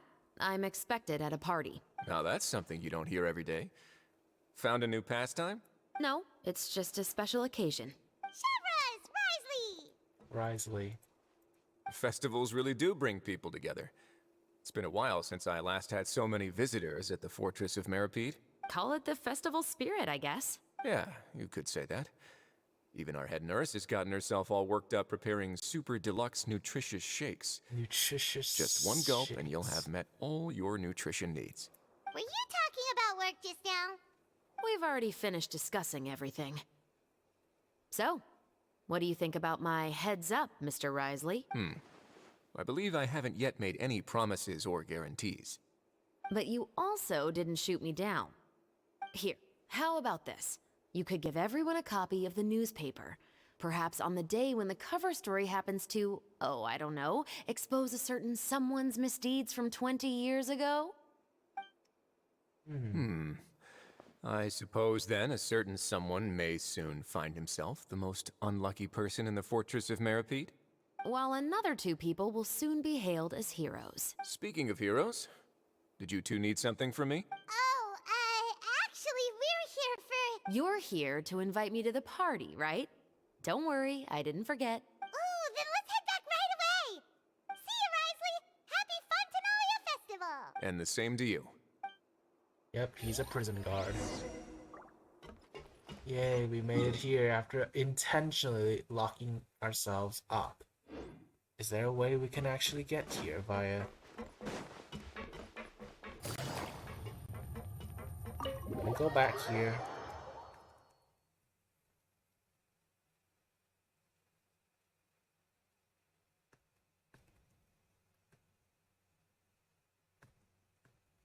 Is that an Archon quest thing I haven't done yet? Take it easy.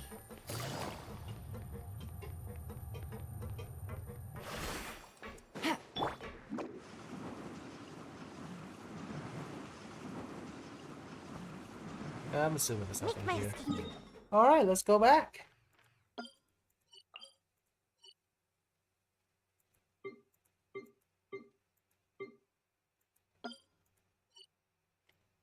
Just get caught by the laser and we shall be there.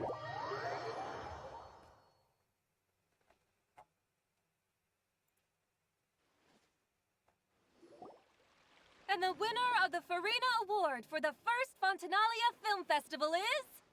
the Two Musketeers! Hey, let's go. We won! We Congratulations, Mr. Xavier. We won? I can't believe it! I really can't thank all of you enough! See? My takes on Fontaine's entertainment industry have never been wrong. Now, please welcome to the stage the producer of The Two Musketeers, Mr. Xavier!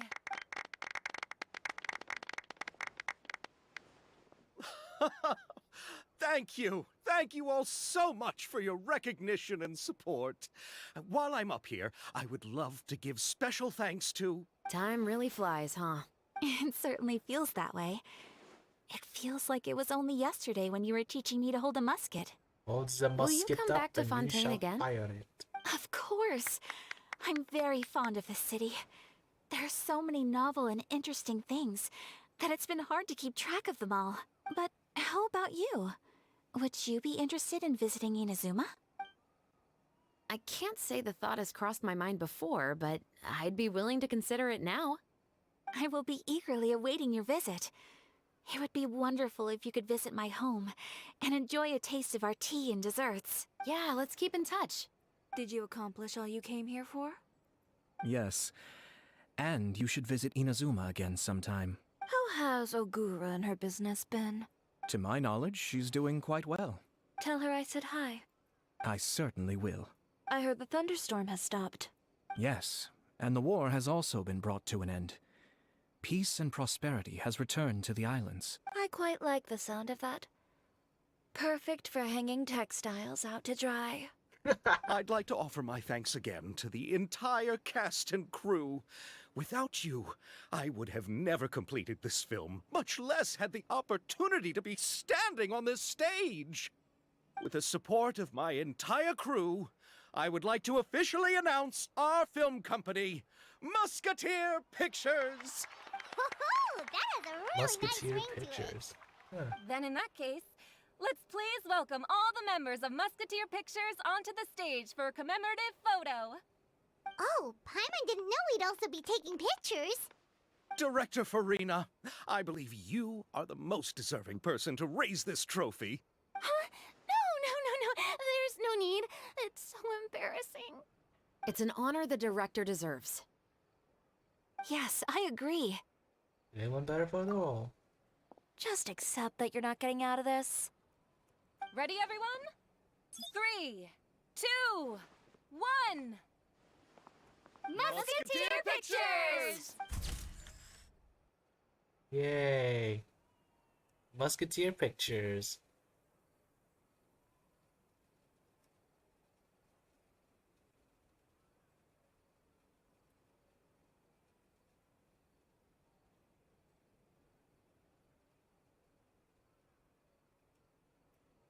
This looks like a good ass fucking background.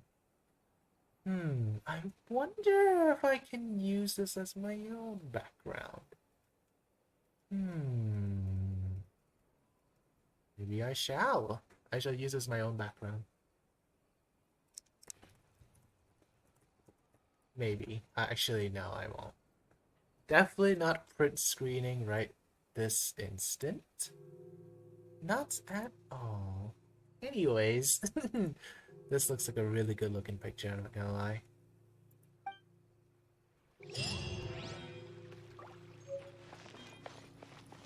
And we got the 2 pictures. This should mean we have... everything is completed.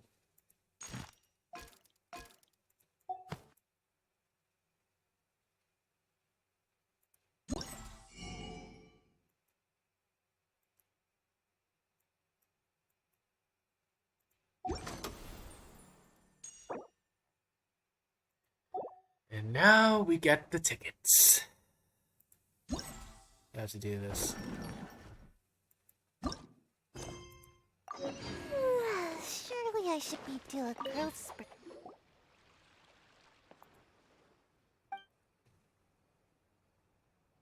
Sharpshooter.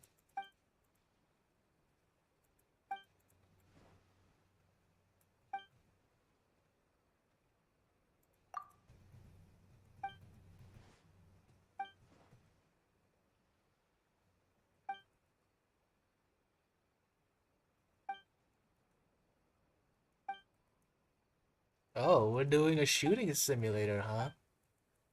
Okay, listen. I'm a shooter person myself.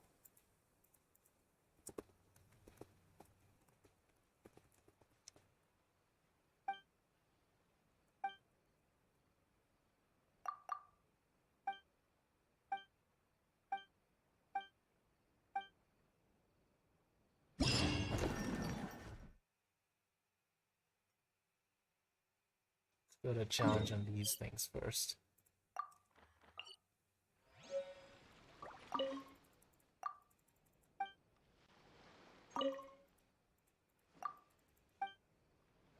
All right. Let's go shoot. Got munitions remaining. Objects.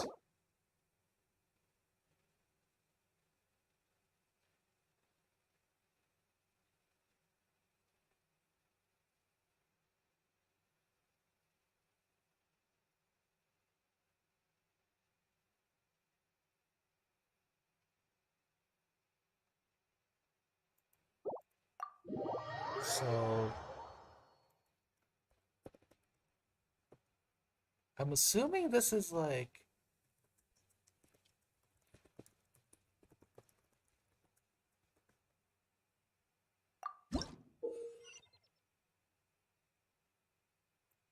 let's shoot button. Ooh. Okay, so this is like that event that we had.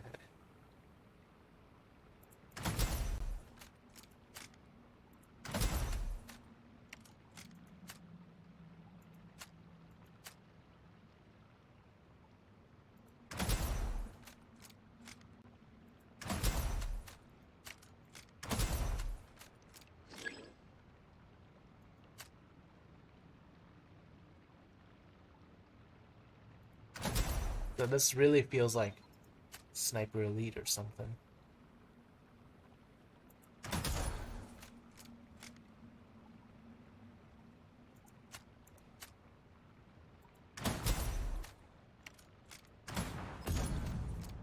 It's a double.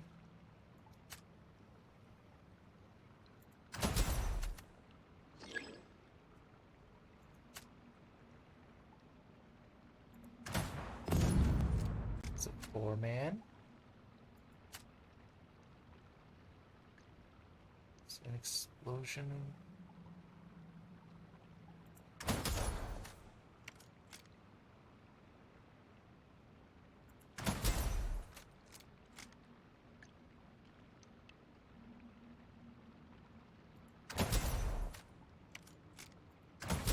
There we go.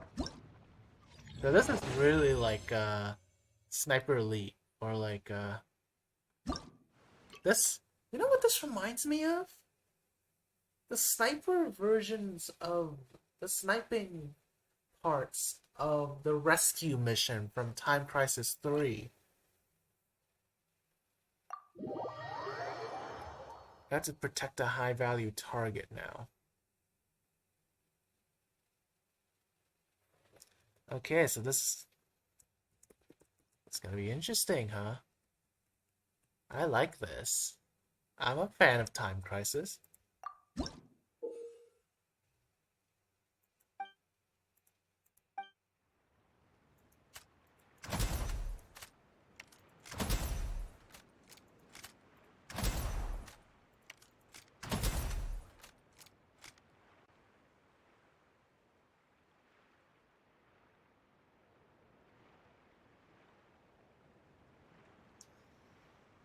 Alright, let's see what we have.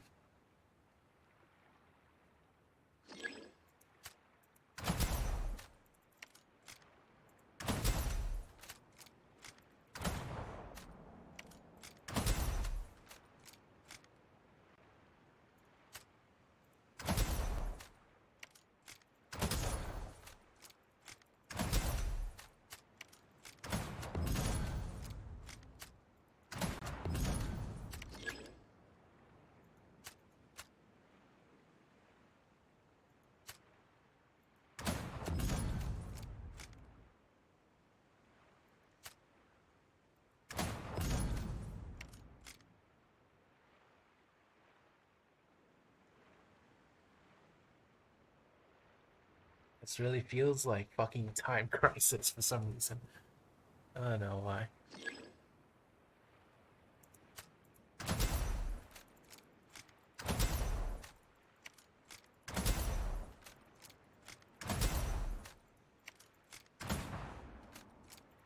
Oh, good God.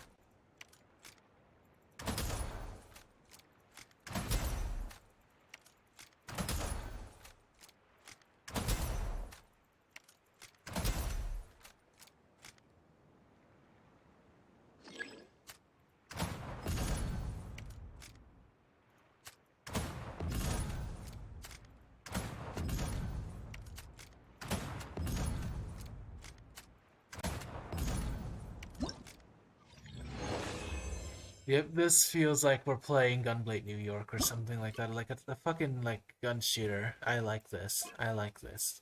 Give me more of these levels. More bullets remaining. Okay, okay. I like this. I like this event. I used to play light gun games. I love this. I love this. I love this.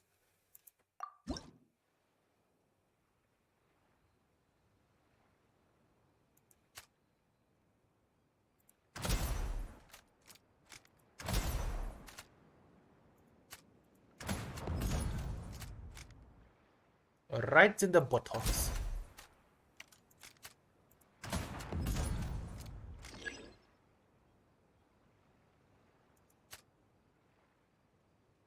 Sniper Elite 4. Kaboom. It's 2 gone.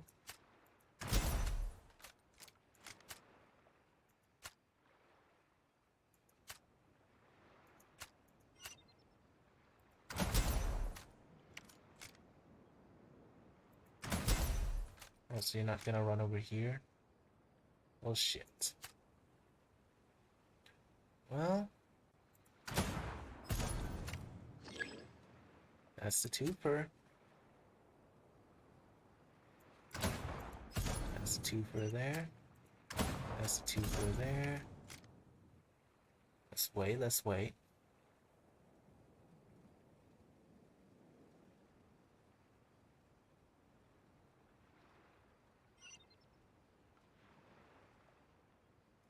Yeah, I see them. Wait a minute.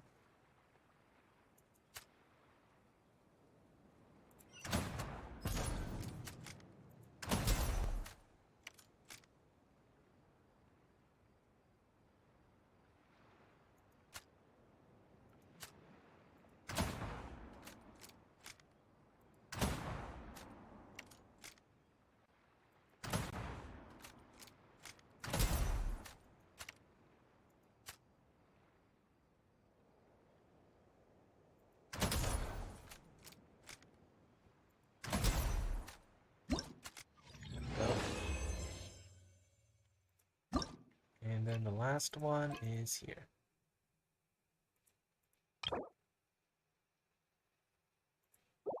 Alright, so this one's a high value target now. We are here.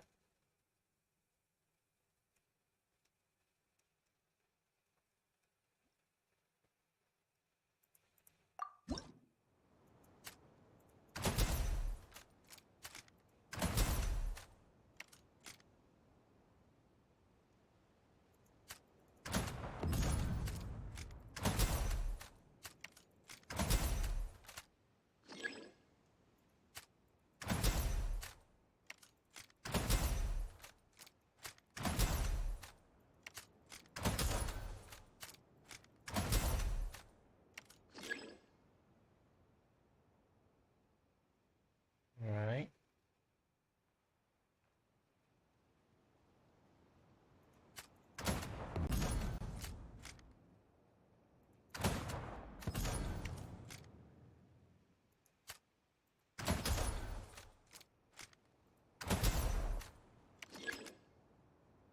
Information change.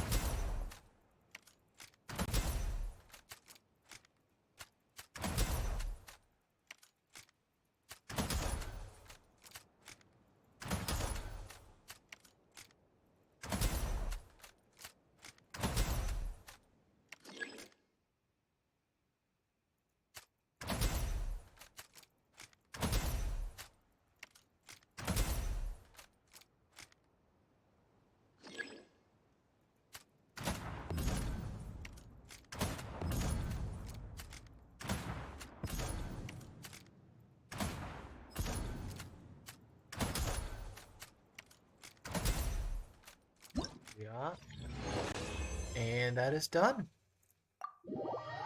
That's one event done. Yeah, that one is really good. I actually really enjoyed that one. I really like that. I don't know, like it reminds me of light gun games. I think that's really the whole crux of it. That it's similar to light gun games I enjoyed back in the day.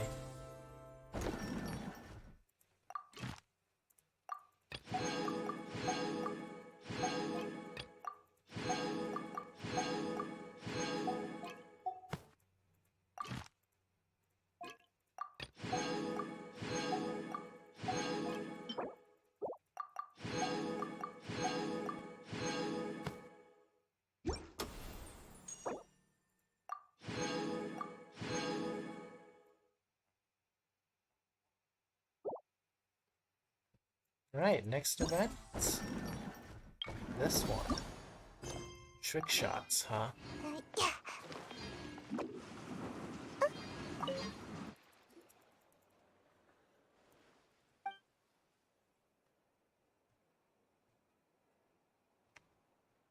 It's alright.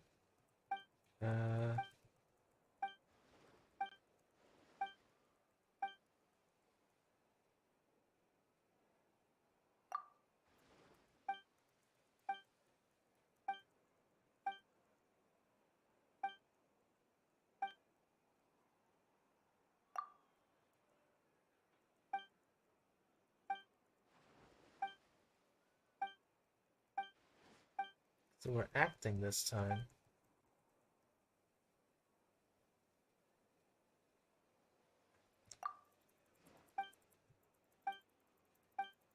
Alright, what is this acting you speak of?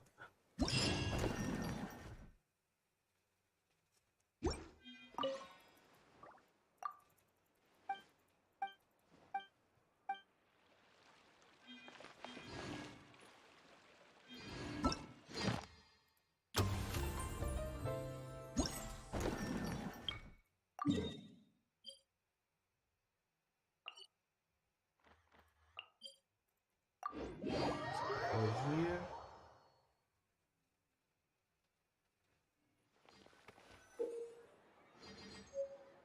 Oh.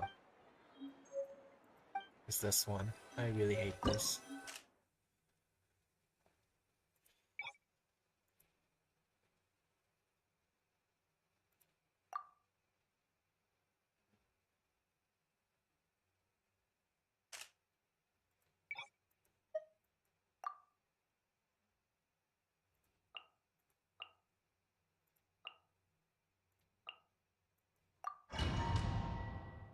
I hate these a lot. I usually really hate the combat ones. They're really annoying sometimes. Blaze over! Access denied! I'll protect us! Go, Barbara, go! Clouds high. The birds call! Come on! We can do it!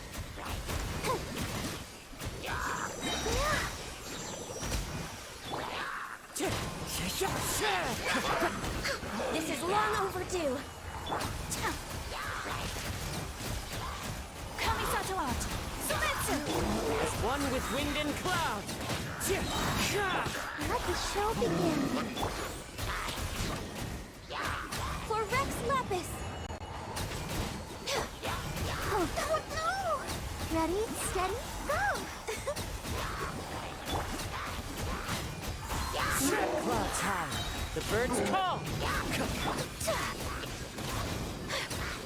Sakura swirl! Yeah! All hail!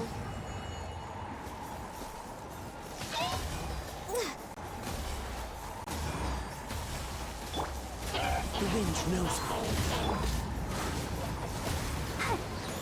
Hi! Huh!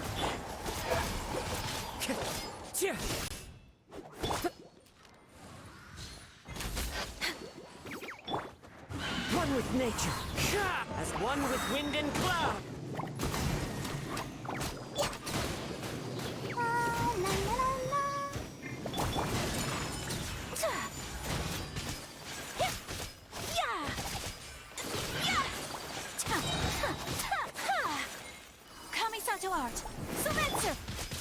Clouds high, the birds call, wind strider.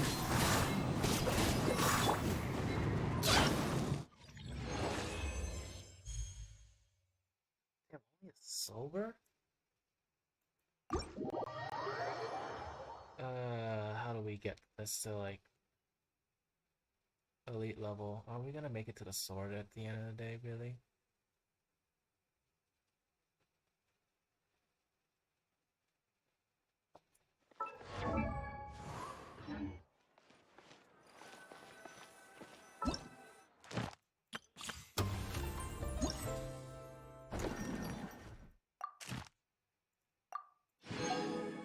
Skill 4,000. Yikes. And if I just do it to 1.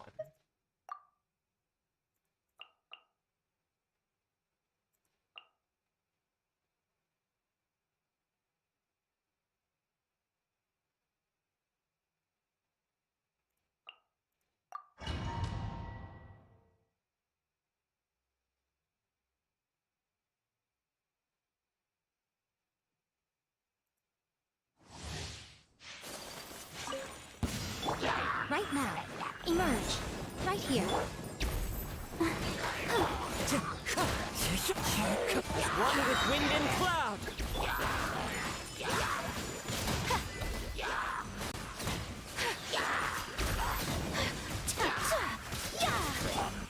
Right now. Right here.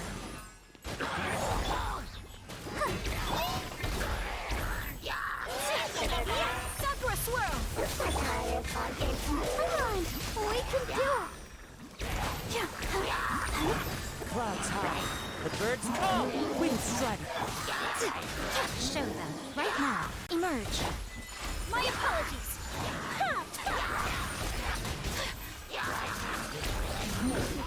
Embrace the ice!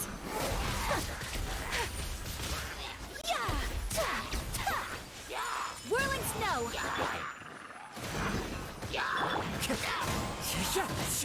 Fallen leaves, adorn my night. Come on out. Right now. My apologies.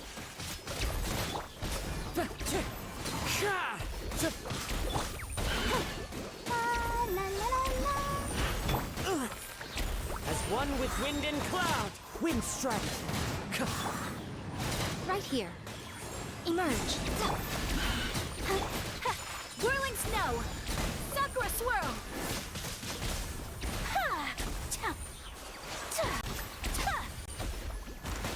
Clouds high, the birds call.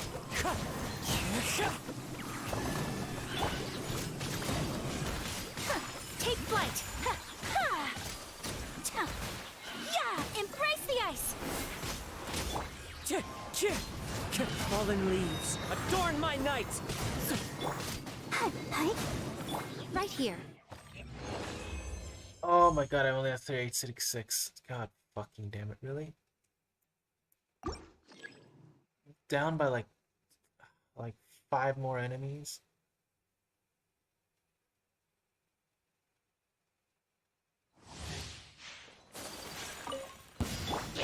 Clouds high, the birds call. Right now.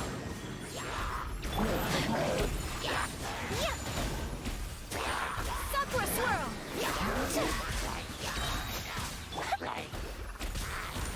Ready, steady, go! Wind strider. Fallen leaves, adorn my night. My apologies. Right here. Emerge. Embrace the ice. As one with wind and cloud. Go, bug! Right now. Right here. Whirling snow. Let's dance. Wind strider. Clouds high, the birds call. Emerge. Sakura swirl.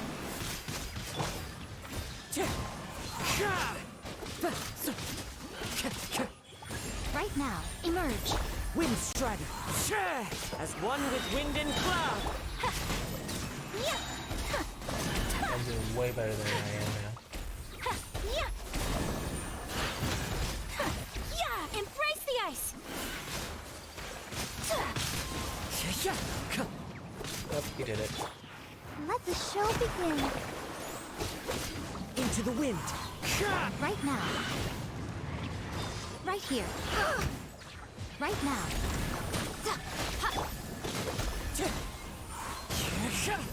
Clouds high. The birds call. That'll be good. There we go.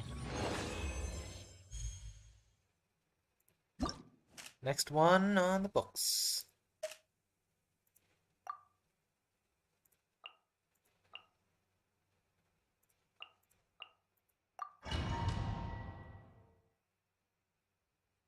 We got everything at gold as well.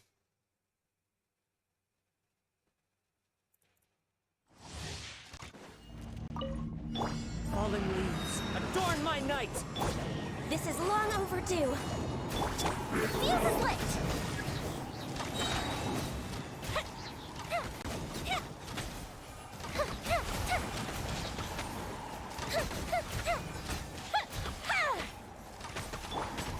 The wind knows me. Clouds high. The birds call. Glaze over. Time for a light show.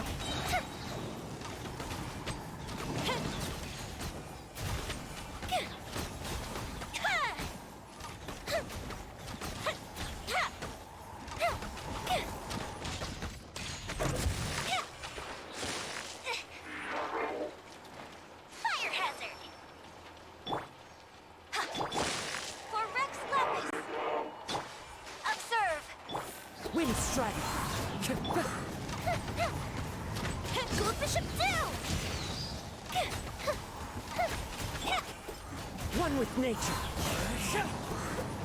As one with wind and cloud. The fuse is lit.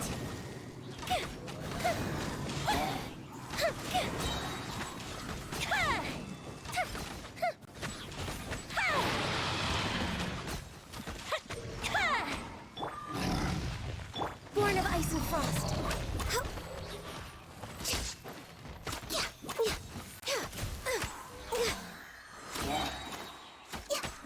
All hail. Fire hazard.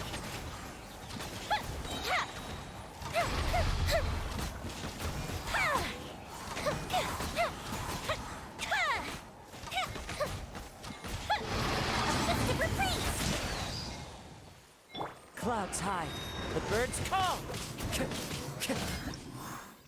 Oh, good God. Okay, I didn't notice the score. 8,000. Okay. Yeah, that is a lot more points than I thought. Getting going. You in here. You and you. Okay, you know what? Fine. Let's do this. We keep it up. We keep it up, boys. Keep it going. Keep it coming. Keep it going. Keep it coming. Keep it up. Keep it up. Keep it up. And we shall succeed.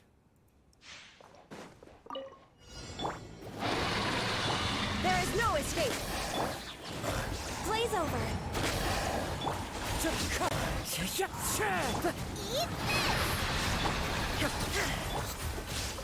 Wind strider. One with wind and cloud.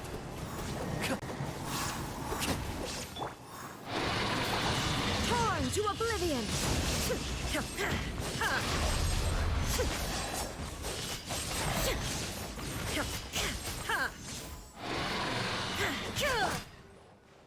Clouds high. The birds come.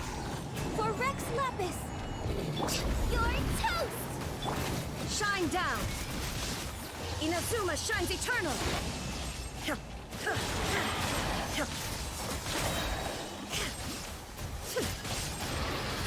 There is no escape. Fallen leaves. Adorn my night. Glaze over. Eat this. Illusion shattered. Torn to oblivion.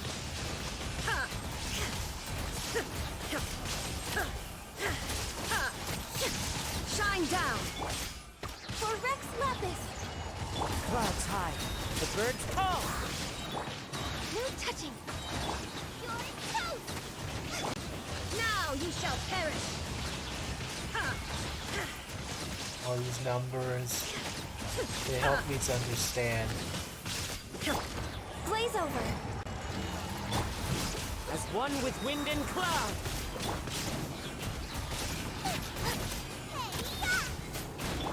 Illusion shattered, torn to oblivion. It helped me to understand the meaning of life. All these numbers flashing on my screen right now.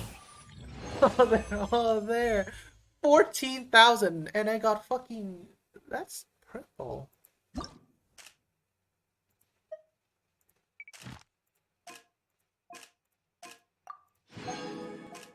I got way more than gold. I got like platinum or something.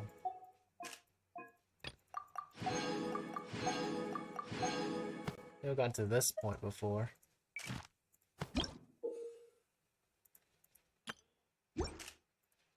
What do I need to get to gold?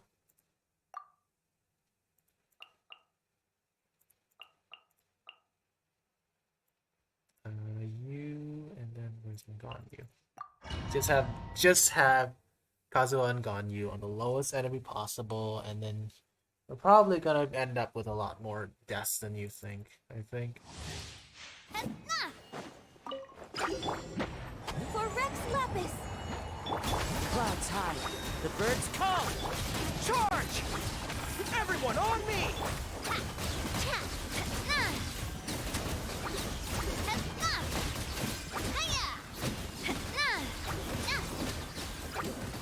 Hey there!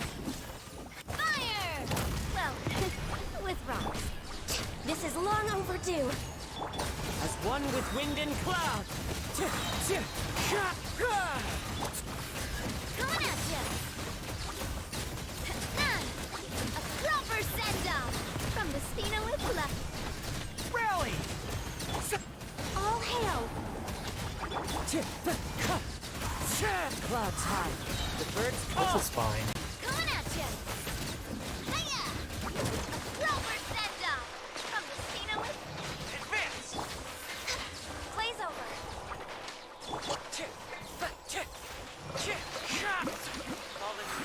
Adorn my night! Everyone on me! Watch out! Attack! This is fine. Hey there! All hail! Everything here is fine, guys. You can see all the numbers, everything is perfectly clear. Press the advantage! This is long overdue. Fallen leaves, adorn my... Advance! Fire! Well, with... This is all perfectly normal, All guys. hail! All this chaos that you're watching is perfectly fine. This is just your typical Genshin Impact experience in the Abyss. Hey there! Fire! Well, with... It's all just how the Abyss works. Yes, that's... fucking thank you. Alright, time to collect all my rewards.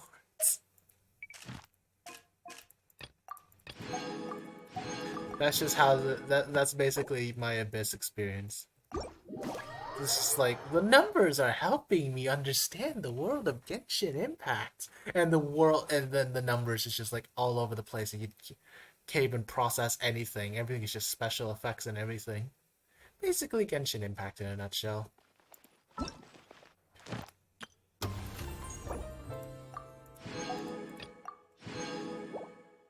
Alright, next event.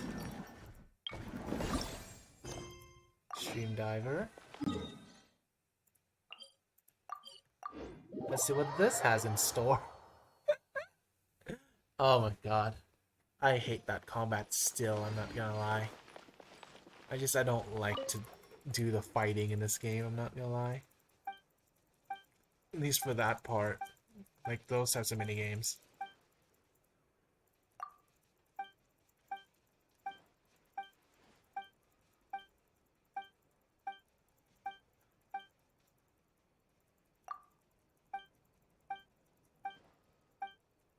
Alright, let's go with this one.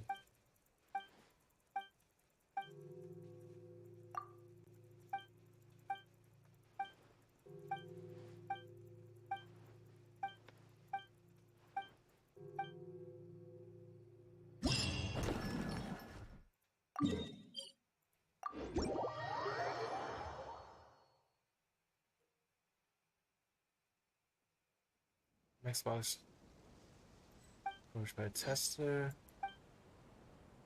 Oh, so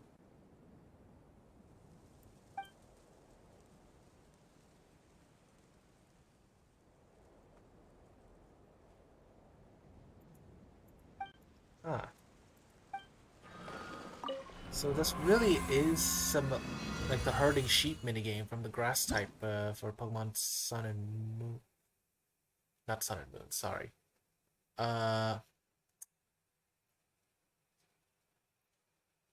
Scarlet. No, not Scarlet and Violet. My brain is suddenly dead for some reason.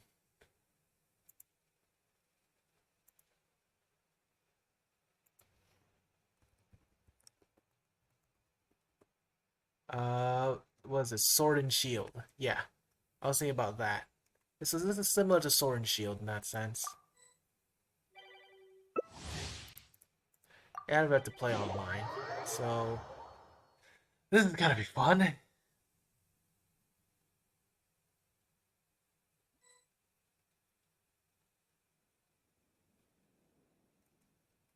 Playing online, boys.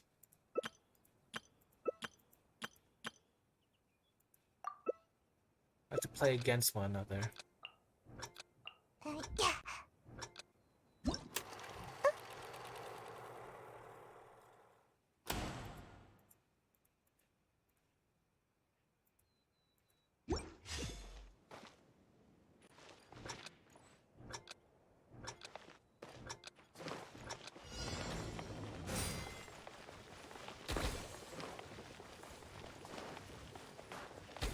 I accidentally. Thank you for the shit.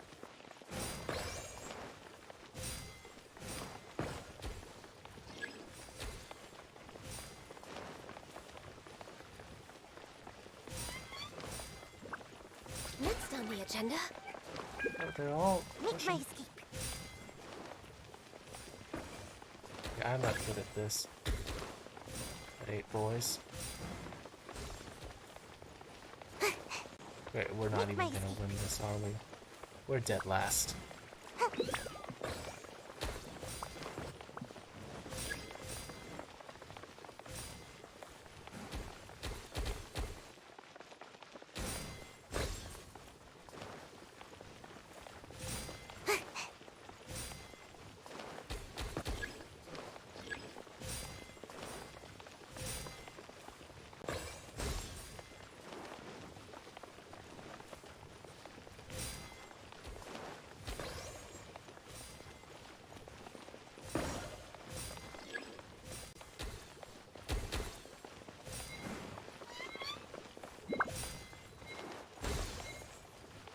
Mind going in here?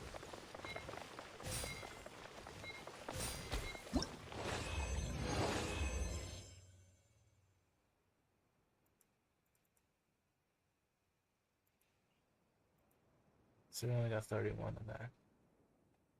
975.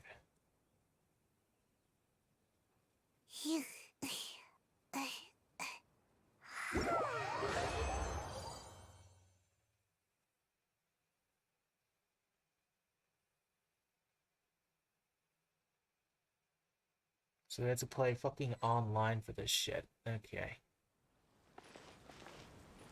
And how much points do we need? It's similar to like hide and seek where we need like a certain amount of points. Yep, we are, and it's 5,000. Alright, cool.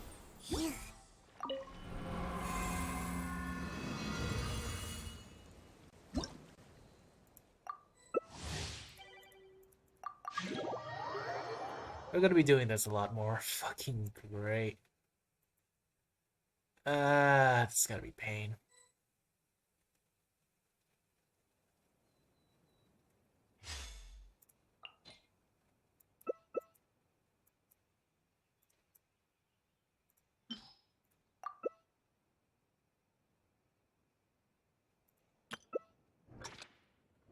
Zone again. Let's try Hu Tao this time. Maybe we can have some fun with this. Underwater tuning suite.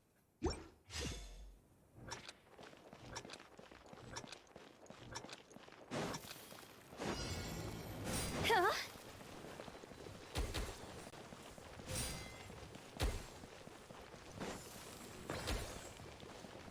Take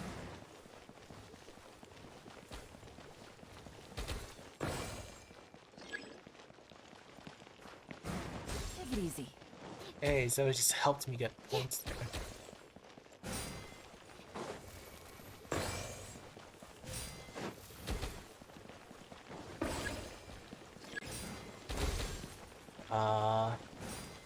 Is this guy stream sniping me or something? I have no idea. Why is he pushing everyone on my thing? Is that stream sniping me, or he completely don't know how to play this game?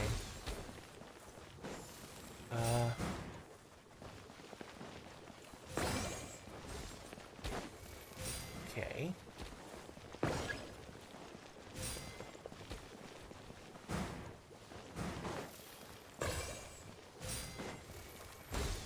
Thank you.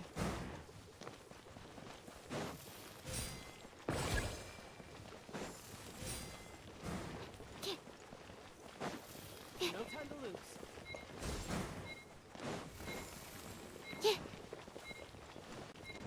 Got it.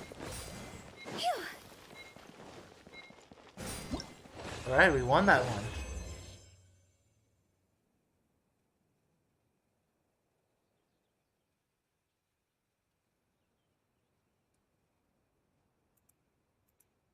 Got 1350 on that one, okay. That's good, that's good, that's good.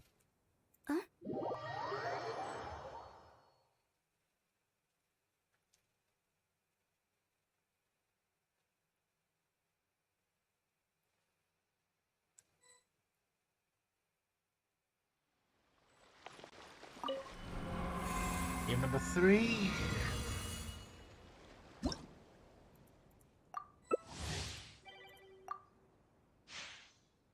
Somebody's name is Alistair. It's not Alistor though, is it? Hey, sorry that you just got in my way. Sorry that I can feel your pain. Maybe I enjoy it just a little bit. Does that make me insane?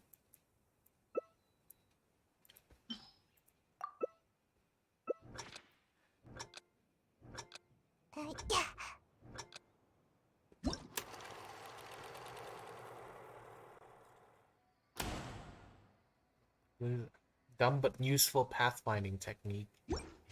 Alright, for the blue player, so that'll be our goal.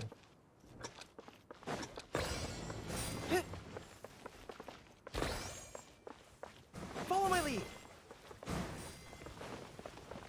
Thank you. Stand here, wait for the funny motherfuckers to come in. Alright, there they are. Yep, got one. Follow my lead.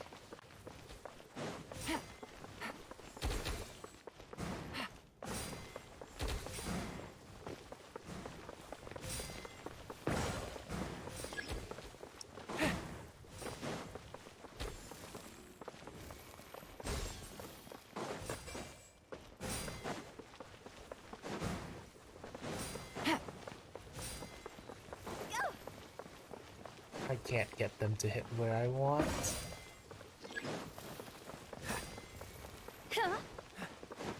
Got it.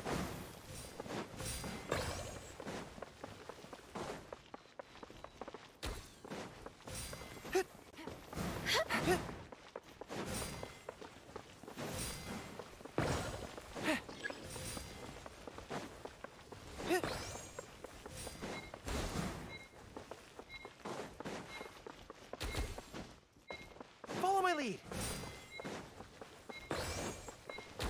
55.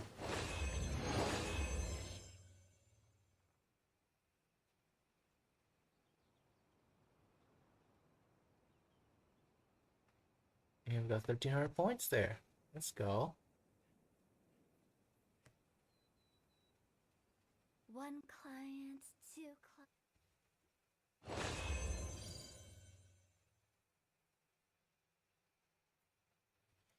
All right, next match. Come on.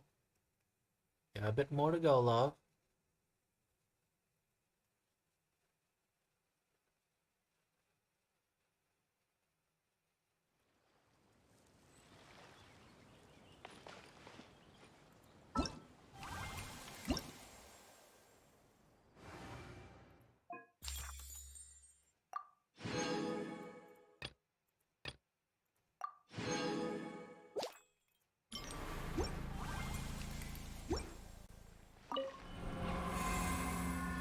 Okay, didn't we go for a fourth time?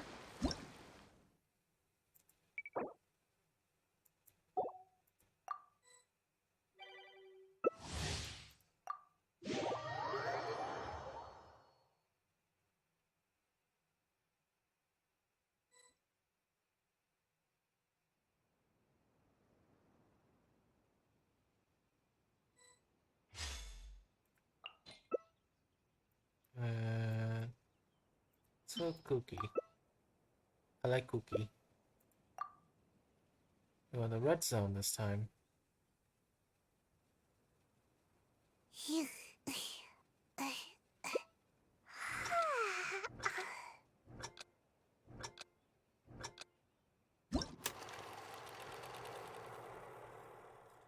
Oh, we got 99 round portly postures.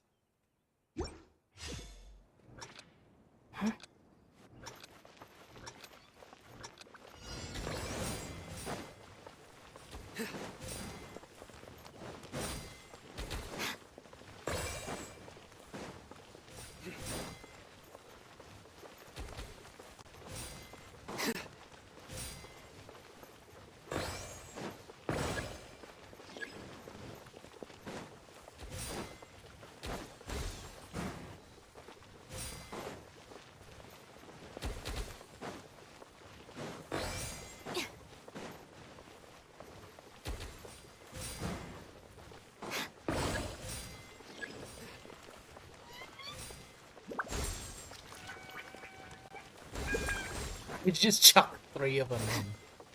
Oh my lord.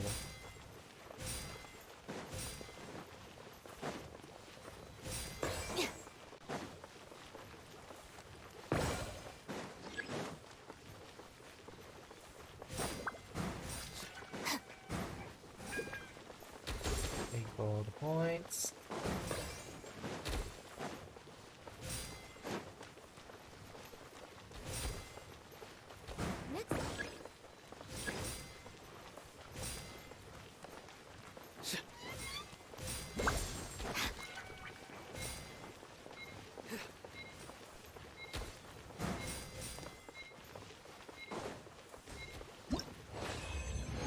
Won that.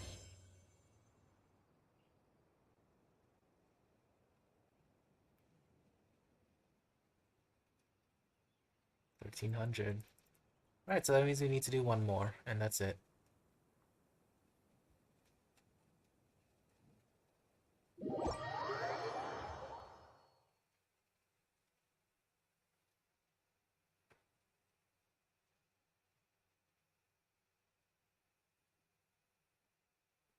And then one last time.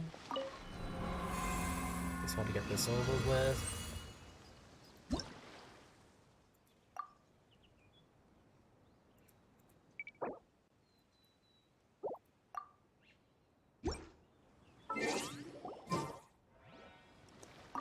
Yeah, pretty quick.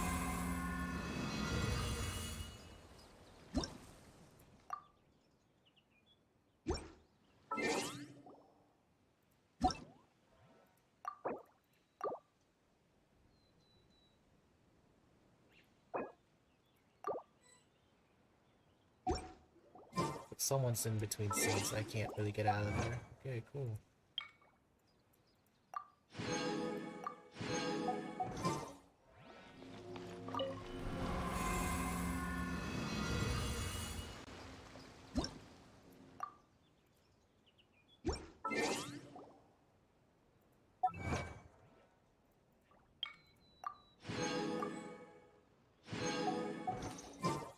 Finally, I can get out of this one.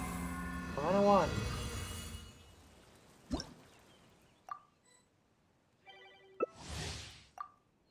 75.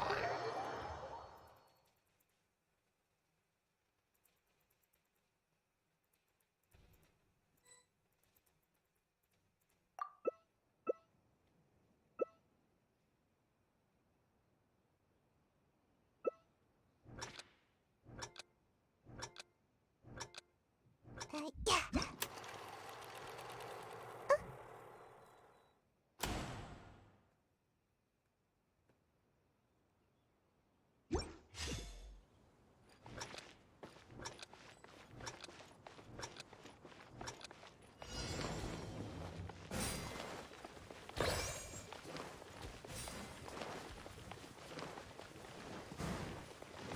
Make my escape.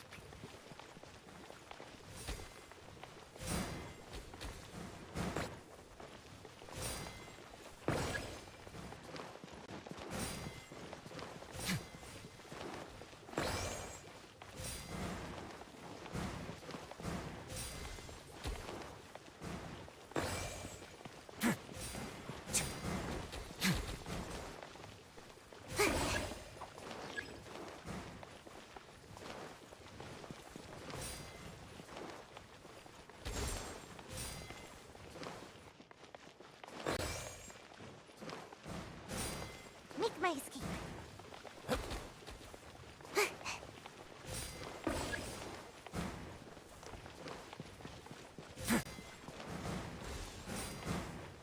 Make my escape.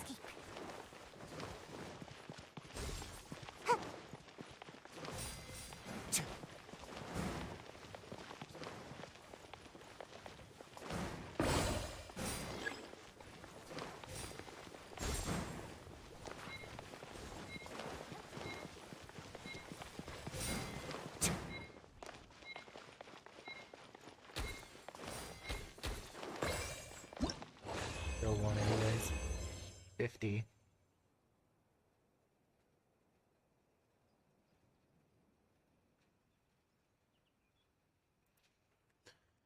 That should be the ball event ending. Thank you very much. Seems like I should have just stayed in bed.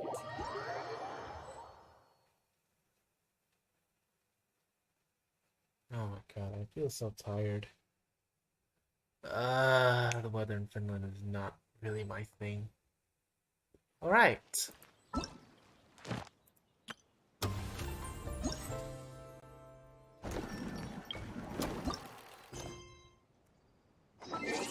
Right, get out of co-op mode first. I just want to get out of here now. My body is just completely in pain and I have no idea why.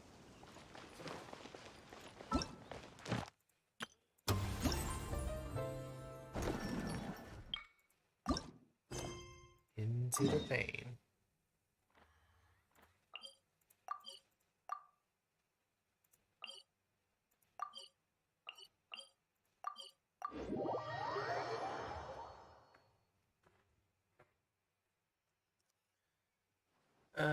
Let's see. You there, Matt. Oh boy. You there, boyo. Petite Lumiere. Ooh, you got a condo boy, isn't it? You're the kid that the Lumiere and Fifi has created, eh? Petite Lumiere.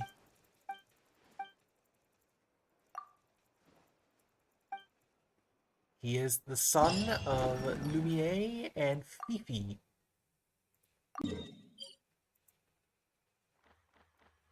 Oh, it's this one, huh? Hold on just 1 sec.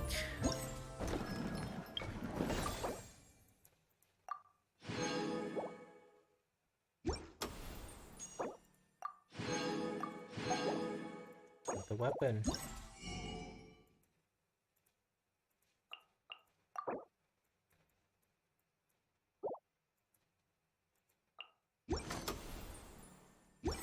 Alright, first location is Chemin de l'Espoir. I think.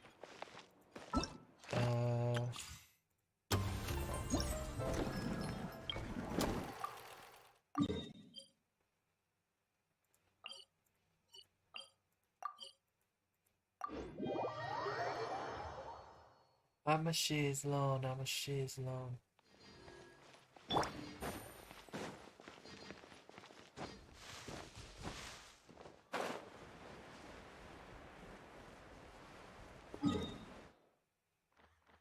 Okay, I think we should go this way and jump off from here. Or are we like completely engulfed in... Okay, we are engulfed in a lot of walls. Take it easy. This though.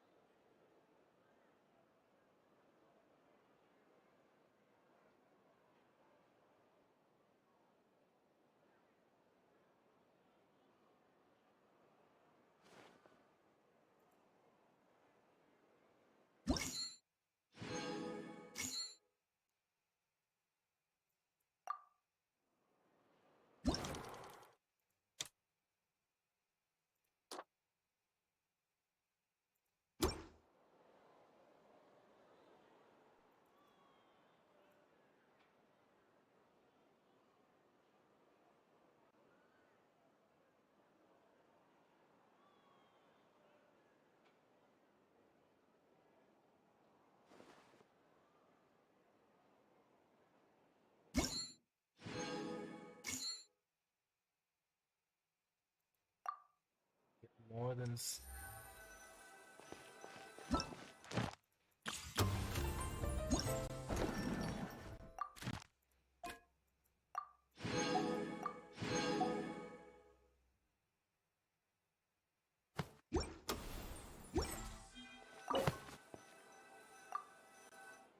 No.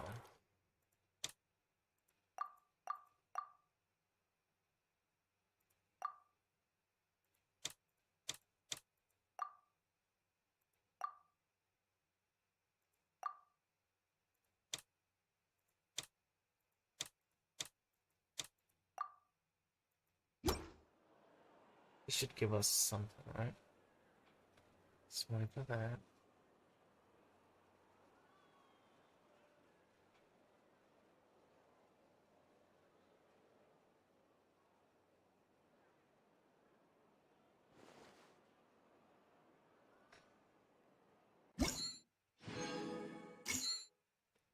Oh.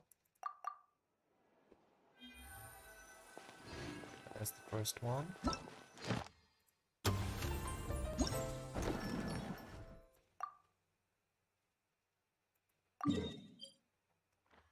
So for hold to the board.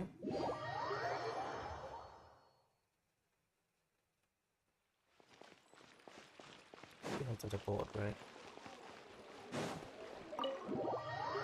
There we go.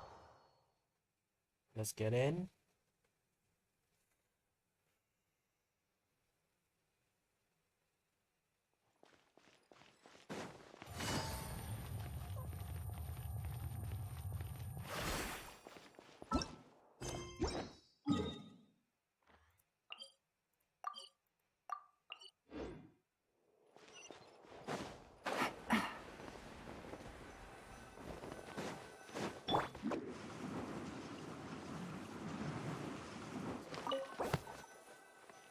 Fontaine and a client. We should be able to devote to discuss. Get checking Sam's client, the martial wildfires, and a deal is struck.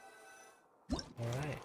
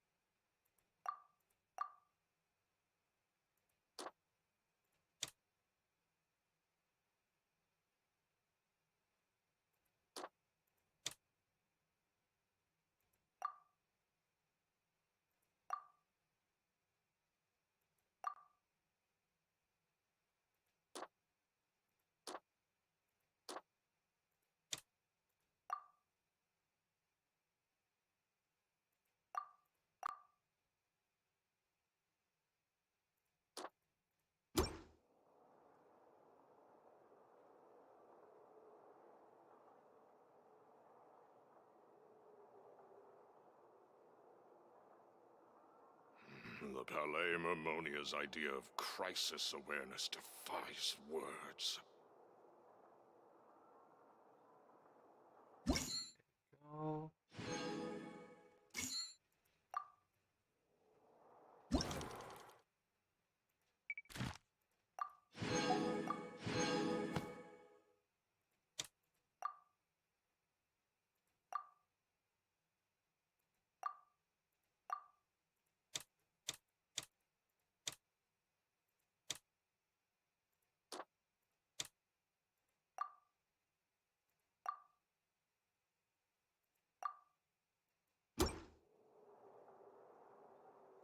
No idea.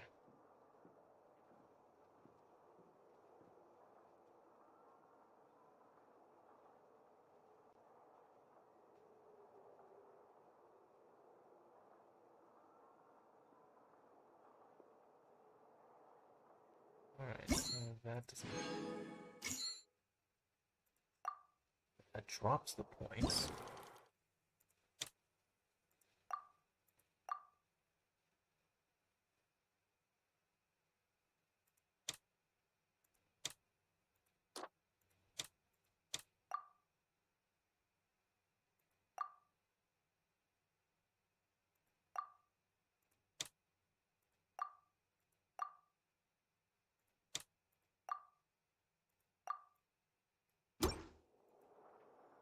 Give us 20 more.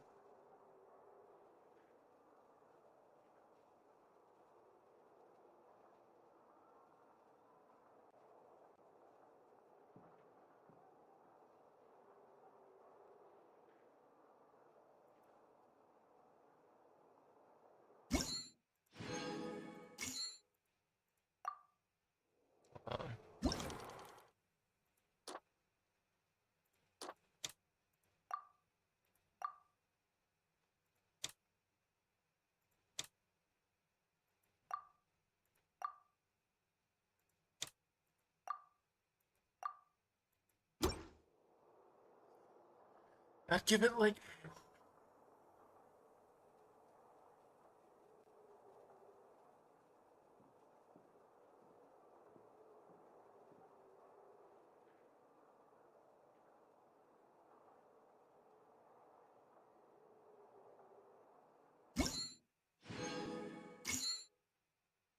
Yep, there we go. That's the 130.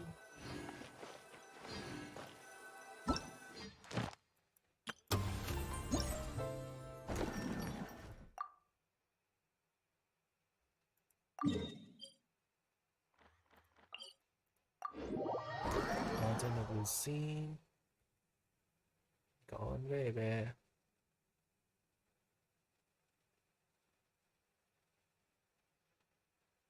Need to get down here and assume we're back home.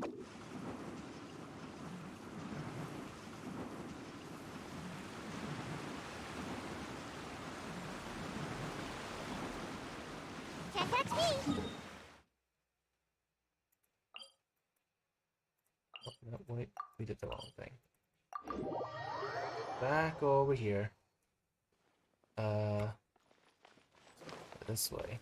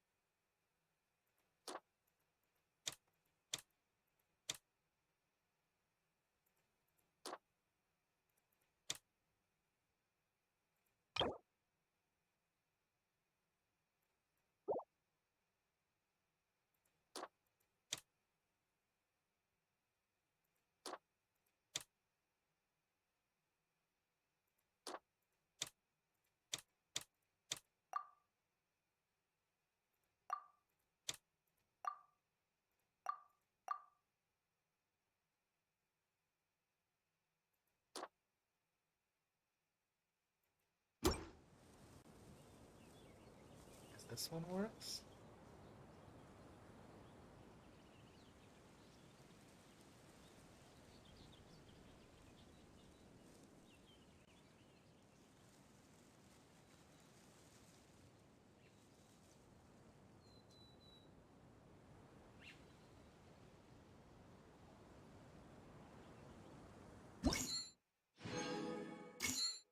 Alright, that's immediately 3 stars. Also, I'm coming up here just for the... It's actually the 7 here.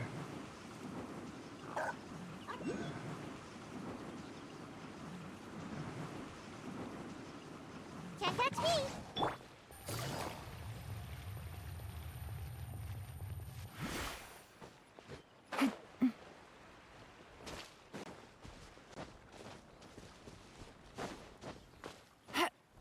Yeah.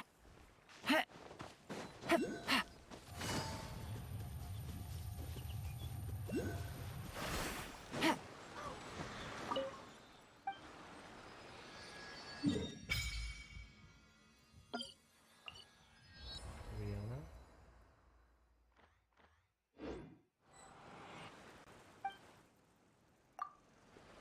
Alright, and then last stop.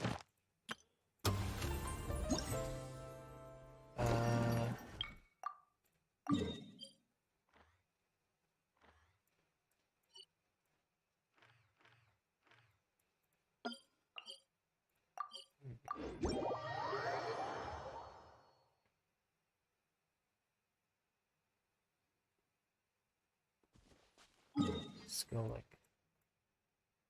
Where did it go? Should we go here?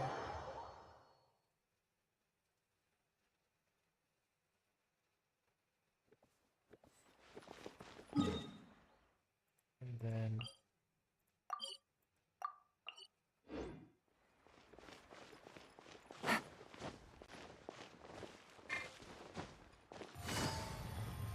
We should be able...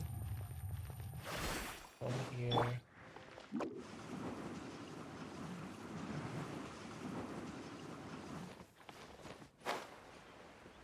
Then dive in.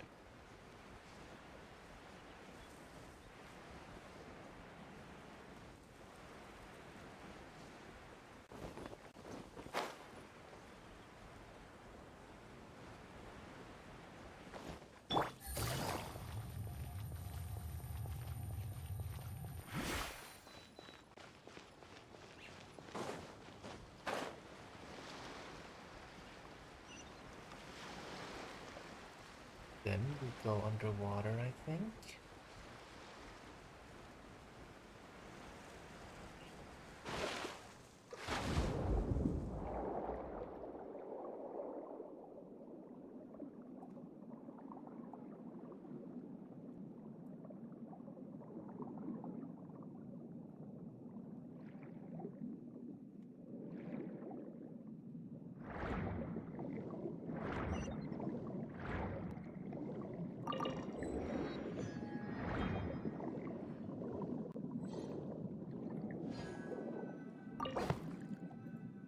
System is the underwater to find a way. So then this way forward. Okay.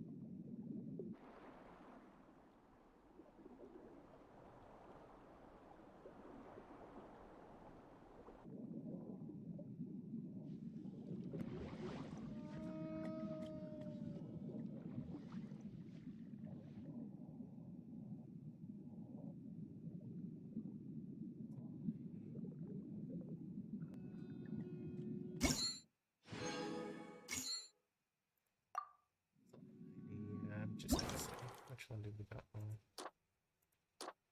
Guess this is supposed to be the one. 1020 2010. This should be what it is. Okay, never mind.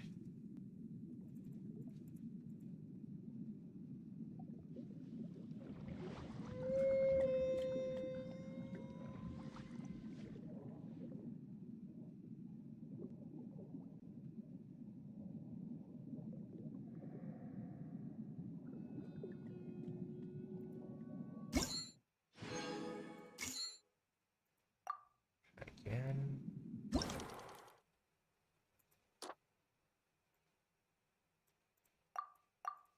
It's this one.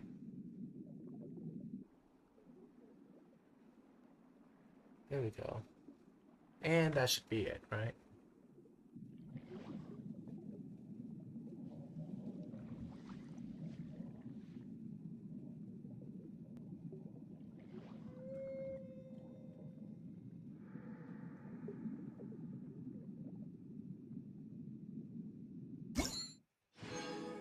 There we go, perfect. And that should be it for the event.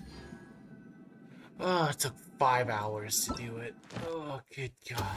5 hours non-stop, not doing anything. We did it, boys.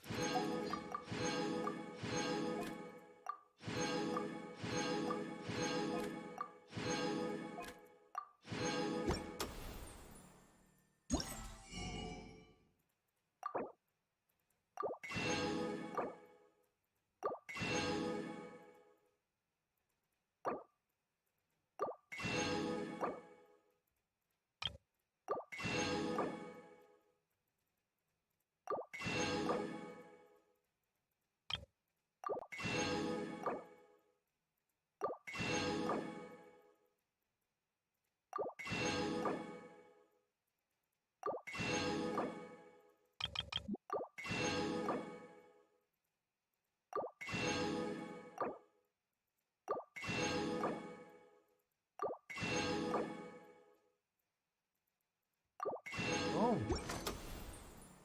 That's that event completely done. Then Lost Riches.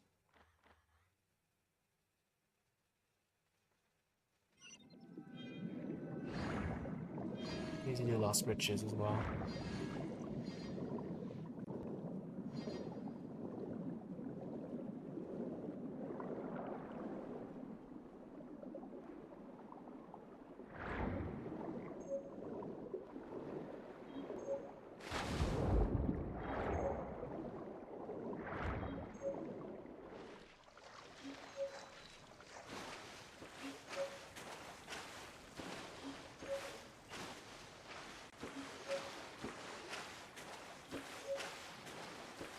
Someone's over there.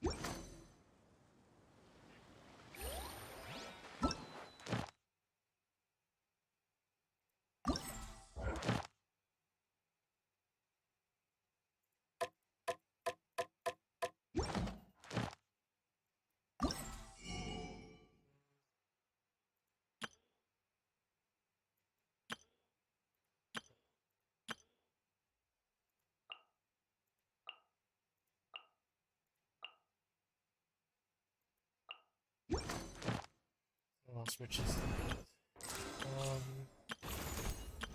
I'm gonna end the stream here. It's 5 hours of streaming. I can do this on my own. There's no story that I need to look at anyways. But yeah, that's gonna be the end of the stream. It's 5 hours worth of streaming, and I'm tired as shit. Man, it's only 5 hours of streaming. What the hell is wrong? I guess the fucking setup here that we have here is just not as good to feel, I guess. And like in the bed at my new apartment as well, it's like it feels better at least to like record on the bed compared to being here at least. I think that's why it felt really not as so much more tiring here. But let's do a raid. Who we gonna raid?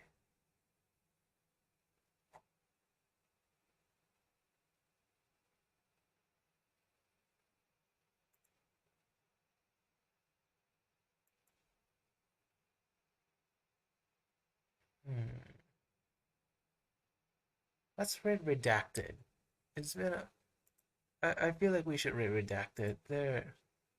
I haven't raided them ever, and I haven't even visited their stream as much. Ever since the time change here, I can actually probably watch their stream now. So let's do Redacted Cat. Anyways, guys, hope you guys enjoyed that. Oh my god, I'm genuinely I'm so tired right now. Ah, good god, the weather here in Finland is really draining my energy so much. The lights are always on moody ambience, and I can't really do anything about it. And so everything just feels so dark all the time. It feels so tiring. But yeah, hope you guys enjoyed this. Let's go give Redacted a good hello because I'm genuinely fucking tired of shit. It's 5 p.m. now, so I am gonna go and go eat dinner. And then probably play Fortnite with my boyo later. But yeah, hope you guys enjoyed me going through the event and rushing it as quickly as possible. And yeah, until then, so the cute Sylveon out.